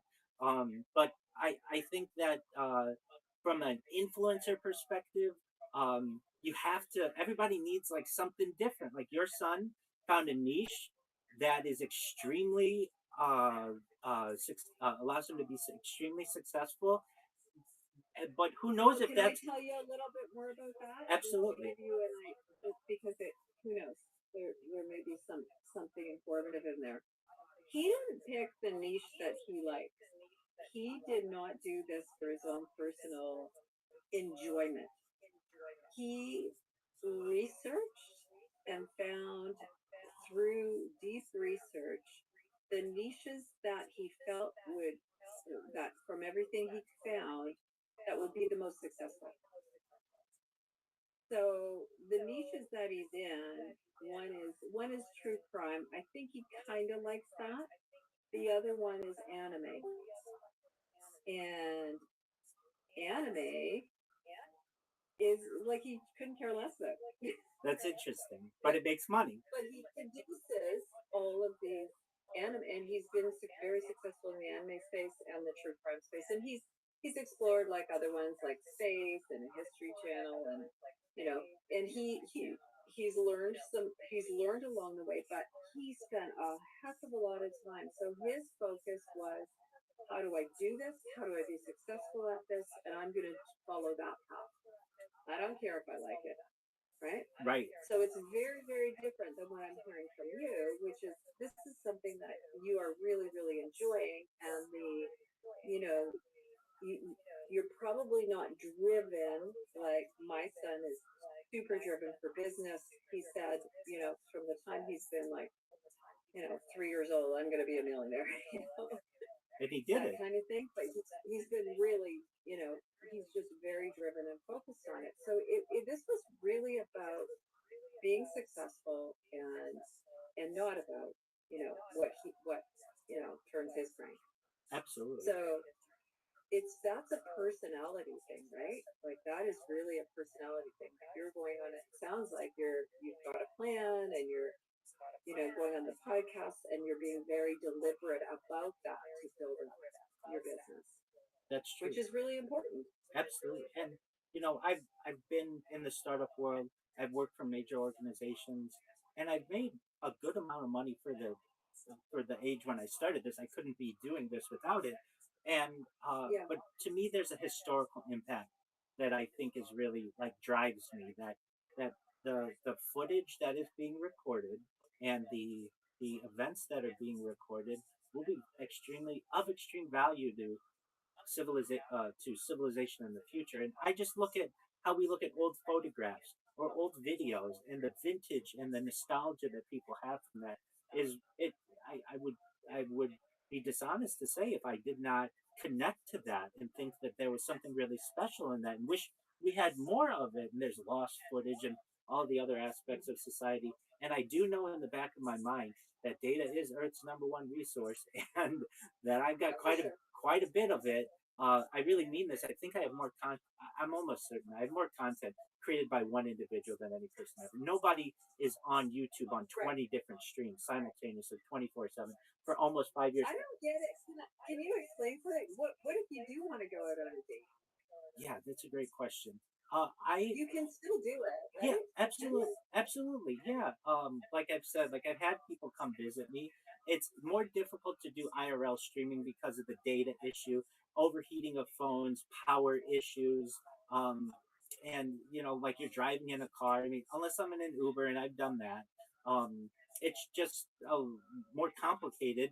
And I'm only live on one stream then, and I like being live on 20 different streams. But yeah, if there was some woman who came into my life and said, "Look, I am all on board with this live streaming thing. I love it. I want to live with you. Let's do this together." I'm not saying that I would be against that, but I'm not looking for that. Um, I recognize that this this project has the opportunity to make me and my family and my generations to come wealthier than we'd ever want.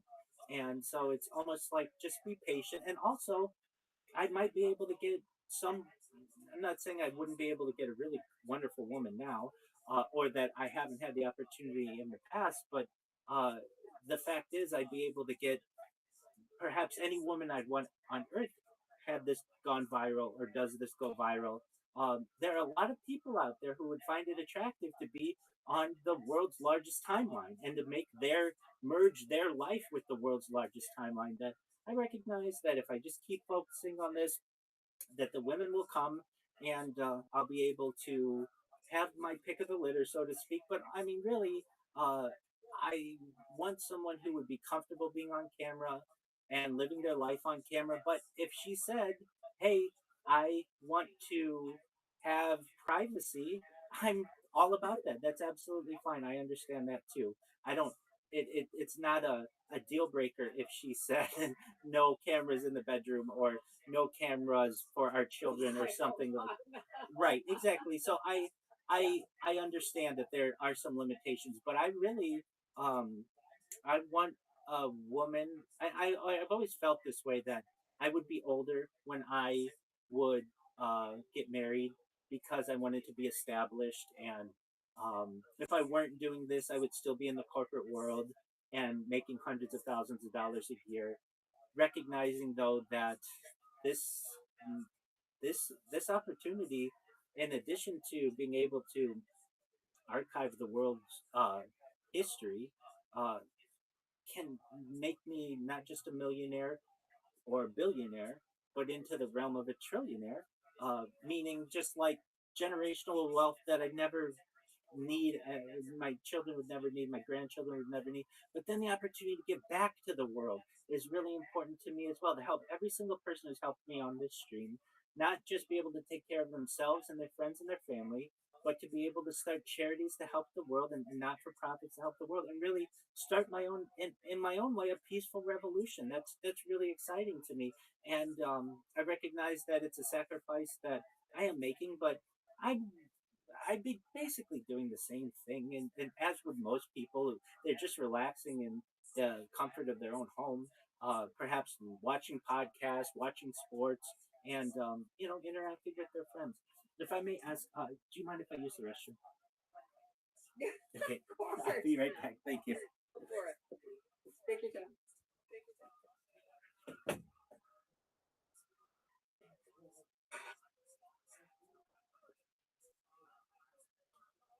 Take it back.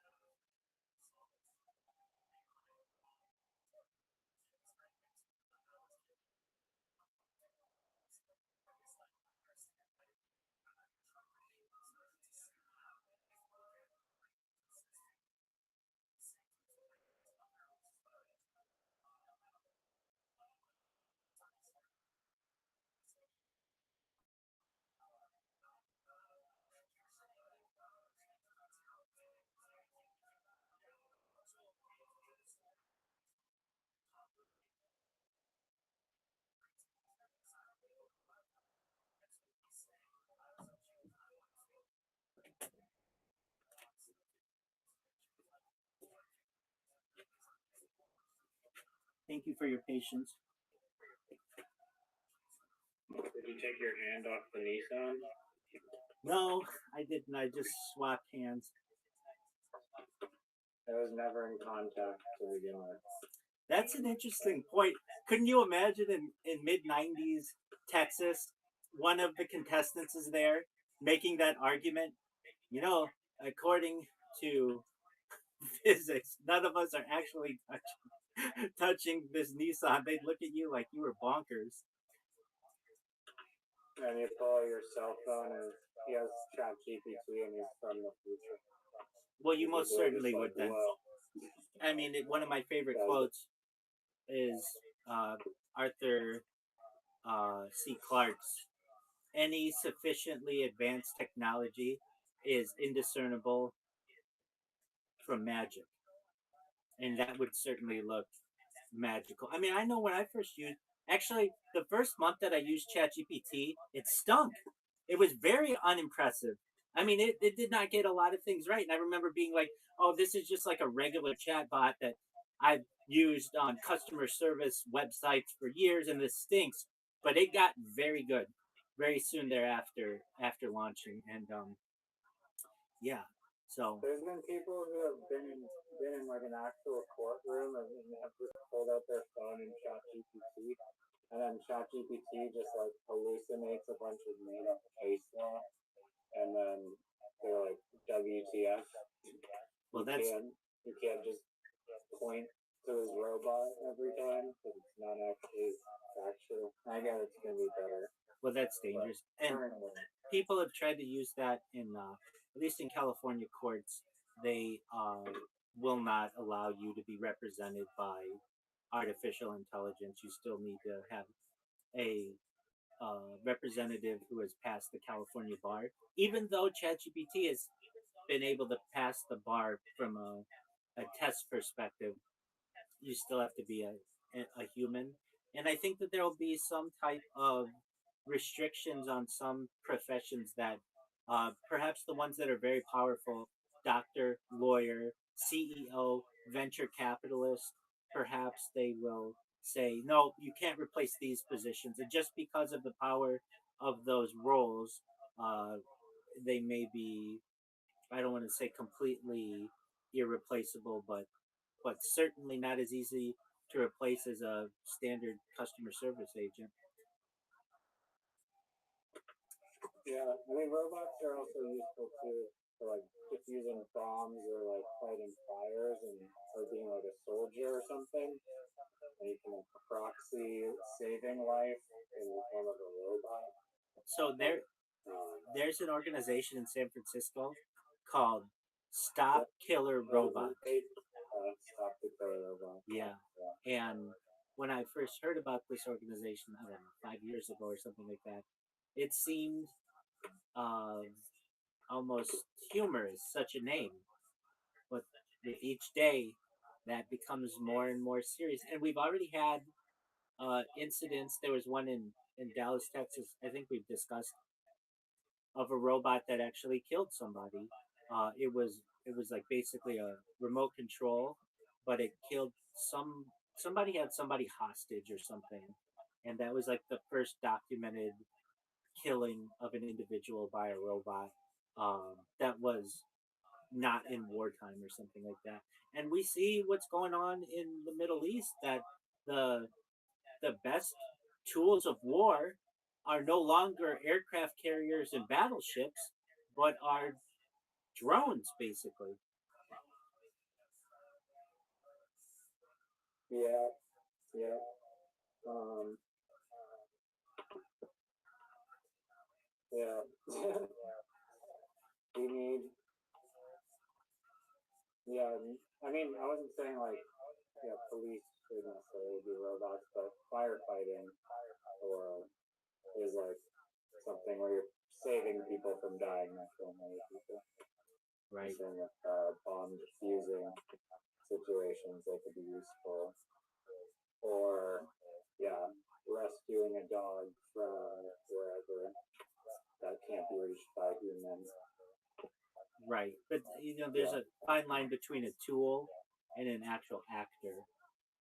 And we have in the United States already police departments that have robots that are basically for awareness uh, on the streets. That's, I don't know if you've seen them. It looks like a giant egg, like Humpty Dumpty, and it basically has cameras on it that goes around different parks and has like a little speaker on it. And if you run into trouble or something, you can go up to it and it will press a button on it and it'll notify the police or whatever. But and somebody's watching it from a remote location. But it's kind of one of these things where uh, there's a fine line between that and RoboCop.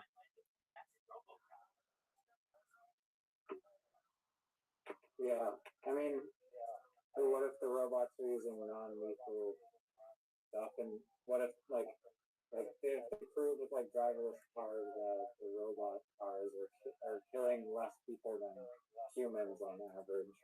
Isn't it generally safer to have like we prove that robots are less trigger happy than regular humans with emotions and PTSD? Wouldn't that be a good thing, arguably? I am a huge advocate of non lethal alternatives in law enforcement. And I have always said this, even as a young person. Why do we give police guns, or why do they have such active uh, ability to use a gun when there are tranquilizers out there that have been used for the last century to bring down big game? Meaning, you can take down an elephant with a tranquilizer dart almost immediately, and that elephant will be incapacitated for 30 minutes or an hour or something for you to be able to do whatever you need to do. And then it's brought back and it's back to normal. Why can't we use those on individuals? Basically, I think that society should replace firearms in law enforcement with tranquilizer guns. Now, do I think that And I made the argument before. I was like, well, like the dosage apparently of those tranquilizers varies from human to human. But even if 1 in 10 people die from a tranquilizer, the alternative is the bullet, where it's like 10 out of 10 people die from. exactly? Even like the worst. Exactly. And you could use different types of concoctions or tranquilizer chemicals. You could get something down that, I mean, I am a perhaps naive but or just a positive individual who thinks that you could use the same. There is a world out there. I don't know exactly where it is, but science could find that you could use a dart on a small woman and a large man and not have to change anything in it. Whether the dart knows like can sense the size of the person for how much dosage it's going to give, or just it basically will not kill them. It will just like, here's an example. uh with the taser, or like use of like electroshock, they don't take into effect the size of the target. It's like, if you're gonna get tased, you get the same taser as a small woman as you do a large adult, or a large man, I should say. Same pepper spray, same rubber bullet, Perfect. same handcuffs. Exactly. So I think that the same thing could be done on with non-lethal weaponry, and um, I don't know. So at least in the United States, there's a big um, loophole that's known as qualified immunity that allows police to be able to use excessive force at times if needed for the to ensure the peaceful restraint of an individual. But even at times, it can become lethal, and you can't sue them on this grounds. But there's a major push in the United States that, and I think it's going to be brought not by the, not by a grounds a grassroots level, but I think from insurance companies. Insurance companies are finding that it is becoming, and I should say local departments. It's extremely expensive to pay out on bad cops. Like, basically, if you run the statistics, like like 10% of bad cops cause 90% of the force's problems, something like that. And if you require police officers to insure themselves, just like you do with a car, if you're a bad driver, eventually you'll be unable to drive because you won't be able to pay for your insurance in the same way as a police officer. There's a push for this, and I could see this potentially happening in the future. And there's going to be a time where there's an overlap between AI and robotic law enforcement, and and perhaps some type of insurance regulations or restrictions on bad cops, because um, it just becomes extremely expensive to have a police department that is getting sued all the time, and eventually some cities and jurisdictions are just going to no longer be able to fit the bill. And they're going to say, look, we're going to move the insurance liability from our small town or medium city or large metropolis to the individuals themselves, being the police officers. And I think if that happens, you'll see a lot, many fewer accidental shootings of people, or people will be far less, um, police will be far less motivated to pull out that gun.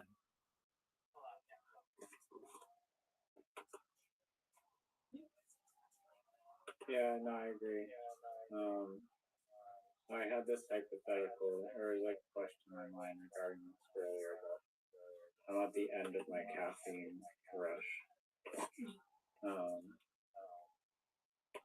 Do you need a police officer to get you a cup of coffee like that lady on Hands on a Hard Body? that would be nice. Yeah, that would be nice. Very good. Yeah, I was gonna say earlier about like the AI advertising thing. Like, arguably, I think there's like, if AI could potentially be a good thing because it like if you have every like democratized access to AI where anyone can create their AI ad and make a really phenomenal AI ad, then it's like the same thing. It's like instead of they made the best ad that's just like using or the camera, it becomes like who now made the best AI ad, and it's still the exact same competition. It's just the tools are potentially unlocking more creativity, basically. And if you've ever used AI like video generation, like the prompting is important, and you don't really ever hardly get what you want exactly the first time, you know. I And agree. also, I think that like the target marketing, like the, the type of advertising, I think is also important because there's some ads that you might see on Facebook where it's like, yeah, sure, a custom tailored ad would make sense in that regard, but if you have an advertisement that's going to be seen by millions of people, then you probably want the most effective ad possible, the one that's going to stick in their minds the most. And so it kind of depends on what you're going for a little bit and how much of an impact you want to make. Well, you and I discussed this at one point. How I think in the future, and it's already, this isn't new, but when you have an advertisement, if you can connect it with a real person that people know exists with their handle or whatever, how much more powerful that ad is going to be because people know that it's not automatically generated, or does that make sense? People are basically like boycotting AI slops on the internet already with like YouTube videos that are just AI garbage, and like you can tell that the voiceovers AI. Like I hate that personally. If I see a video that's just like some annoying, like you didn't want to pay the narrator, and now the voice is just like clearly AI. Like I skip those videos all the time. People are like, "This video sucks. It's clearly AI." Fuck you. But those are the ones that you know. I can almost guarantee that you have seen some type of advertisement that is AI that you didn't know was AI. Yeah, no, I don't. I disagree with that, perhaps. Yeah. So for whatever you want to call your company, I call it Upcake because it's easy for me to remember. Um, you and we're talking to Mama Riser as well. Um, she recognizes how expensive this could be and how this could make you an enemy. But all you really need is a website that can post links, a comment system, a voting mechanism, and then you would just go to different organizations to basically sponsor contests. And once word of mouth gets out about it, everybody's going to come to you. So I think with this idea, there's limited overhead. Where this idea fails immediately is if you're hosting all the data. It's too expensive. But if you're not hosting it, it's just links that people would see. It's like Riser, if you look in this Discord below, you're gonna see a section. So under 24, there's 24/7 live streams, and then you're gonna see like a heart and a cowboy hat and a heart, and it says Rabbi Rothschild. Do you see that?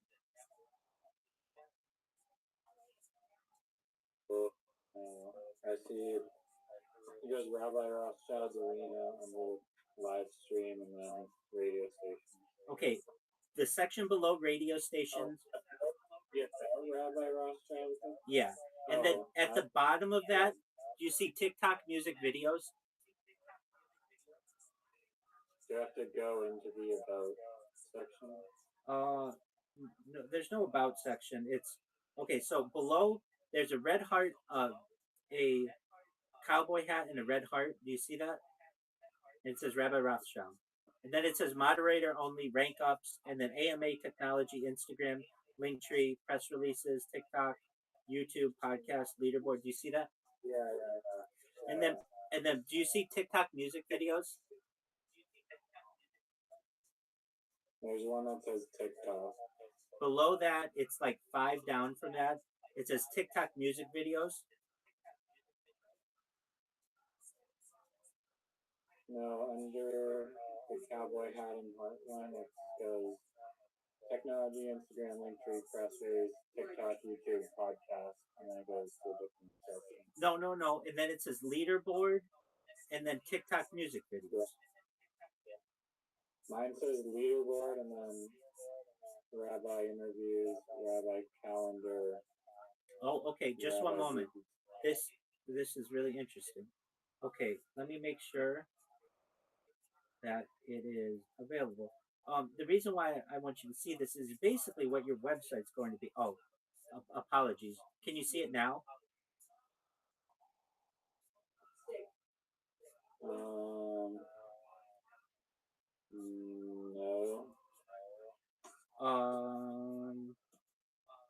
Let's see here. So you don't see a section that says TikTok music videos? No, not in that area. Okay, I'll just send you a link to it. And the reason why I want you to see this link is because it is essentially what your website would be. It's basically like hosted links. So the only difference is you would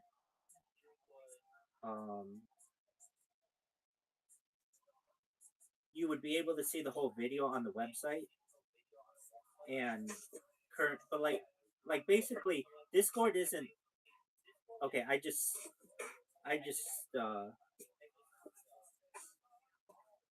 that's actually not what I wanted. TikTok music videos. I see it now. Okay, so go there, and you see that there's just like every 5 minutes or something a new music video that's being created. As I've been talking with you both, there are random music videos that are being made. Yeah. But Discord is not hosting them. TikTok is. And your website would be essentially this. The idea that you would, except you could play the video. There'd be like some kind of embedded video that it would still be hosted on TikTok, but it would just give like a little thumbnail of it, and then people would vote on it. Discord doesn't have the capability, or under current conditions, they don't want to pay for all the hosting, so they limit how much a user can basically host in their Discord. However, TikTok allows for you to post whatever you want, generally, from a capacity standpoint. So what you would do is be like the Discord. Like you will just have links like this, but when you click the link, it will take you to the person's page, or you'd be able to view an embedded version of it on your website. Does that make sense? Yeah, no, I get that part totally. I think my mom does too. So that, Mom, explain where you think the cost come out. No, you know what? I will another day. Yeah. I don't have the brain capacity to do that right now. You told me the other day about all these systems. I did. No, I was just saying basically when you build a system, well, it depends on whether you're building it. If you're posting things on, I don't even know what Discord is, but if you're posting things on TikTok or some Discord, I guess is a discussion group. Is that right? We're in Discord right now. This is Discord. Oh, okay. So if you're no, I was saying if you were to actually build such a system, right? Okay. Then billing systems, reporting systems, enrollment systems, audit systems, operational systems. You've been. It sounds like you've worked in IT, right? So absolutely. All of the things that if you're building out a system, you need all of these subsystems around it. That's correct. You just don't build a platform that connects content creators and the general public or whoever else. I'm not. I haven't really. That's why I say I don't really have the. I haven't modeled this out or anything. But you need all of these. You need security. You need like privacy. You need legal. You need all kinds of things. And there's cost to doing all of that. If you put up a website and you go, hey, vote on this thing, your costs are much less. Absolutely. And that's why. So you can do the simple model, or you could, but the way Zach was describing it to me, it sounded like he was going to build this platform. That won't work, and I think we're all in agreement on that. If you have to host everything, if you are the even if you'll have some legal issues, but they won't be nearly as big as what it would be building your own platform. The big issue is hosting. The big issue is hosting the data because that is a monthly bill that you will get that will continue to increase. Essentially, I mean, I'm sure they have Craigslist in Canada, right? Yes.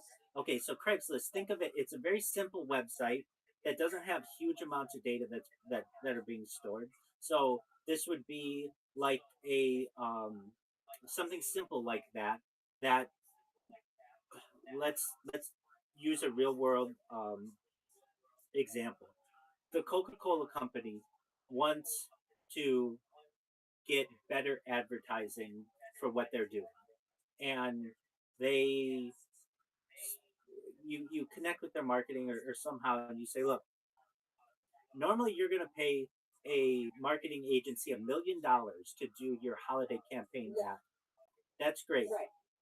What you can do is give away a $100,000 to the winner of a contest, and you're going to get, instead of the minds of a boardroom of 15 creatives, you're going to get 15,000 entries on this. And not only that, to the people of Coca-Cola, these people are going to host their contest entries on their social media. So whenever their friends are just scrolling through their social media, it's a free Coca-Cola ad for you.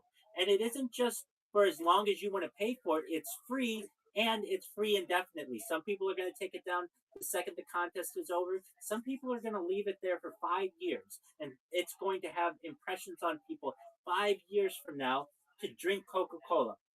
And all you have to do is give away $100,000 in the contest, which you guys do all of the time. And if you will agree to putting up the money for this, you wouldn't start with Coca-Cola; you'd start small. But essentially, that's the goal.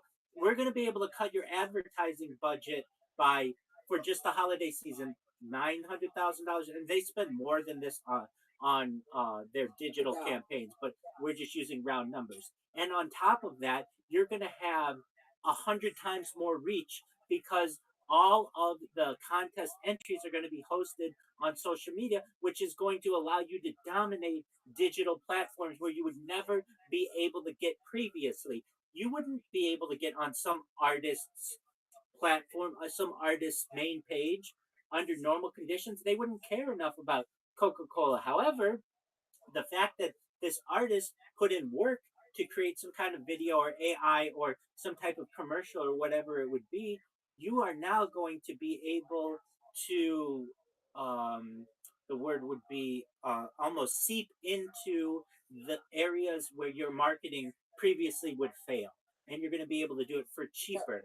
And for Riser's point of view, all he has to do is have the money and have people have the links, and it would just give a picture just like I showed in Discord, and people could click a button and it would play a video, and then people would just upvote it and have the comment entries. And then let's say the contest runs for a month. At the end of the month, whatever one Coca-Cola chose wins. It's not necessarily who has the most upvotes, because people can game the system that way. We just want it to be whatever one that Coca-Cola likes, and Coca-Cola takes that and puts it out as their holiday 2026 campaign.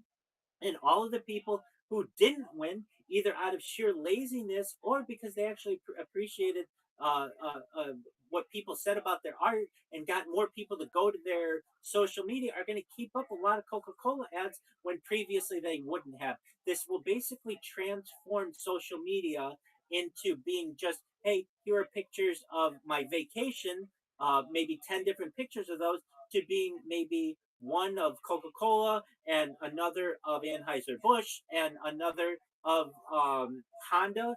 And so for every 10 videos that somebody may upload, they may get some free advertising, and that could be long term. And on top of that, it creates type of a new type of industry for artists and creators and people who are into video editing and actors and um, people who just may say, look, we're going to put something together. We think it's really creative, and if Coca-Cola picks it, we have a chance to make basically a year's salary on this contest. And there are going to be a lot of people who apply for the Coca-Cola contest because that's a big brand and it's a big prize. But you're going to have some smaller organizations, maybe even a small restaurant that may say, "Look, we don't have $100,000 to give away. We don't have $10,000 to give away. We don't have $1,000 to give away, but we'll give you $100 in our gift cards," and they may get 30 entries for that just in a local contest that they're having. And basically, I've said to Riser about this. You're going to be able to lower the costs of marketing, which are extremely high for different uh, advertisers. You're going to be able to essentially invade people's social media in ways that you wouldn't have been able to do previously, which is positive for the advertisers. You're going to allow creative people to be able to make more money, and artists, it's going to benefit them. And all you have to do is host a bunch of links on a website. Now, will you need general counsel perhaps at the beginning to have your terms and conditions? Absolutely. So you're going to have some type of legal team, and but in terms of this is where this is brilliant by him not hosting it. Let's say that there's some kind of I don't know, just malicious content somebody doesn't like. Well, guess what? Riser isn't hosting it. TikTok's hosting it, or Instagram's hosting it, or YouTube's hosting it. So long as it gets past their very strict systems, generally it's going to be fine on Riser's website. And so you basically are going to utilize all of the general counsel of YouTube, meaning Alphabet, and Facebook, meaning Meta, and TikTok, meaning ByteDance. They're already basically, so you don't have to. Because I think there's a little. Miss Aquarius, I'll be with you in a moment. Sorry? Good night, Rabbi. Okay, Miss Aquarius. Excellent. Sweet dreams, Miss Aquarius. Take care. Go ahead, Mrs. Mama Riser. So, if I'm creating an ad for Coke, yes, then I'm not allowed to use the Coke logo, right? Like that's without authorization. Well, so I can't today create a Coke ad.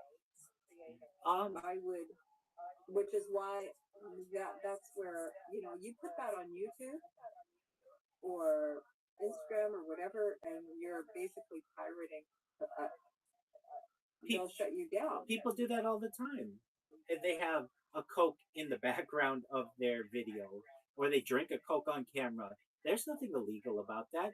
And and Coke itself, once they can change their policy to say, we want people to be making more content with Coke in it. If we get too protective of our label or of our trademark, then we aren't going to get as much advertising. Now, where Coke is going to be extremely litigious is if you try to make your own formula that's like Coke and have a similar red trademark or red brand. That's where they want to be litigious. But basically, having people drink Coke is just better for their is better for their brand. As long as as long as it's in the light that they're looking for.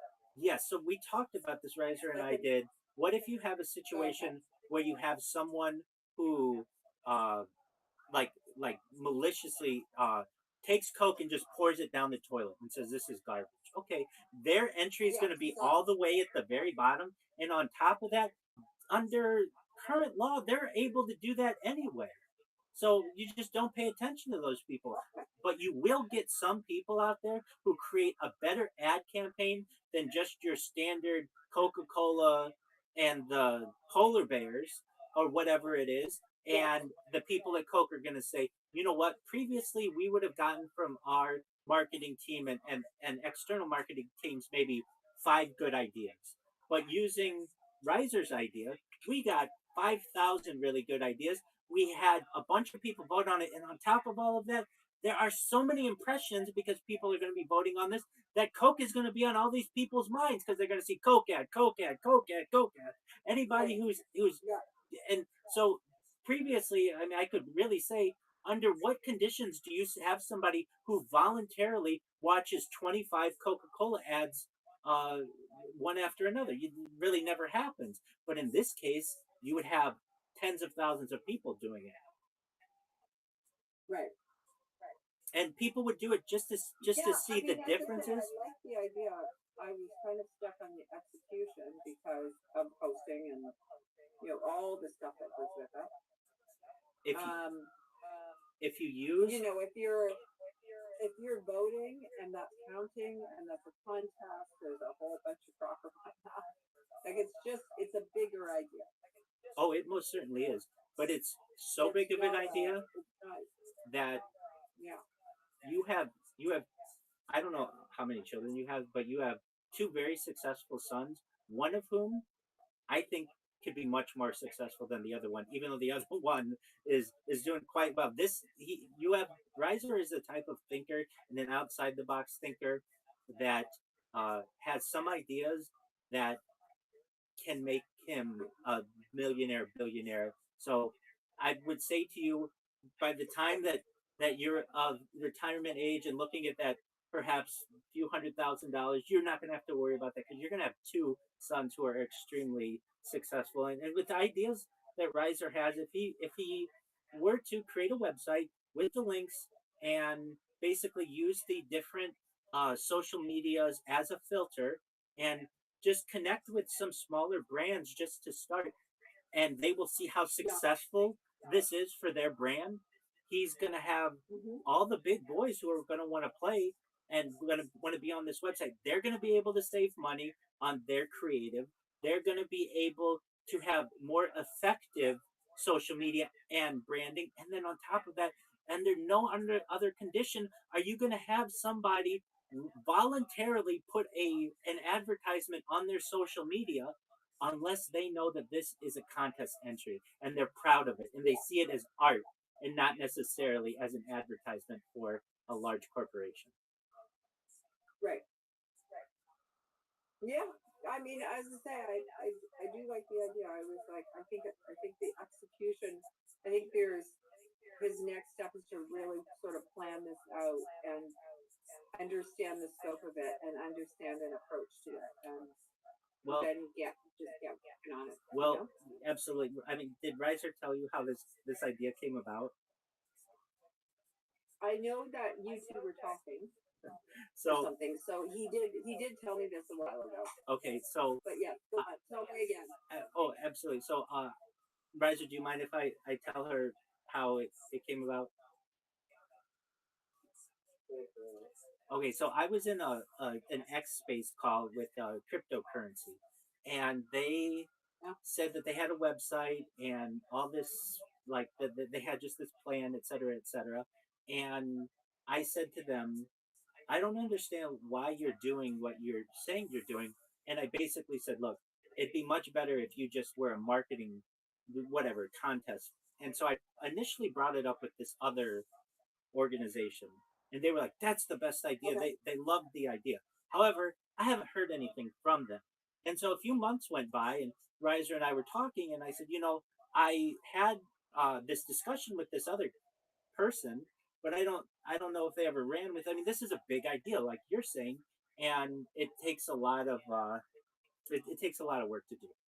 But if you want a million, billion, $1 trillion idea.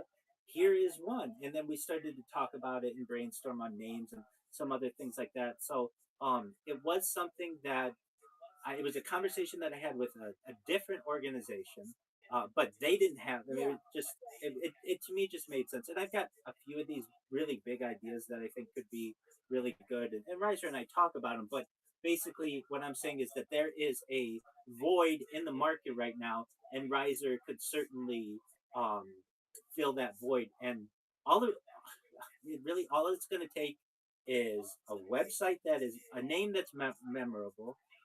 And he has some other names. Riser, what did you say? What was it called?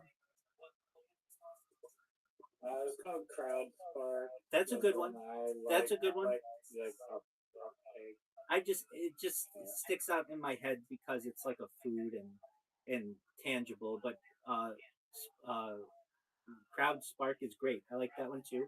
Um, and so he's got the name. So then he's got to get the website.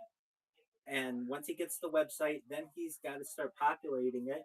And once he did, then he has to find someone to uh, basically put up a little money for a contest.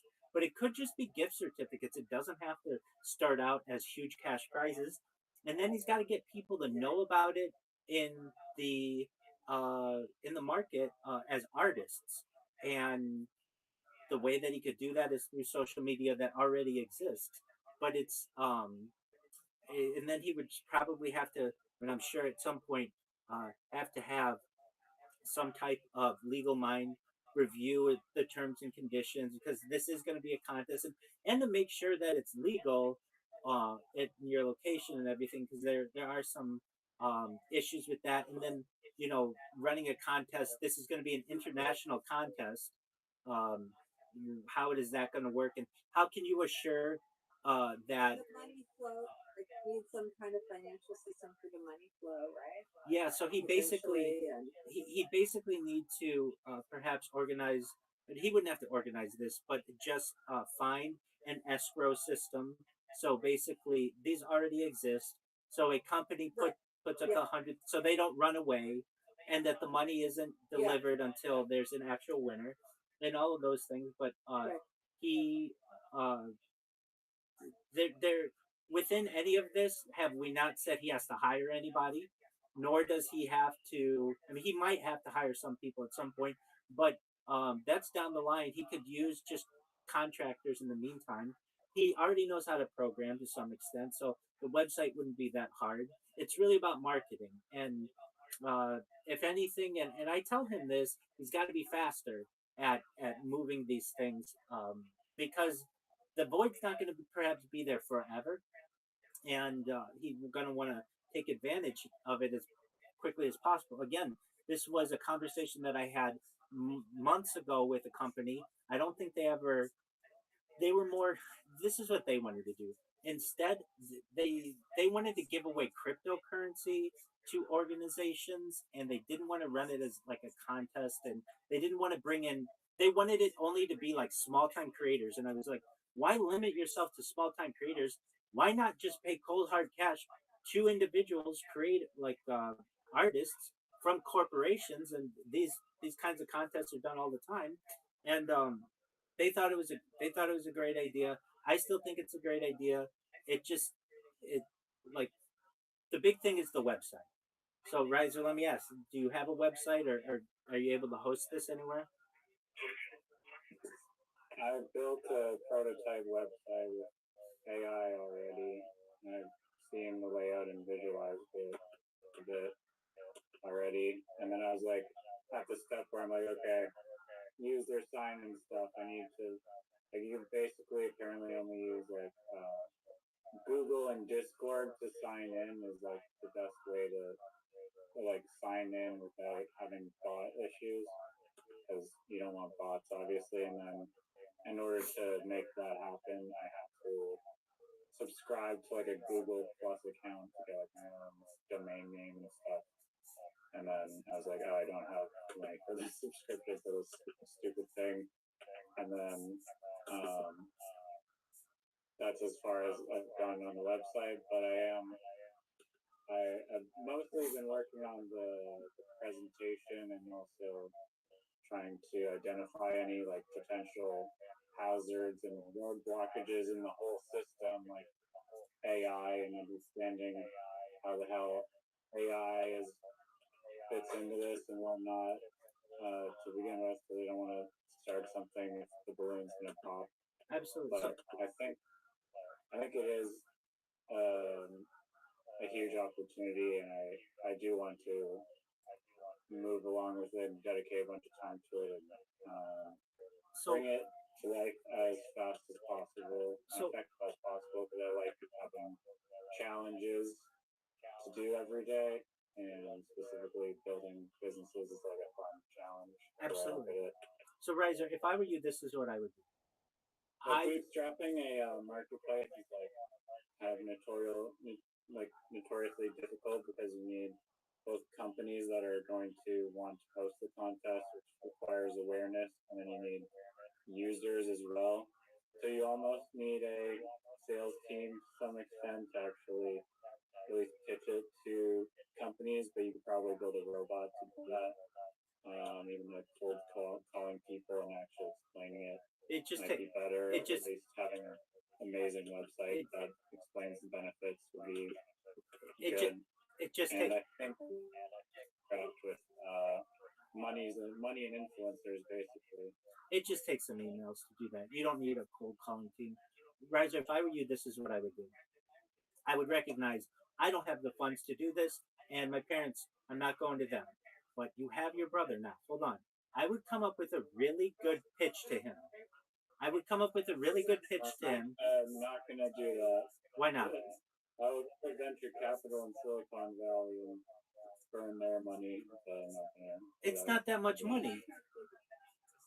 It's important to keep it intact, and getting to business with your family is not the route to go.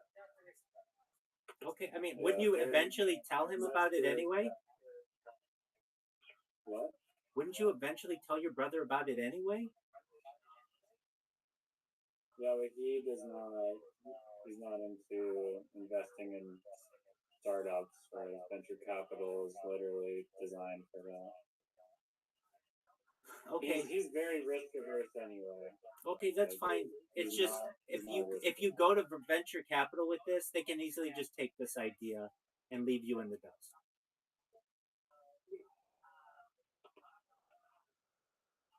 I mean, yeah. I mean, basically, you're going to be giving them the golden ticket. If you go to venture capital and you say, hey, I can put all your marketing teams out of business and create this, they're going to say, okay, that's great, Riser, and they're going to be gone. And let me just say this. I know that I don't know. Mama Riser makes an excellent point. It's not good to get into business with your family. However, you could at least tell your brother about this idea and say, look, I know that you found success in some other ways. I want you to know that I would basically run this organization. You could just be an angel investor, and it's not like you need hundreds of thousands of dollars. We're talking like maybe some small startup capital, and he might like the idea. If you put together a nice video for him and showed him the website, he might say, you know what, I'm doing really well right now, but this is a really good idea. This might take me from millionaire status to billionaire status, because generally a YouTube, unless you become a major influencer, that's difficult to do. However, it's not if you have some type of idea like this, and just run it by him. If he says, I hate that idea, that's the worst idea ever, okay, so you tried. But he's not going to go run away with the idea and make a ton of money off of you like venture capital would. Yeah, but I don't think it'll be, I mean, maybe 10,000 operational cost-ish, maybe, but I feel like to actually get it off the ground, you need influencers to promote it, and you can sell them equity or give them money or both. Because the only way you're going to get those people actually get the word out there, because you want to hit the ground running and not. I get that it is nice that you can do it like baby steps and start with little Joey's slushies or whatever, and like 4 people. But like, I think it's much more like just makes more sense to pay a bunch of influencers that are also in the areas of interest that are related to this, people that are into indie filmmaking and indie AI creations and video editing, and or people that are into comedy or just creators in general, and directly target those people because that's one side of the audience, and then hey, look, there's opportunities on this website where you can make money doing ads for companies. Check it out. I think if you go the influencer route, you're throwing your money away, in my opinion. There are enough small to medium-sized businesses just in the podcast realm that are doing everything that they can to grow as organizations. And these are companies like, and I'm sure you've heard them, like the Me Undies of the world and the Square Spaces of the world. They're not super giant yet, and you basically can say to them, "Look, I want you to get better creative, and the way that we're going to do that is by you sponsoring a contest on my website, and you guys already have social media. You just have to put a post up saying, hey, we're running a contest for Squarespace. Whoever comes up with the best ad for us on Upcake wins $10,000. That's in their best interest. And then you don't have to give your money away or anybody else's money away to some influencer who's not going to care about it. You use the advertiser themselves. They already have a platform. They already have a network. And that's just going to improve their sales. It's going to improve the impressions that they get. Right. Yeah, no, that's great. I like that. So this, and again, this is what I would do. I would. You already can't afford the Google Plus account, like what your mom said. There is capital that's needed for this, and you have a normal family, but you do have one person who could perhaps help you, who you can trust. And instead of going to venture capital that's just going to take this idea and steal it, because you can't really protect it, there's no trademark, there's no patent, there's nothing you can really do to stop someone from doing this. I would at least make my brother aware that I have this idea. I mean, that's the best thing that you could do as a brother, and just he's already had a lot of success, and just ask him his opinion on it.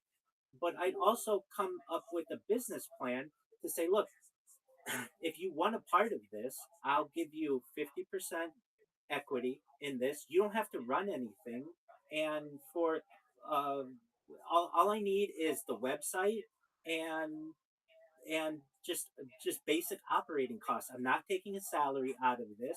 And your brother may say, wait, for like $10,000, I can basically perhaps have the opportunity of being a billionaire. He makes $10,000 easily in a few days of revenue on his YouTube channel. That's not anything serious to him. But if you came up with a really good video that was exciting, that shows how this is an industry shaking idea, he might go for it. And if he does, it's going to make him a lot of money. It's going to make you a lot of money. And look, I've been around a lot of millionaires in my life. I can like literally just launch it for $10K. Yeah, I do.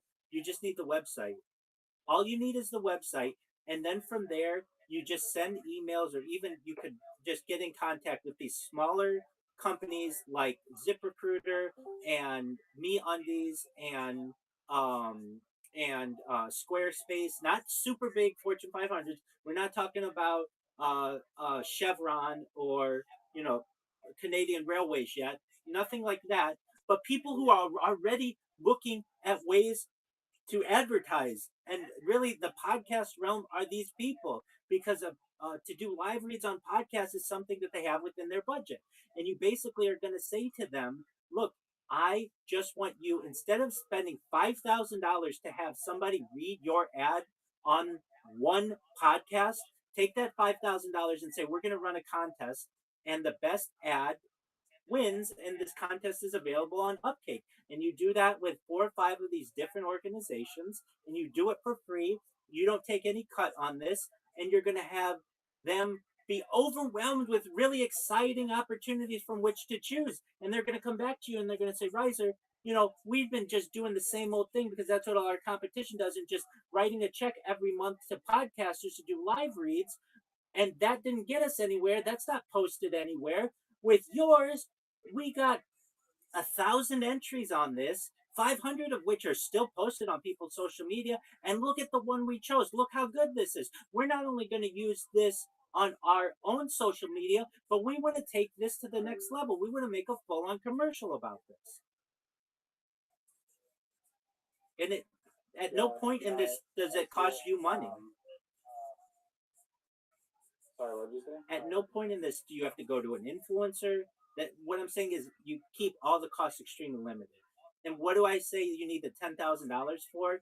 You just need basically a website and a pretty tight pretty tight terms and conditions, and those would be your 2 major costs.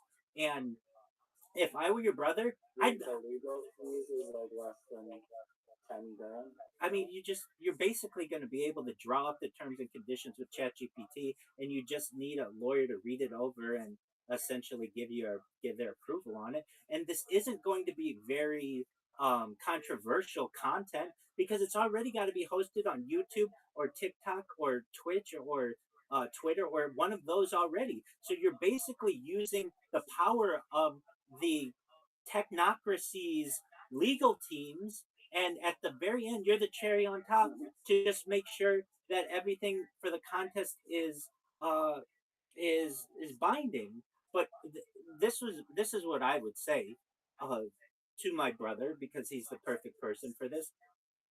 I would say, look, I'm not asking you for money. I want you to know that I have a really great idea and I'm going to do this one way or another. Do you want to share it? You're From what I know, anyone who is a thousandaire wants to be a millionaire. Everyone who's a millionaire wants to be a billionaire.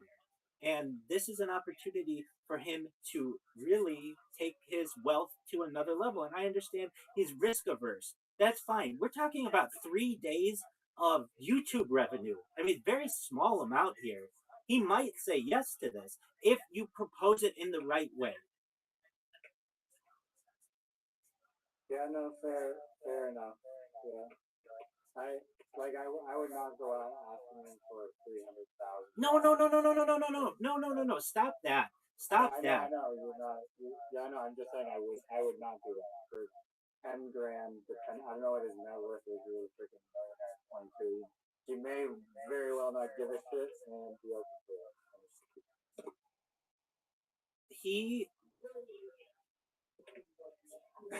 Well, my mom says he will give a shit and he wants to be open to it. But at least it's an opportunity, and it's worth the risk on his end. And you'd have to show him something. He doesn't want to see an idea. He wants to see something. And he's like any other investor, wants to see traction, wants to see blood, sweat, and tears into it. I agree, and that's why I would tell him exactly where the money's going. We're going to need $2,000 for a website, for website hosting and everything, for 12 months. We're going to need $5,000 for the attorney to review the terms and conditions, and then perhaps another $2,000 or $3,000 for any type of other overhead that you're going to have. Logos and all of that stuff you're going to be able to do organically. And you just basically say to him, and I would make a video for him, very easy. He can look at it on his phone and say, hey, this is really great, or this is not great. And if he rejects it, okay, that's fine. But the second you go to venture capital on this, they're going to say, Riser, we're not interested. And they're going to close the doors on you, and they're going to steal your idea. Yeah. Well, thank you for the warning on that. Because I mean, you're basically you're the Winklevoss twins, and you're going to be going to Mark Zuckerberg telling him about Facebook. And you know where I would go for content creators? I would advertise Upwork. Oh, that's a great place. Absolutely. Upwork and Because and Fiverr as the well. time people are out there, they're looking for money. They don't have work. If that's in their space, Yes. I didn't know there was advertising on that. Yep. Upwork. because you're advertising like, hey, this is what I need. So this Wouldn't is Upwork be like, we don't want that? No, they don't I care. don't know that they care. You can anything. I'm looking for this people. I'm looking for you to do this if you want to, blah blah blah blah blah. Are you familiar with Put Fiverr up your as best app, right? Are you familiar with Fiverr as well? Fiverr. I've heard of Fiverr. The So only reason I know about Upwork is because, my son uses it for YouTube a lot. absolutely, He finds how. and So Fiverr is the same, is it? Yeah. yeah, So there you go. exactly, and that's essentially There's what you're. probably 12 platforms like that. That's true. That's true. Those are the Right? big two, though. Yep, those are the big two for gig work and small time creator jobs, especially for video editors and such. But essentially, Riser, what you're doing is you're building that type of platform with less overhead. Right. So it's a thought, and then Less overhead than Fiverr?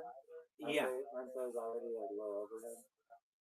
they are, but they have a lot of I would say uh, they have to at least store a lot of data when it comes to the transfer of files. I think that they're at least looking at 5 gigabyte um, hosting. You're not even going to have that.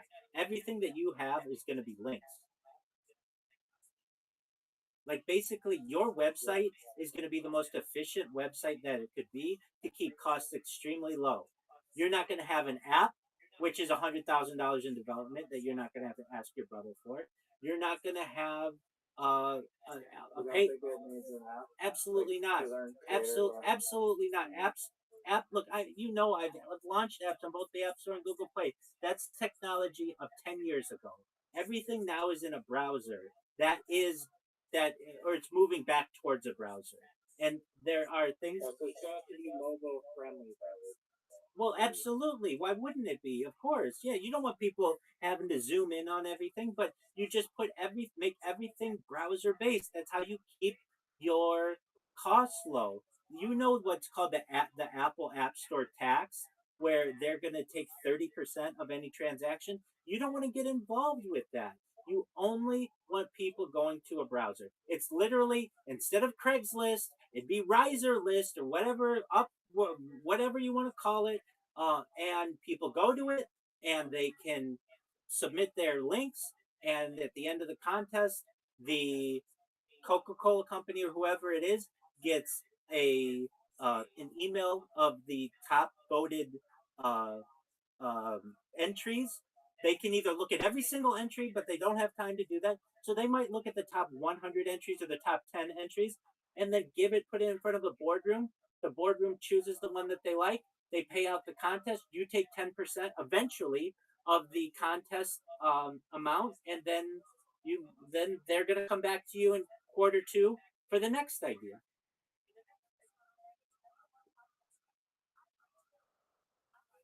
Yeah. No, I hear you. Let's I agree. and let's just for my own happiness and perhaps for everybody's here.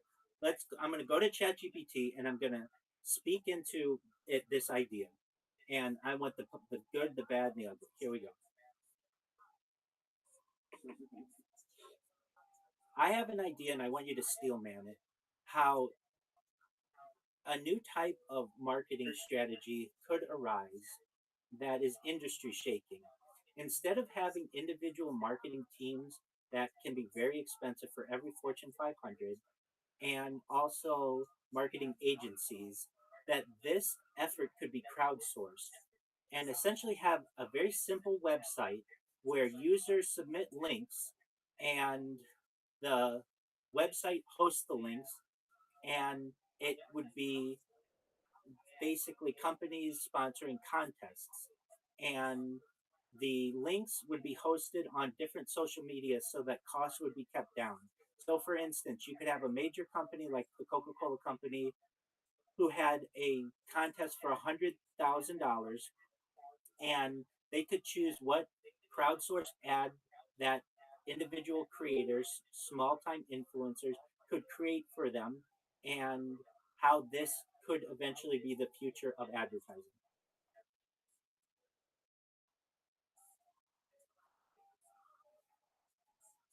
You're circling a real shift in its raw form.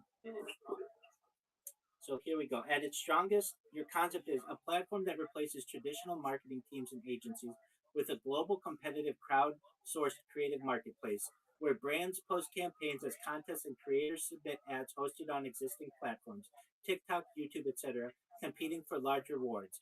If executed well, this could radically lower cost structures. Companies like the Coca-Cola Company spend millions on agencies, productions, and media buying. Your model eliminates agency retainers, outsources production to creators, uses organic social distribution instead of paid media. Net effect is cheaper plus more scalable experimentation. This would unlock massive creative diversity. Instead of TED agency creatives, you get 10,000 creators, different cultures, humor styles, niches, native content for each platform. This mirrors why platforms like TikTok outperform polished ads. Raw creativity wins attention. Turn ads into performance competitions. Instead of guessing what works, let the market decide. Views, engagement, conversions, reward top performers. Marketing becomes closer to a trading market of attention. Align incentives better than agencies. Agencies get paid regardless of performance. Your system, creators only win if they perform. Brands only pay for results. That's a huge structural innovation. Now, the real problems. Why this doesn't exist at scale yet. Brand risk. This is the biggest one. Big companies prefer not to risk off brand messaging, offensive content, legal violations. A bad viral ad can cost millions in reputation damage. Quality control problem. If 10,000 people submit, 9,500 will be low quality. Reviewing becomes a nightmare. Agencies exist partly to filter chaos. Incentive misalignment for creators. If only one winner gets $100,000, most creators get nothing. High quality creators won't participate long term. This becomes a lottery, not a profession. Platform dependency risk. If everything lives on TikTok, Instagram, YouTube, you don't control distribution, algorithms, monetization. That's dangerous for a core marketing system. Legal IP ownership issues. Who owns the ad? The creator, the brand, the platform? This gets complicated fast, especially globally. Now, the stronger version. This is where it becomes industry shaking. Here's how you evolve your idea into something actually disruptive. Performance based creative marketplace. Instead of just contests, build a system with three layers. Tiered creator system solves the quality and trust. Creators are ranked. Tier 1, proven performance. And we've talked about this, Mrs.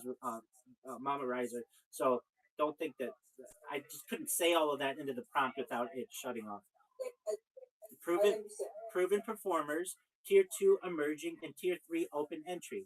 Brands like Nike or Apple can open contests to top tiers only or go fully open for experimental campaigns. This filters quality without killing scale. 2, a hybrid pavement model solves creator incentives. Instead of winner take all, small upfront payments for participation, performance bonuses, views, conversions, big prizes for top performers. Turns this into a career path, not gambling. And we've talked about this, how this opens up a new type of industry. Built in performance tracking layer. Your platform tracks engagement, conversion, return on investment. Think which creator generates the most revenue per dollar. This is what agencies pretend to do, but rarely prove cleanly. Brand safety AI plus human moderation. Before anything goes live, AI filters risky content, human reviewers approve finalists. It solves the biggest corporate fear. Distribution engine, your secret weapon. Don't just host links, aggregate performance, boost winning ads, repost across brand owned channels, potentially fund paid amplification. Now you're not just a contest platform, you're a media engine. What this becomes, the big picture. If this works, you're not just replacing agencies, you're creating a global market where attention, creativity, and advertising performance are traded like assets. That's closer to stock market mechanics meets influencer economy meets ad tech. why this could actually win. Because it aligns with existing trends: rise of individual creators over agencies, decline of traditional ads, algorithm driven content discovery, performance based everything. This is basically Uber for advertising creativity. That's absolutely correct. Final reality check. This won't kill agencies overnight. Instead, what happens is start with mid sized brands. That's exactly what we were talking about. Startups, direct to consumer companies. Prove better return on investment, faster iteration, viral success rates. Then, enterprise brands adopted for experimental campaigns first. Eventually, it becomes a standard channel alongside agencies. Bottom line, your idea is viable as it revolves from contest website into performance driven creative marketplace with trust, incentives, and distribution built in. I agree with that, and I think that if you were to take that idea, make it perhaps a little more succinct, put some examples in it, and you said to your brother, I know that you don't want to necessarily get things in the family, but hey, that the Rockefeller families did pretty well. Your family can do well at this too. You could say, uh, I am looking at the need for like $10,000. I don't want to go to our parents over this. I don't currently have this money, and I want you to know that I will run this, and basically, you don't have to do anything differently. If it's of interest to you, then let's see what happens because this has the opportunity to be $1 billion idea. If you don't want to have anything to do with this, that's fine. But I felt that it was prudent to make you aware of it first.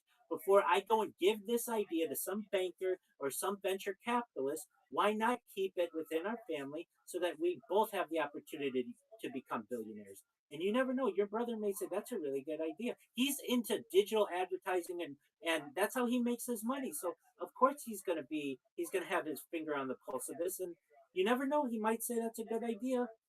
How much do you need? And you may say, look, just to start off, I can't even pay for a Google account. So I know I'm going to at least need a few $1,000s, but just to give me some of a cushion, I need $10,000.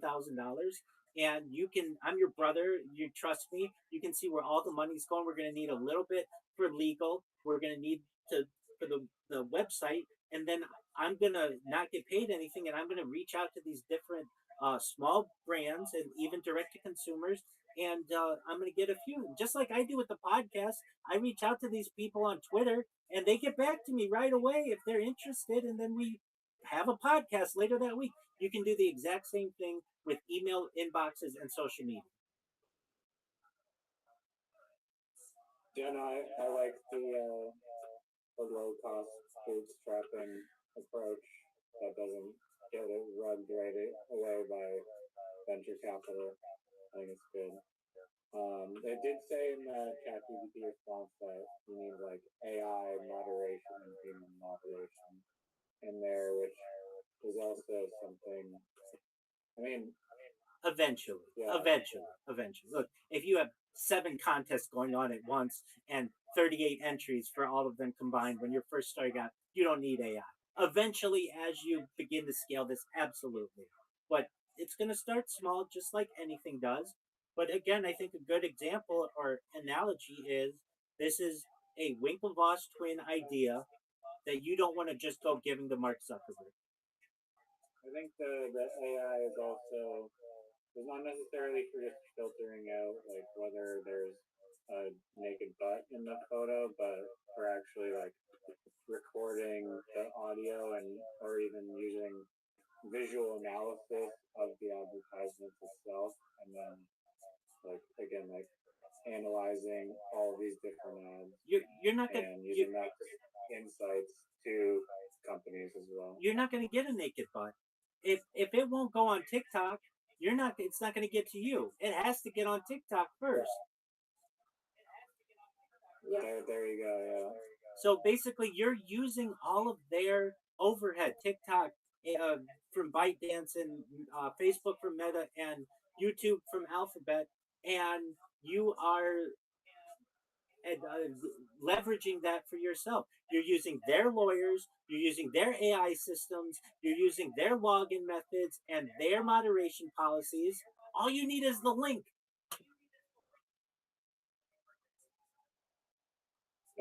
Yeah, heard. I really love the idea, and the advertising market is $1 trillion, and but That's yeah, that's a nice pie. That's a nice pie. We've talked about this. That all of it. You just need like a little bit. exactly, A little tiny bit. exactly. Right? Yeah, when You get 1%, and you get 0.5%, and you get any no, I'm just saying, like some businesses are like niche when they're going after like the skating rink, like boards market or something. It's like a small market, but it helps when there's a giant market. Possibly in the beginning, like I work for TELUS. I don't know if Americans know TELUS, but we have like 3 major telecommunication companies in Canada. That's one of those, but they've been doing the same ads for years and years. Like they have it set. I can't imagine that this would ever work for a large company like that. Not Yeah, no. This was a risk that I identified also. I think it depends on the company, but the why like Doritos. No, not nothing to do with the negative advertising. Like Telus has a very distinct advertising flavor where they use the same purple font colors and they use cute animals, and they basically are like, Telus, we advertise a cute animal. Where like Dorito was using the Super Bowl like for their Super Bowl doing the contest approach, and they consistently got these top ads like all the time. But supposedly they stopped doing it because there was a lack of like congruency with the brand itself, and like you can think of probably a lot of companies like the bank that does like the hands in their pocket songs or whatever. They have like these consistent ad like kind of things across like some of them decades probably. So guys, however, done. that's exactly right. And if when you get to the large, it would have to be like you have to do this specifications. If I'm even writing, no, nobody's handwriting letters anymore, but if I was used to have to go and get, I couldn't even put a logo on a piece of paper without following the specifications. Absolutely. Right? Like brand, but yeah, that's a later problem anyway. Brand requirements and licensing. Just no. Absolutely. I don't think you'll get those guys on time. Absolutely. And yeah. I would say to, let's say, the CEO of your organization, you guys are great in Canada. How would you like to be AT&T globally? And meaning, we'll take you to the next level, and you're already paying marketing teams to put out the same garbage that they've been putting out for a decade. Why? They're not doing anything different from you. All you need is a chief marketing officer, a small team, and use our platform. And we're going to give you the same animals with the same purple logo and everything, but we don't have retainer fees of a marketing agency. We're going to save you money. And when you can say to a CEO that we can save you money and huge amounts of money to get either the exact same results or better results, they're going to have open ears. Yeah. Now, if it was actually like in tune with the brand's decade-long advertising campaign, I guess. They it depends though, like not every single company. They won't choose anything that isn't in line with what they want. And it's the crowdsourcing that's going to basically give them the seal of approval before they already do. Who knows? Maybe cute little animals isn't the best for their organization and they don't know it. They've just been listening to these creative agencies for the last decade. But perhaps cartoon animals are actually better and they haven't been using those. I mean, this slight adjustment can change the way that they do business. In the United States, and Reiser and I have talked about this, and this is globally actually, the number one search term that is paid on Google is the word insurance. Basically, for Google ads, If you want your company to show up for the word insurance, it is extremely expensive per click. And this was 10 years ago when I researched this. It was like $7 every time somebody clicked that. But the thing is, when somebody has insurance with you, they will have insurance with you for decades, and that's basically an excellent customer to have. But in the United States and perhaps globally, all insurances are generally the same. They just become in competition for marketing. So one, like in the United States, Affleck has a duck, and Geico has a gecko, and perhaps and like Liberty Mutual has an emu. They've all come to the same conclusion that using these animals is perhaps the best way to advertise for their insurance. However, it's taken them 20 years or so at least of competitive advertising against each other to be able to figure that out. They would have been able to figure this out far earlier if they had crowdsourced this and had actual numbers to be able to say, we want a cute animal. It's just, it's like, oh, duh. Yeah. And your organization has figured that out. People like cute animals. I've said this previously for health companies. Why name your health company Truvina Health, some made up word, when you could just name it something that people align with and understand, or at least have a mascot that is tangible and people identify. That's really important. With that said, Mama Reiser, you brought up a really good point. We don't need the whole $1 trillion pie. We just need a small slice of this, and it triggered in my memory a story that I really like, and I'm just going to share with you in just a moment. It's a story of a man who owned a small but pivotal share of Middle East oil rights. His name was Kalust Sarkis Gulbenkian, an Ottoman Armenian oil genius known as Mr. 5%, because he eventually held 5% stake in the Turkish Petroleum Company. Gulbenkian was instrumental in the 1907 merger of British Shell and Royal Dutch to compete with Standard Oil, and later founded the TPC in 1912. His initial share distribution in the TPC was 40%, but after transferring 25% to Royal Dutch Shell and the dissolution of the Turkish National Bank, his portion was reduced to 5%. Despite this small fraction, his personal holding and expertise was crucial in navigating the complex colonial competition between Britain, Germany, and the U.S. for Mesopotamian oil reserves. And this man, as I understand, what basically he did was he uh, he was able to get the rights to oil that uh, the Ottoman Empire didn't really feel was that important at the time. It wasn't like gold or silver or diamonds or something like that that caught your attention.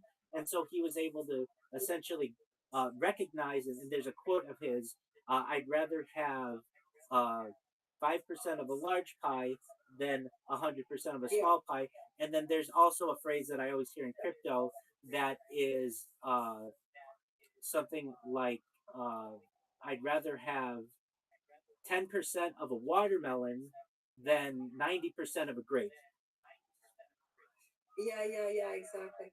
Well, a good one I always find interesting is MasterCard. Everybody knows that. It's got like 3% of the market or something.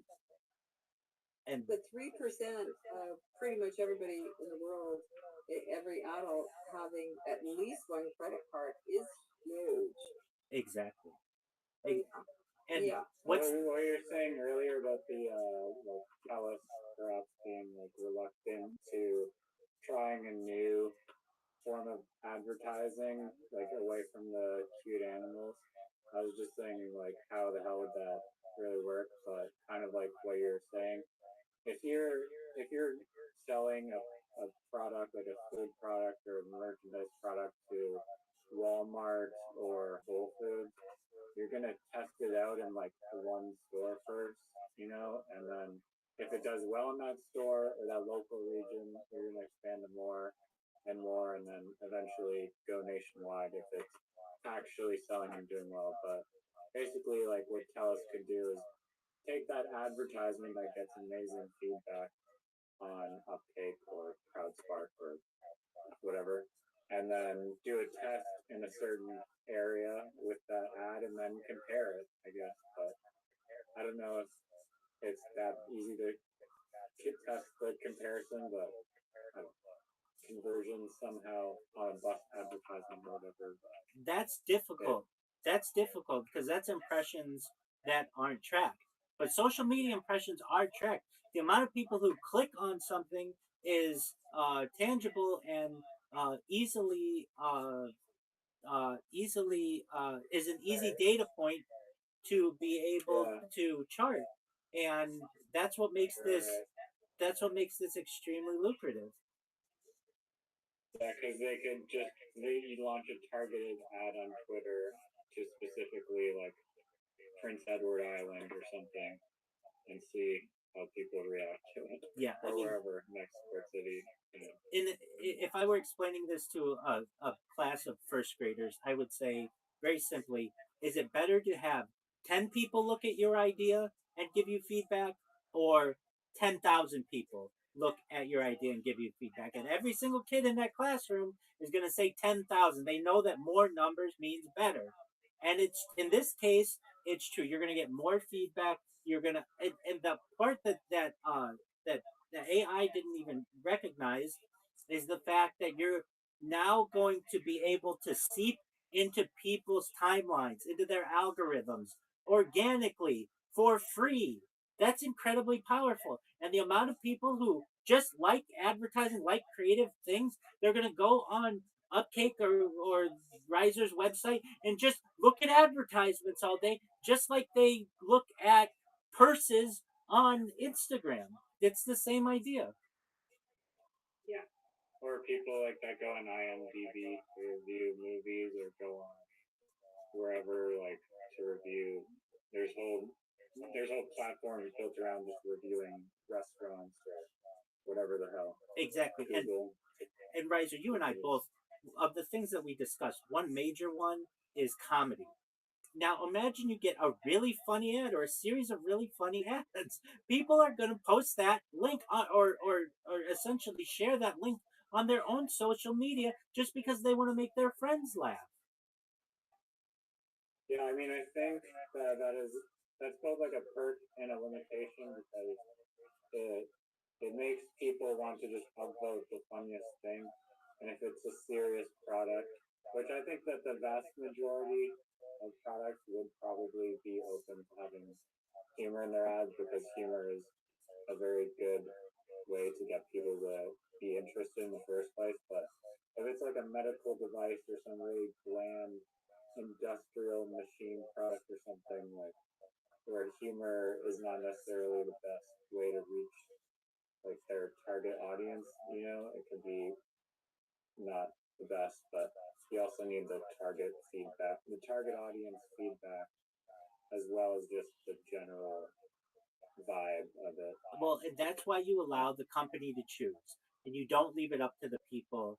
And we discussed this, but just so Mama Riser's aware, there's the story of Bodie McBoatface. This originated in 26.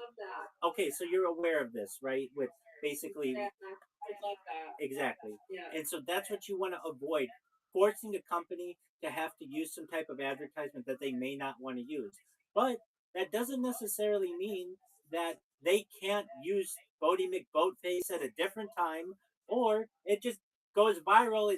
It's cute, people like it, but it doesn't necessarily have to be promoted by the company. Uh, I think that's it's supposed to give the company a huge boost. Exactly. There's a lot to unpack still, but good conversation. Excellent. What were you gonna say? What was I gonna say? Yeah. Oh, I'm happy that your mom knows about Bodie McBoatface, and you guys. I don't want to take up all your time. You're gonna watch the interview, so go watch the interview together.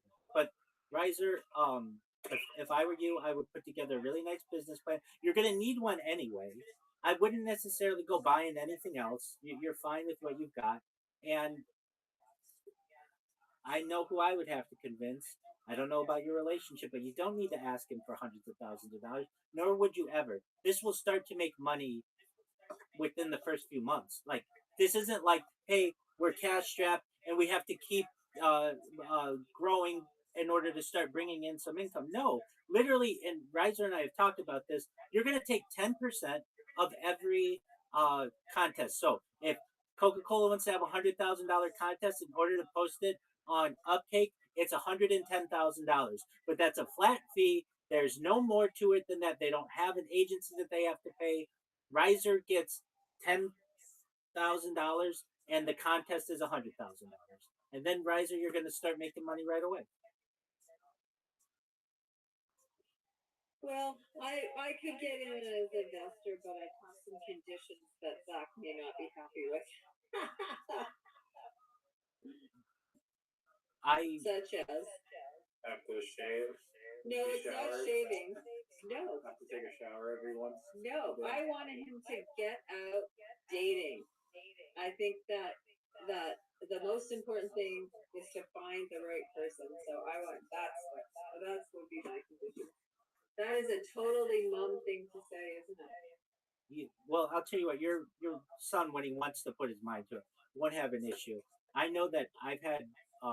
He's been in calls that I've been in with women, and they find him to be very attractive. So you've done your job there. I mean that. Birth to one of the greatest looking people in North America. And that one is pretty easy. I know that everybody has their own strategy, but it's a numbers game, and the dating apps allow for it to for Riser to be able to have his choice of any woman that he wants on these apps. But I understand his focus on wanting a business and to be successful before that happens. And he's still young, but he's got a lot going for him in terms of he's smart. He's very funny. He raised a very funny son. I mean that. I agree. And so he's not going to have trouble with women. It'd be one thing if it were like, is he ever going to get married? No, no. The second that he turns his mind to getting married, he'll be able to get married. But with this type of idea, I think that Mrs. Reiser, I mean, you can invest in anything you want. I'm not going to tell you one way or another, but he doesn't need your money. You should keep your money.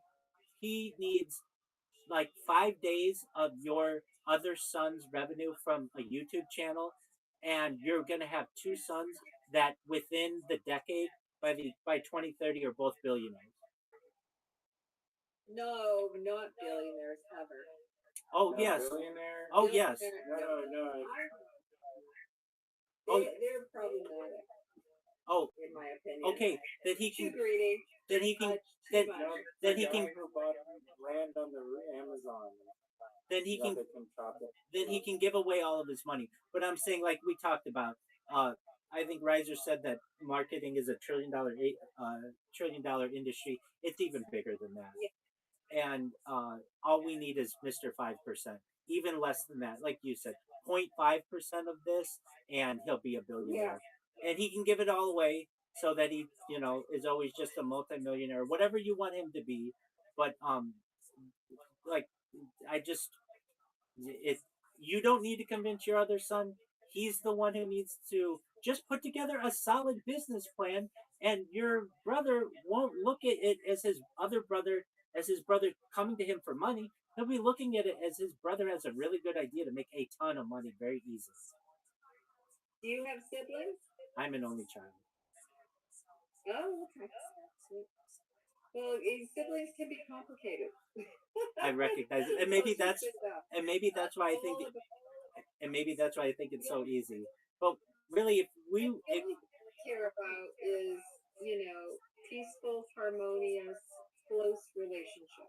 That's it. And I have seen in my lifetime a lot of cases where who wasn't telling the blood story? Brothers can get into business together and it goes south. Like I've seen it multiple times. I had two uncles who lived 2 doors down from each other and did not talk for 35 years over a business deal. They bought all these globes back in, Like I don't know, Boxing the Day. 60s or something, and there was like thousands of them, and then they thought that they would sell, and they didn't. So they lost money and blah blah blah, whatever. They bought cheap globes on Boxing And Day then the world and then could changed, not sell and the they globe. get out of date, right? Yes, they do. So anyway, so just like I've seen multiple times, and I'm not against what you're saying at all in terms of, but he will want to see some meat on the bone, not just hey, I have an idea. That is not the time to approach him. And as I say, I have my weird things. I think all young men should be out there dating. That's what I want to see. So now that I've embarrassed my son, I will leave the conversation. Oh, I don't think you said anything to embarrass him, and he shouldn't be embarrassed at all. His mother wants the best for him. That's only an admirable trait of a parent to have. So you didn't say anything embarrassing. And I don't think waiting on it until you're successful is the answer. I just don't. Okay, I understand. You build together. I get that. You figure it out. I get that, but then you got to give up half of it. It's your partner. I recognize that. Well, let me ask you this, and this is going to be extremely how would I say material, but Sure. but let's just be honest. If your son was successful with this business, he'd be able to get on a scale of 0 to 10. Any woman who's a 10, she comes from a great family. She's absolutely brilliant, drop dead gorgeous, the cream of the crop of women, not just in your area, but in all of North America, perhaps the world. That's what you want for him, right? No, I mean, like the perfect 10 is not what it's about. It's finding the person that you connect with. Period. That you communicate with, that will be a good partner, that will be there, good bad. I understand, like, money is not. I don't want my sons to be with somebody because they have money. No. I understand that. You be able to No, connect. not at all. I He, want them to be with somebody who's a solid, really, really great, rounded person with wonderful morals and maybe a good sense of humor, and somebody who would be a great mother if they choose to go that route, but a really, really supportive, great partner. Which and I think you can find that before the successful. he most You don't want to. I worried about that with my other son. He's got a wonderful girlfriend, and she has no idea that he's so successful. He is not, because he hasn't really told anybody that. he So one day she's gonna go, by the way, I have like $40,000. Well, he has some idea because he's taken her He's on driving a cruise. BMW. Like she knows she's not blind, but He's wearing like a she $4,000 doesn't watch. she doesn't really. She knows that he's doing well. She has no Oh yeah, idea. my brother is just doing like thousands on a watch. So okay. So if he's maybe willing he to will do be that, able he to. might be willing to consider this. He might. That's why, which I guess they are. But anyway, so no, I don't think it's about waiting until you're successful at all. I think it's that, Okay, but financial security is something that females look for in a partner. It is. It they absolutely is. do. To the qualities that of somebody I think- that will be. They're not looking for, oh, I need somebody right now who's got all their shit together. They're looking for No, somebody who yeah. possesses the right qualities to actually be a good partner Yeah. and be successful. No, it's like, so anyway, that you asked my opinion, and that's my opinion on this, honestly. And I think all young men should be out there because this is the time. Okay. This is the time, man. Okay. This is the time where, Okay. With all things being with all things equal, though, with all things being equal, that Riser will find a woman who he connects with, who's funny, who's humorous. Would you rather have her be on a scale of 0 to 10, a 6 or a 9? In terms of what? Her everything else the same, education the same, family the same, but in terms of her beauty. Beauty? I know it fades, but what I'm saying, You're asking Gandhi here, apparently. Well, here I think Gandhi. No, the thing about it is, it's whether or not where they're attracted to him. wait, Period. everything else is And the same. he doesn't go for the tans because the tans generally have, a bunch of issues Wait, that are going along with being a tan. but not all of them do. So, Not all of them do. Many of them are educated, smart, will love him, and want to be with him for until the day they both die, God forbid. And that's what you I want. don't care what they look like. I really, really, really don't care what they look like. Honestly. Okay, so I've met some, you would call them tens. Yeah. And young girls that are tens. And as soon as you're in, like, no, they've got problems. Oh, then they're not necessarily. Then they're not Picture of 10s. one that is mind-boggling, like insane, and she has, yeah, she's no. It often comes with a lot of things wrong, right? Because I was not a 10, I'll tell you that, but I was a good-looking young woman. And you'd walk, it didn't matter what room I walked into or down the street, everybody would stare at me. Everybody. Sounds And like a so 10 to it gets me. to your head, right? Like it's screwed up. It screws up your head because then you think, well, I guess my looks are everything, and it's just not. It's just not about that at all. And maybe it's a maturity thing. I'm old now, right? But I'm just saying, I would not go for a 10 ever. Okay, I that's just what. wouldn't. Okay, then a 9, but let's say a pretty. No, It honestly, go for. Okay, I'm not gonna say go for a 4, right? Aren't you just so kind? All of that. First, fuck the 4s. Okay, no. Let me take that back. You want a 10 in terms of quality of person. Absolutely. You want a 10 for somebody who's supportive, kind, generous. All of those things should be 10. Education. Okay, well if that's how you're measuring it, I'm like a 4. I don't know. I've got a high school education. I'm a senior solutions architect in IT, but I've got a high school education, so I get that it's really important, and obviously, like I've learned a lot along the way, but Have you seen the Nathan, or it's a Nathan Fielder from Nathan Cruz. He has a show rehearsal about this guy who was going to trivia night every night, and he lied to his friend group about his education, saying that he went to university and everyone in his friend group university when he didn't. And there's this whole like multi-episode thing about this guy who's just petrified to reveal the truth about his education to his group friends.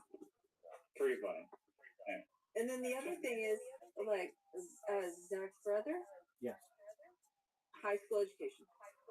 So, would I say, oh no, you can't possibly, be with somebody?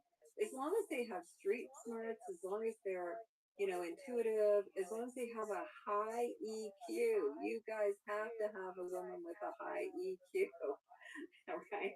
I agree. Those are the things. So yeah, 10 on that level. Looks, honestly, I don't know anybody that you're attracted to. I don't actually care if she's a 4. She's probably not going to be a 4 because those poor girls that are born as 4s, right?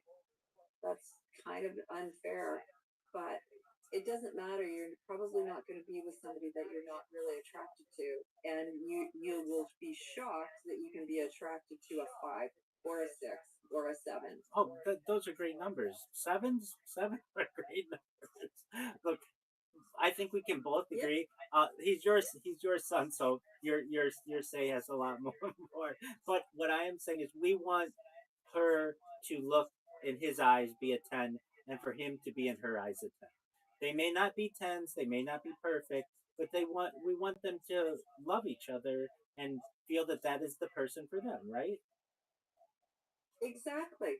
It's who you connect with. It's whether it's how you if you share a similar perspective in life. If you can, if you wake up with somebody that's happy every day, that's huge. If you wake up with somebody that is a 10 in terms of their looks and they're miserable every day, you that's not you're not gonna last. You're just not gonna last, right? So it really is. Hate to say it, guys. It's really about the personalities, and yeah, maybe if you're a multi-gazillionaire, whatever, do you get like the best of the best of the Wait, best? and that's Yeah, what but we're you're talking about, probably and that's screwed up. and that's what we're talking about. Your son has the opportunity at that. He Yeah, does. yeah, of course. He absolutely does. Yeah, but and I keep saying to them, they're not going to come. And I would say this to you, Rabbi, even though I barely know you, they're not going to come knocking on your door, right? Get out there. Hold on. Get out Wait. there. Riser hit the nail on the head. Sorry? Riser hit the nail on the head. They will if you're a billionaire. Oh my God. Okay, well, when you're all wrinkly and old and you finally make it, no. And also, you need practice. You gotta get out there and date. Oh. You gotta date some. You gotta kiss some frogs. Wait. Right? When it comes to that, it takes a while to figure out and get good at relationships. Wait, it just doesn't happen. So when you're suddenly ready for your 10 no. to come along, At you're least gonna screw it up. wait. Screw up. Go screw up relationships now. Go figure out what works, what doesn't, who you like, what personality traits you don't. Do all that now, so then when you meet your 10, then you're a 10 because you got like unless you have experience out there dating, you're not a 10. I don't care what you look like when you look in the mirror. You're not a 10 until you because that takes practice in relationships to get there. Oh, Mama Riser. At least from my perspective, I've had many female friends. I've lived with women. I have been a pickup artist where I would go in with other pickup artists where we go and see how many women's numbers we could get in a given night. I have even dated women who my profile was so high on Tinder, they asked me out to find out how I was able to get such a high score, and we went on dates in Beverly Hills. So I can tell you that like from the gaming the system and being able to do well in terms of dating, I don't have an issue with that. And additionally, from a religious standpoint, I've had matchmakers who I've been pretty close to perhaps popping the question with in some um in some relationships, but I just wasn't ready. And so I agree with you. If I've never dated or never had any experience with women, oh, get out there and yeah, absolutely. But at least in my case, I'm pretty good at all of that. I've taught classes on that where you actually have men who come to you and they basically we call them within the pickup artist community AFCs, average frustrated chumps. They come to you, they don't know why they can't get a date, and you basically, if you've ever seen the movie Hitch, you make sure that they're dressing correctly, that they have proper hygiene, that they are using small tips like eye contact and listening and all of those types of things. And there are certain routines that we do. There are all kinds of things like that. So at least from an experience perspective, I feel pretty comfortable with that. And then there's there are other ways of experience with let's just say behind closed doors with a person and making sure that you're able to uh, bring pleasure to your significant other. Those are all really important things too. And if somebody doesn't have any experience in doing any of those things, and they find themselves perhaps middle aged and that then absolutely get out and date 100%. But at least in my case, I have quite a bit of experience with in all of those realms, and You've been there, you've done that, and abs- now you're not. absolutely. But I can use those. I can use that experience and really, to Riser's point, um, women will come to you under certain conditions, and if you have certainly a nice investment portfolio that helps. But I'm in agreement with you that nobody is perfect, and from any standpoint. But at least Riser's young enough that if he were to focus on this for a year or two, I really think that he could make a lot of money doing it. And then go and he could be married by 30. He could have kids by 31 or 32. That's a He that's he can do both. You don't have to do just one though, right? Like maybe in your case where you're 24/7 and you're in a very unusual circumstance. that's correct. You've got an excuse to not get out there and date. That's correct. Fine. I get that. But he's not. And you're right You about know, that. he can be doing both. And if Absolutely. you're not doing both, then you're doing yourself a disservice. I agree. And Really, you know, that's how I feel. Anyway. And I know I'm an overprotective mama bear. I think can't help it. I think what you're saying is prudent. And you know, Riser and I don't really get into too much in terms of his relationships or anything like that. I don't have too much of a worry from him because I just know I've been in calls where attractive women are immediately attracted to him, um, and he doesn't really realize it, and that's cool. But that's kind of, you have to know your self worth as well, and maybe it would be helpful if he could recognize and have the. Are you talking about Miss Aquarius or something? No. I'm not going to name this person's name, but um, someone who a lot of people were attracted to. Immediately, one time, Riser went on cam. One of the first times he ever went on cam, and she was like, "Who is that?" And she was very attracted to him. I'm not going to say her name. It happened though. I was there, and I remember it quite well. No one in this call, not Mr. Question, nobody like that. So you don't have issues with that. Even Riser, you were like getting a pizza the other day, and like some girl working at the pizza place was flirting with you. You just don't recognize it. Yeah, I agree with that 100%. He doesn't recognize it, and it's just, yeah. Let's bash Riser to some more. No, The riser is 6'4". Like that in and of itself. that's all he needs. Right? That's top 5% of the human species. He'll be fine with that. Yeah. Seriously, Exactly. he could be he could be is absolutely stupid, got a great ugly. personality, great Exactly. communicator.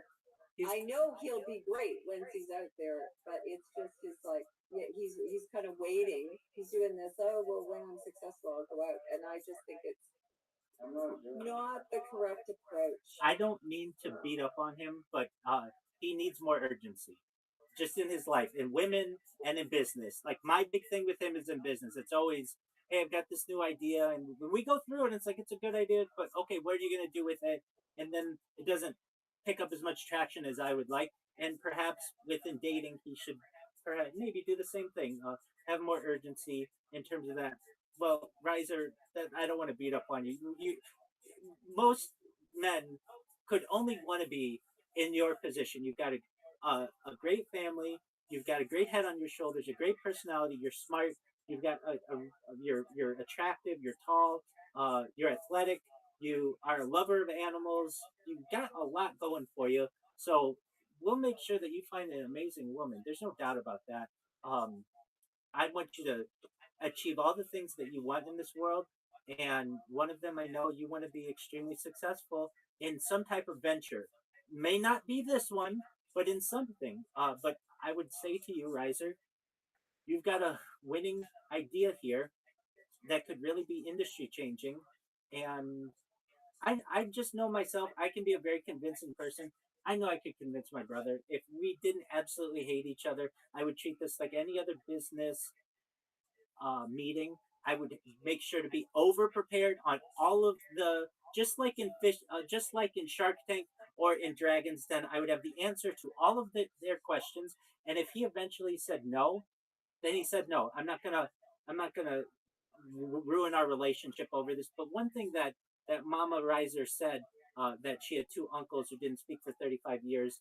Uh, their idea uh, had a major, um, well, they basically were requiring each other's help.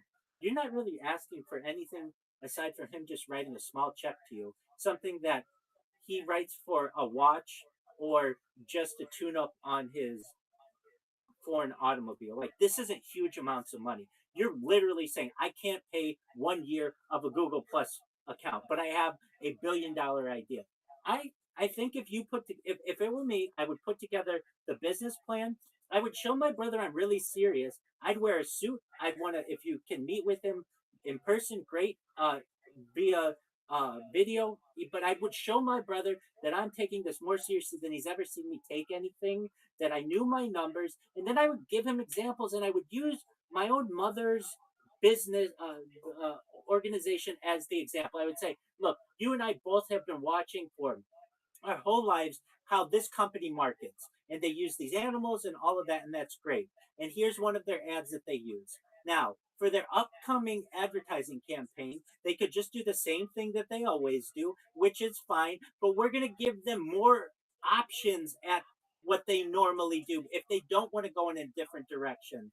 But here are five, and I would even create the different creative for him, the different videos for him, and say, now, what if you took this idea and you crowdsourced it? And not only would the company have a better commercial, every commercial could always be better from one thing or another. It could be it could have a slightly more attractive person, or it could use slightly different song, or it could use different lighting, whatever it is. You crowdsource what people felt was the absolute best version that they could get, and that made people post it on their own social media. It made people excited about advertising. It made advertising agencies essentially obsolete. It made companies more money. It made people more money. If I had this type of idea that could essentially transform a company that we know really well, imagine what it could do on a global scale. And I'm not asking for much of you, just the initial startup, and from there it's going to pay for itself. It's not like we have 5 years to be profitable. No, we'll be profitable in the first quarter. All I have to do is then email Me Undies and ZipRecruiter and Indeed and Squarespace and Shopify and some of these medium to large businesses and say, you are already running a contest for something. I just want to put that and feature it on my website, and we'll do the first one for free. And you're going to see all of the creative ideas that we're going to be able to crowdsource for you. You're going to be able to choose them. And if you don't like any of them, that's fine. You don't absolutely have to choose something this first round. You could put some kind of terms and conditions on it. But chances are they're going to want to, especially these smaller organizations. For $10,000 to a company like Squarespace, that they paid for that for Tony Hinchcliffe or William Montgomery or one of our other favorite comedians on a podcast to read one time, they will take the risk knowing that the potential payoff is worth immense amounts for them. If I were to be able to say that to anybody, including my brother, he's going to recognize that this isn't his brother coming to him for money. This is his brother coming to him with an idea that can make him a lot of money. And that is a totally different opportunity. You're not asking him to buy you a car. You're asking for him to be able to make more money for himself. And everybody likes to hear that if they are looking to make more money. And your brother's one of these people as well. He likes money. He likes his BMW. He likes his fancy watch. Why not have more of that? I'm sure he'd like a yacht. I'm sure that he'd like to be able to, level up. Exactly. I mean, I hear how he is, and I don't need to know him. He would. He's a millionaire right now. He's he's a multimillionaire right now. This money means nothing to him. But if he sees the idea, if he knows that YouTube isn't forever, that there can be changes in the world that may eventually mean that the popularity of his niche isn't forever. You never know. Things can change. But this is a groundbreaking idea that has the opportunity to make him a billionaire. And if Mama Riser doesn't want him to be a billionaire. That's fine. He can be a 999 millionaire for the rest of his life and get. Thank you, and just have this glass ceiling of the billionaire class, and does not need that. And I understand that your mom wants you guys to remain grounded and not to become miserly and not to become greedy. And I absolutely understand that. On the flip side, though, your brother loves money, and he didn't come to you with this idea. You're going to come to him with an excellent business plan, and I would make sure my brother recognized that I was taking this more seriously than anything else that I've ever taken before. I would get a suit if you don't already have one, or I'd wear one of the suits that I already do. You're a good looking dude. You're going to be able to come across attractive to different organizations. And you're going to be able to say, look, within the first quarter, if we have the website, I think that we'd be able to make $10,000. But the second quarter, once we had some satisfied customers, I think we'd be able to make $100,000. And by the third quarter, you just need 10 pretty big contests to make $1 million or so. Perhaps you're going to need more of those. But basically, I'm saying that you might be able to gross $1 million within the first year. Perhaps there's a chance, and you're going to be able to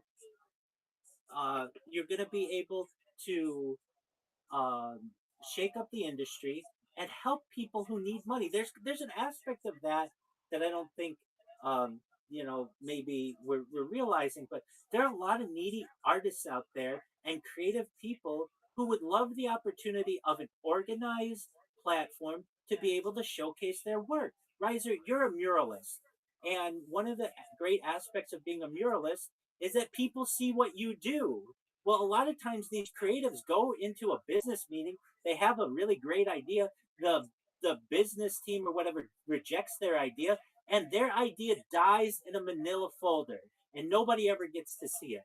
This changes that. This gives them a canvas for their creativity, and that's exciting. Yeah, yeah, for sure. For sure, for sure. All right, Riser. Well, the ball's in your court. And Riser, do you have any of the dating apps downloaded? Do you have Tinder downloaded? Do you have Match.com downloaded? Do you have Hinge downloaded? I don't use them. Okay, but it's a numbers game. Why wouldn't you want to expose yourself to the most amount of great women?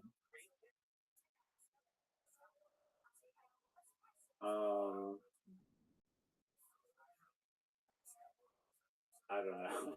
Okay, we can No talk. matches. Oh, no matches? Are you matches. kidding me? My biography would say this: 6'4". That's it. That's all it has to say. Women are gonna throw themselves at you. Very, very good. I'll try that. Okay, Riser, we'll work on that.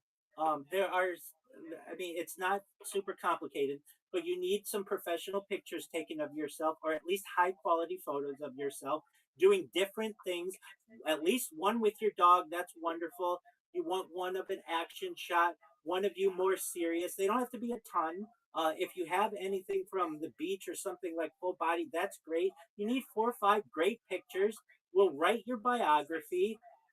And I mean, from there, it's just about swiping right. It's a numbers game. It isn't difficult. The way that I was able to pick up a sociologist from Match, she worked at Tinder, is literally just having excellent pictures, having a good biography, and swiping right on a lot of women. And then all I had to do was check my inbox at the end of the day.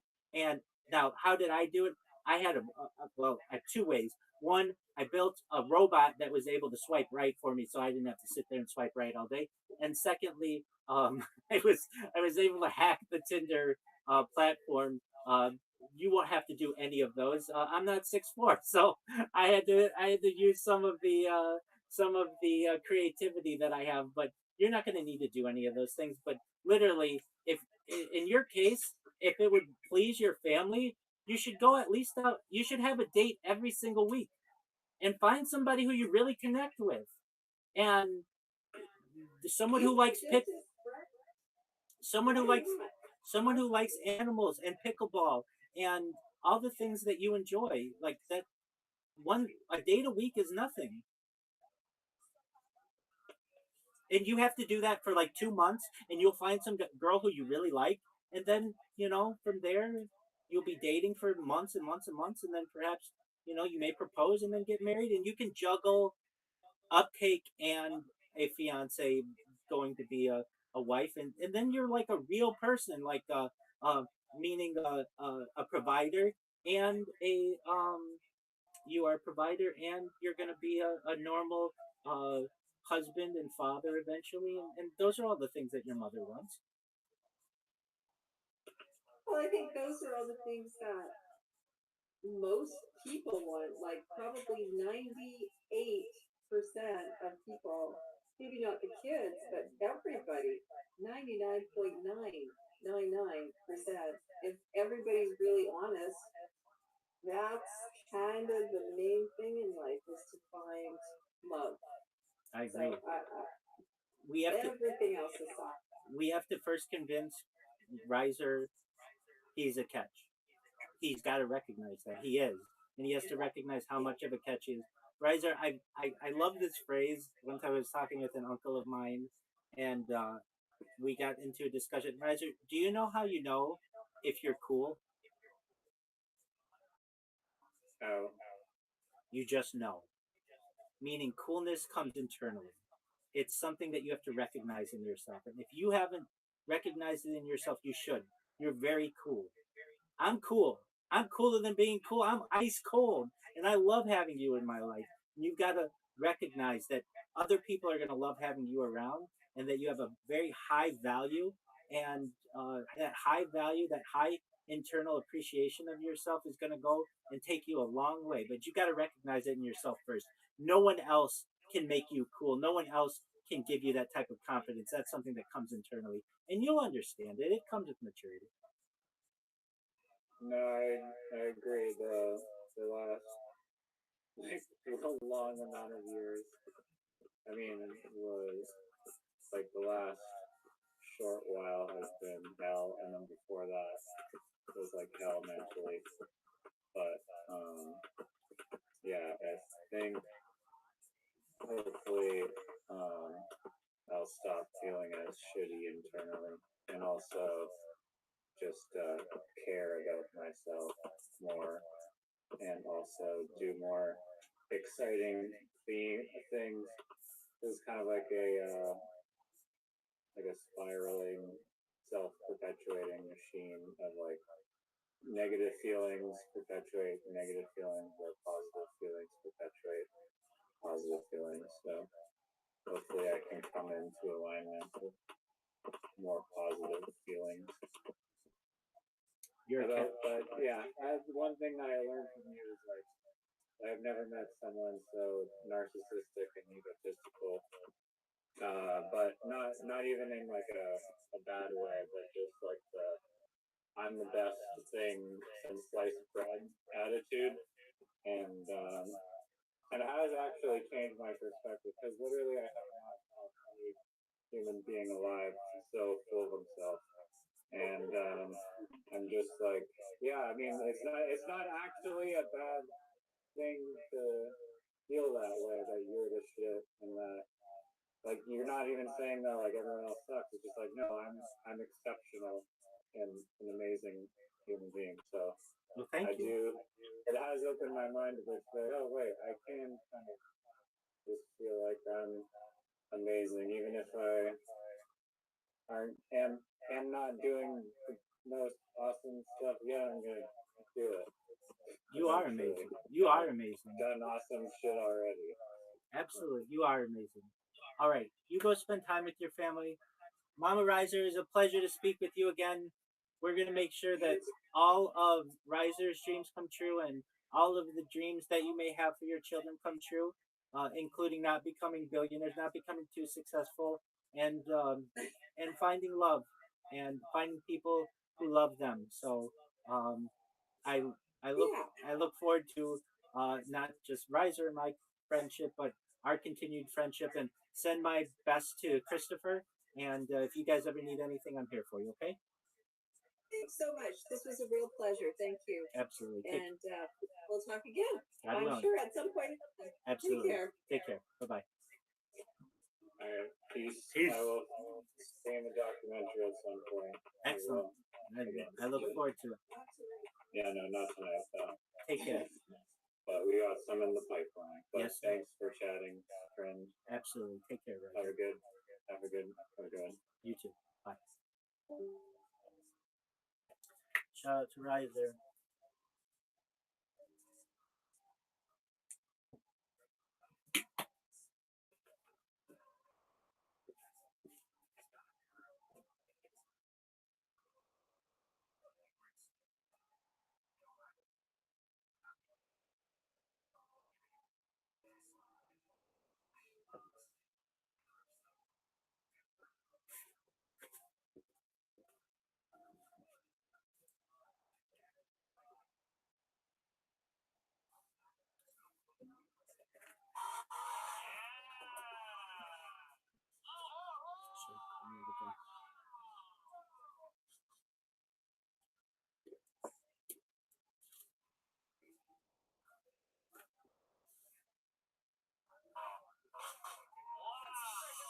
That's pretty good.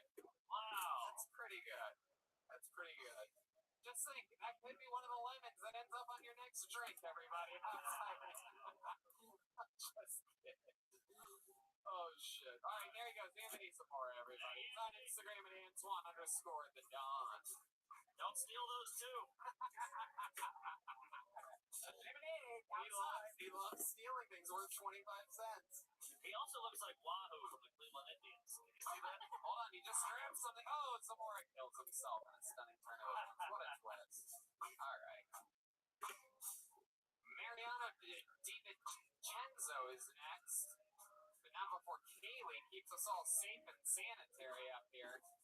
Again, the Yellow Rose and the Red Rose, famous for their cheeseburgers, believe it or not. I don't know if you've ever had a cheeseburger. They have cheeseburgers?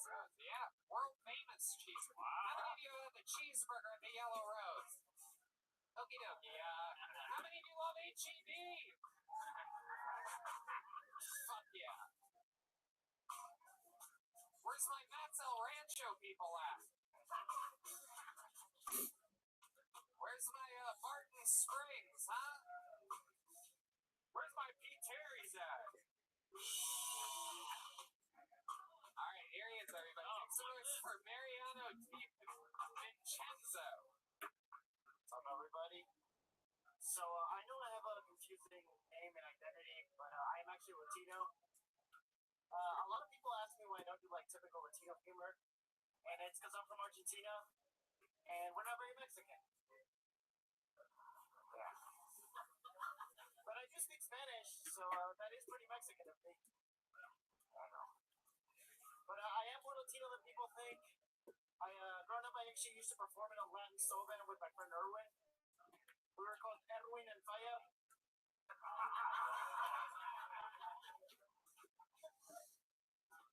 But anyway, I do identify as Latino or Latinx. I don't want anybody to get offended. You're all a bunch of putex.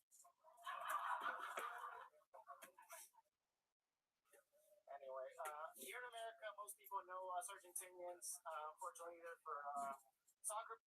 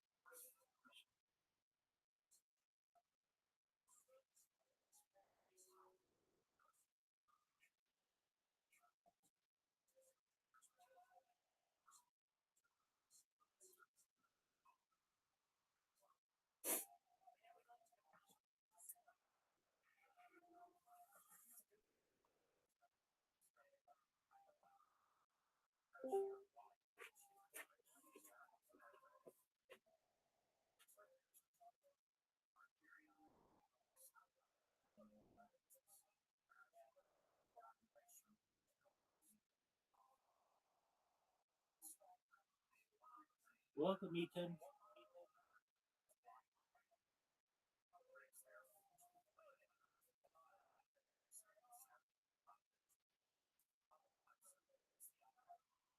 Ethan, can you hear me?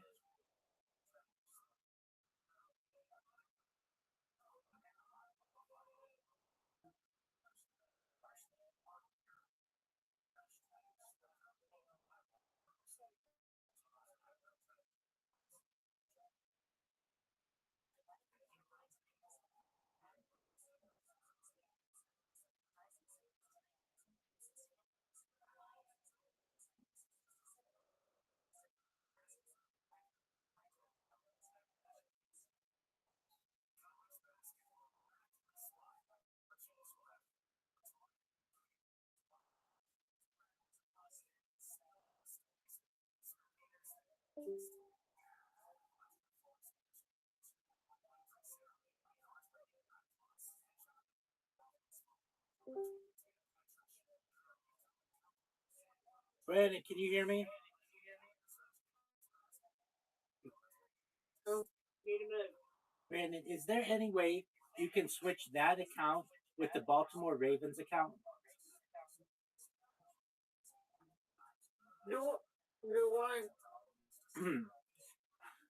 Is there any way you can take that account that you have right there and move it in the one where your Baltimore Ravens account is and move the Baltimore Ravens account one in here?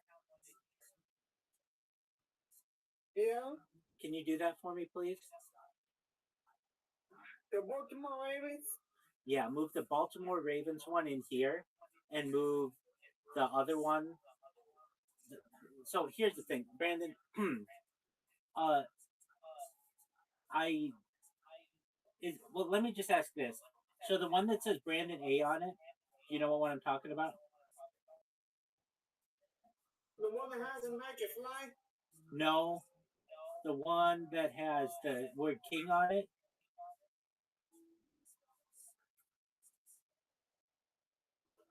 That one? The one that you're using right now? Brandon,